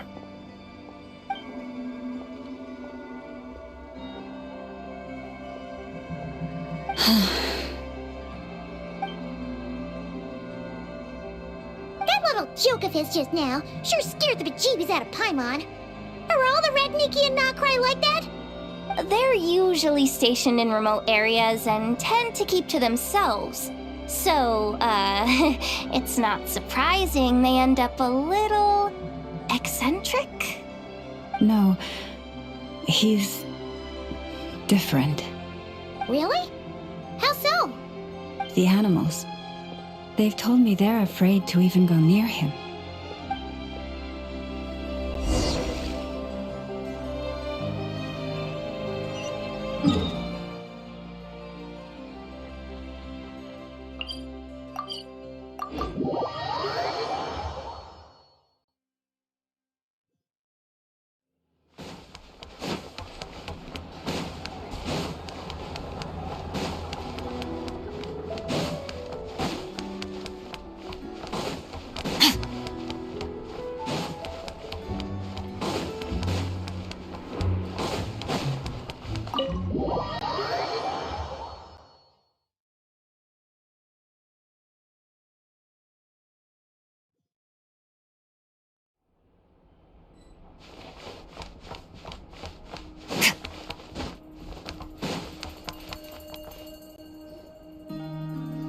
Oh, you're back. I just made you all a pot of tea. Better drink it while it's hot. Boss Neff, you wouldn't believe how scary our day has been! Seriously, I am never, ever taking random jobs like that ever again! You hear me? Oh, come on now.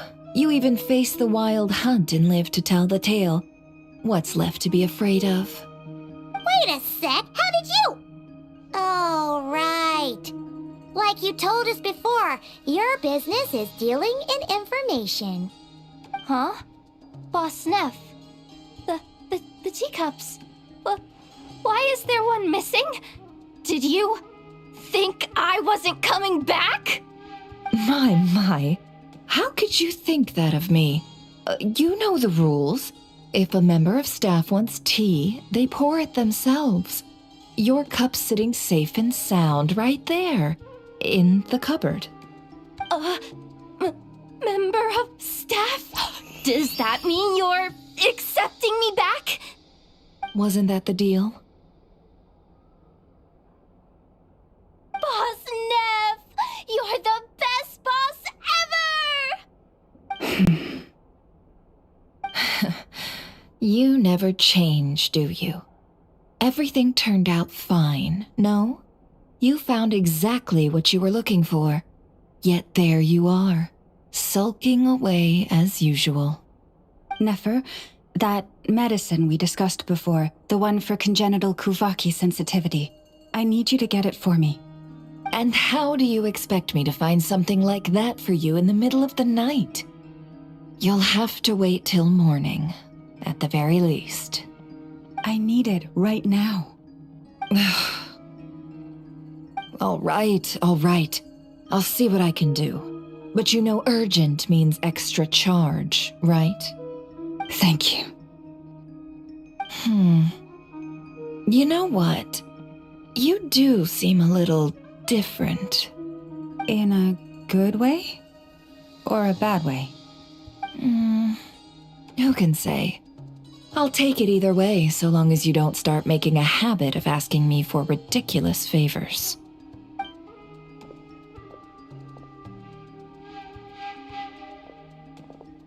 Traveler, Paimon, a lot has happened these past few days.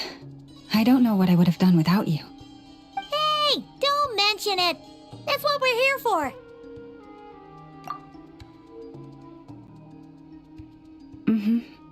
You're right. And tonight, I'm planning on telling them everything. Tonight? Isn't it a bit late already? The moon shines brightly this night.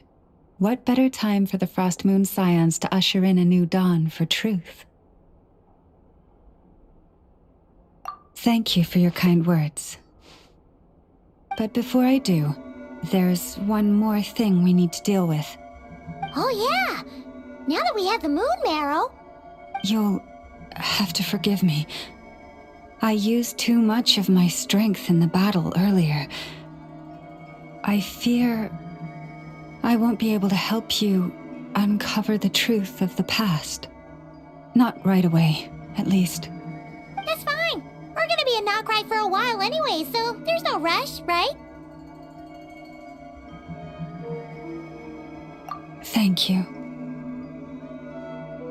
But there's another problem. How to keep the moon marrow safe now? Huh? Can't we just return it to your secret chamber? The seal has been broken. Even if it were restored, now that the wild hunt has gotten in once, there's no guarantee that it won't happen again. Oh, right. Yeah, that makes sense. Back when the Frost Moon Scion's bloodline still ran strong, in special circumstances, a moon chanter could act as a vessel, safeguarding the relic within their own body. But it is a grueling trial of will and endurance. The moon chanter who did this only lasted 2 days. As for me, I might be able to last 5, at most. Hold on. You'd be using your body as a vessel? Yes. You can think of it like dropping a red-hot ball of iron into a bucket of water. How long the water lasts depends entirely on the bucket's size. Pardon? Hey! That's not a bad idea! You've always held up pretty well against the abyss. Surely the moon mirror can't be any more dangerous than that. It's not at all that I don't trust you, but it's too risky. But we're out of options, aren't we? Might as well give it a shot.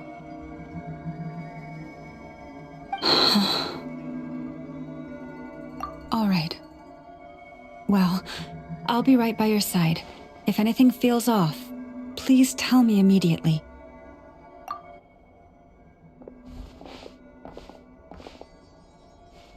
Here, hold it in your hands. Feel its power. Imagine you're a lake, a cluster of stars. Let the moon become a part of you. Whoa! It went into your body! How is that? Are you feeling any discomfort?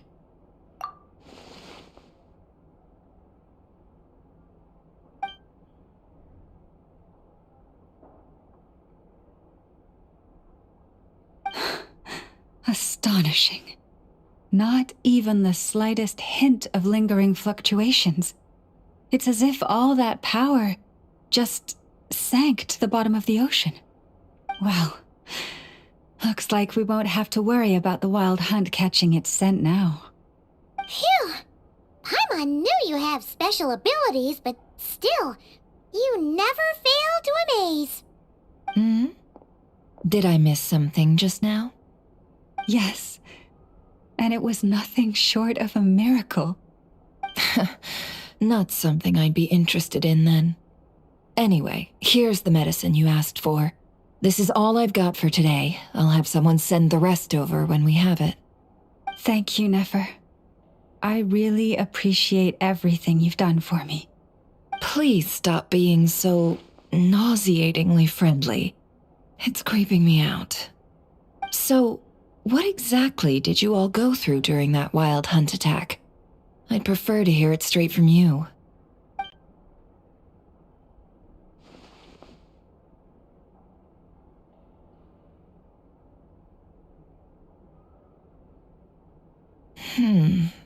A phantom that can mimic the appearance of others. Quite different from what we've seen before. Yeah, and both times it appeared, its goal was pretty clear. It seems like it was after the moon marrow. And on both occasions, it was accompanied by the wild hunt, too. It appears there must be some close connection between the two. I must say, I don't often see you look this serious, Nefer. Too late in the day for thinking, that's all. We'll pick this up again later. You all feel free to keep chatting, though. Just don't forget to lock up when you leave. On that note, Traveler, please keep the moon marrow stored within your body for the time being. We'll take it back off your hands as soon as the wild hunt's been taken care of. Once and for all. Of course. Anyway, if the two of you will excuse me, I'm heading back to Hisi Island now. It's time I came clean with the Frost Moon Scions. Hey, we're coming with you! Though, guess we won't be able to do much more than cheer you on from the sidelines. That alone means more to me than you could ever know.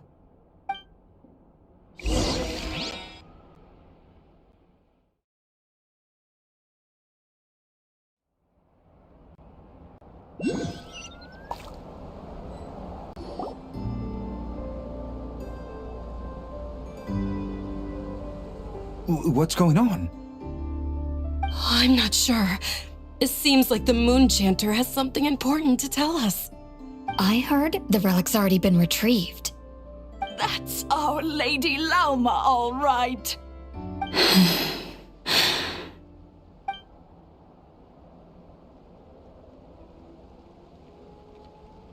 Noble scions of the Frost Moon, my kin beneath the moonlight, I hereby declare the truth to you. Long have our ancestors looked up to the Frost Moon, guided by her serene light. Yet now, she lies hidden beyond the limits of the sky. And so, Lauma began to reveal to the Frost Moon Scions a truth long hidden within her heart. A story of a false moon and the death of gods. Kutar was indeed born of the moon. But that does not give us the right to reap without sowing, nor clothe ourselves without the toil of weaving. As she spoke, some who listened were stunned into disbelief, while others seemed to awaken as if from a dream. From this day forth, the road shall be paved with truth, and we shall pave it ourselves.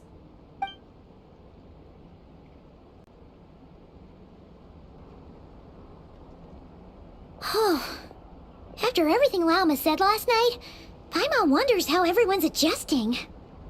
Still, judging by their reactions at the time, it didn't seem as intense as Paimon might have imagined. Says a lot about how much trust she commands, huh? Hey look, it's Lauma! Welcome, both of you. The animals were most lively this morning. They told me of your coming. dramatic happen, did it? No one took it so hard that they went on a binge-eating rampage and ended up cleaning up the whole pantry? Or something? Hey! Paimon's just trying to lighten the mood. Thank you for your concern. Change doesn't happen overnight, and new ideas need time to take root. But nothing as extreme as that has happened, no. Although... Although what? Well, just as I thought might happen, some have chosen to leave the Frost Moon Scions for good. For them, losing their faith was like losing their home. Confusion, frustration, helplessness. I saw it all, reflected in their eyes. Oh. I respect their choice. May they carry the Frost Moon Scion's blessings far and wide, should they be willing to do so. If we meet again someday, perhaps we will be able to sit together and share stories once more. Others sought me out afterward, though, and thanked me profusely for sharing the truth with our people. They said they used to see me as distant, even somewhat unapproachable, whereas now I seemed much closer to them. Like a friend, or even a family member. Sounds like a win overall! Paimon thinks you did the right thing, Lauma. Thank you. Though, I wanted to ask, do I really come across as distant? Well, maybe just a little. To people who don't know you, you are kind of tall, especially if you consider the antlers. I see. That's a bit of a hard one. My antlers tend to grow under the moonlight, so I can't quite help it. It brings me comfort to hear you say that. By the way, how has your body been adjusting to the moon marrow? I'm glad to hear it. I've also suggested to Nefer that we meet within the next few days. We need to figure out how to counter this new manifestation of the Wild Hunt. But for now, let's just relax. I want to enjoy this feeling a little longer of finally living on the bright side of the moon.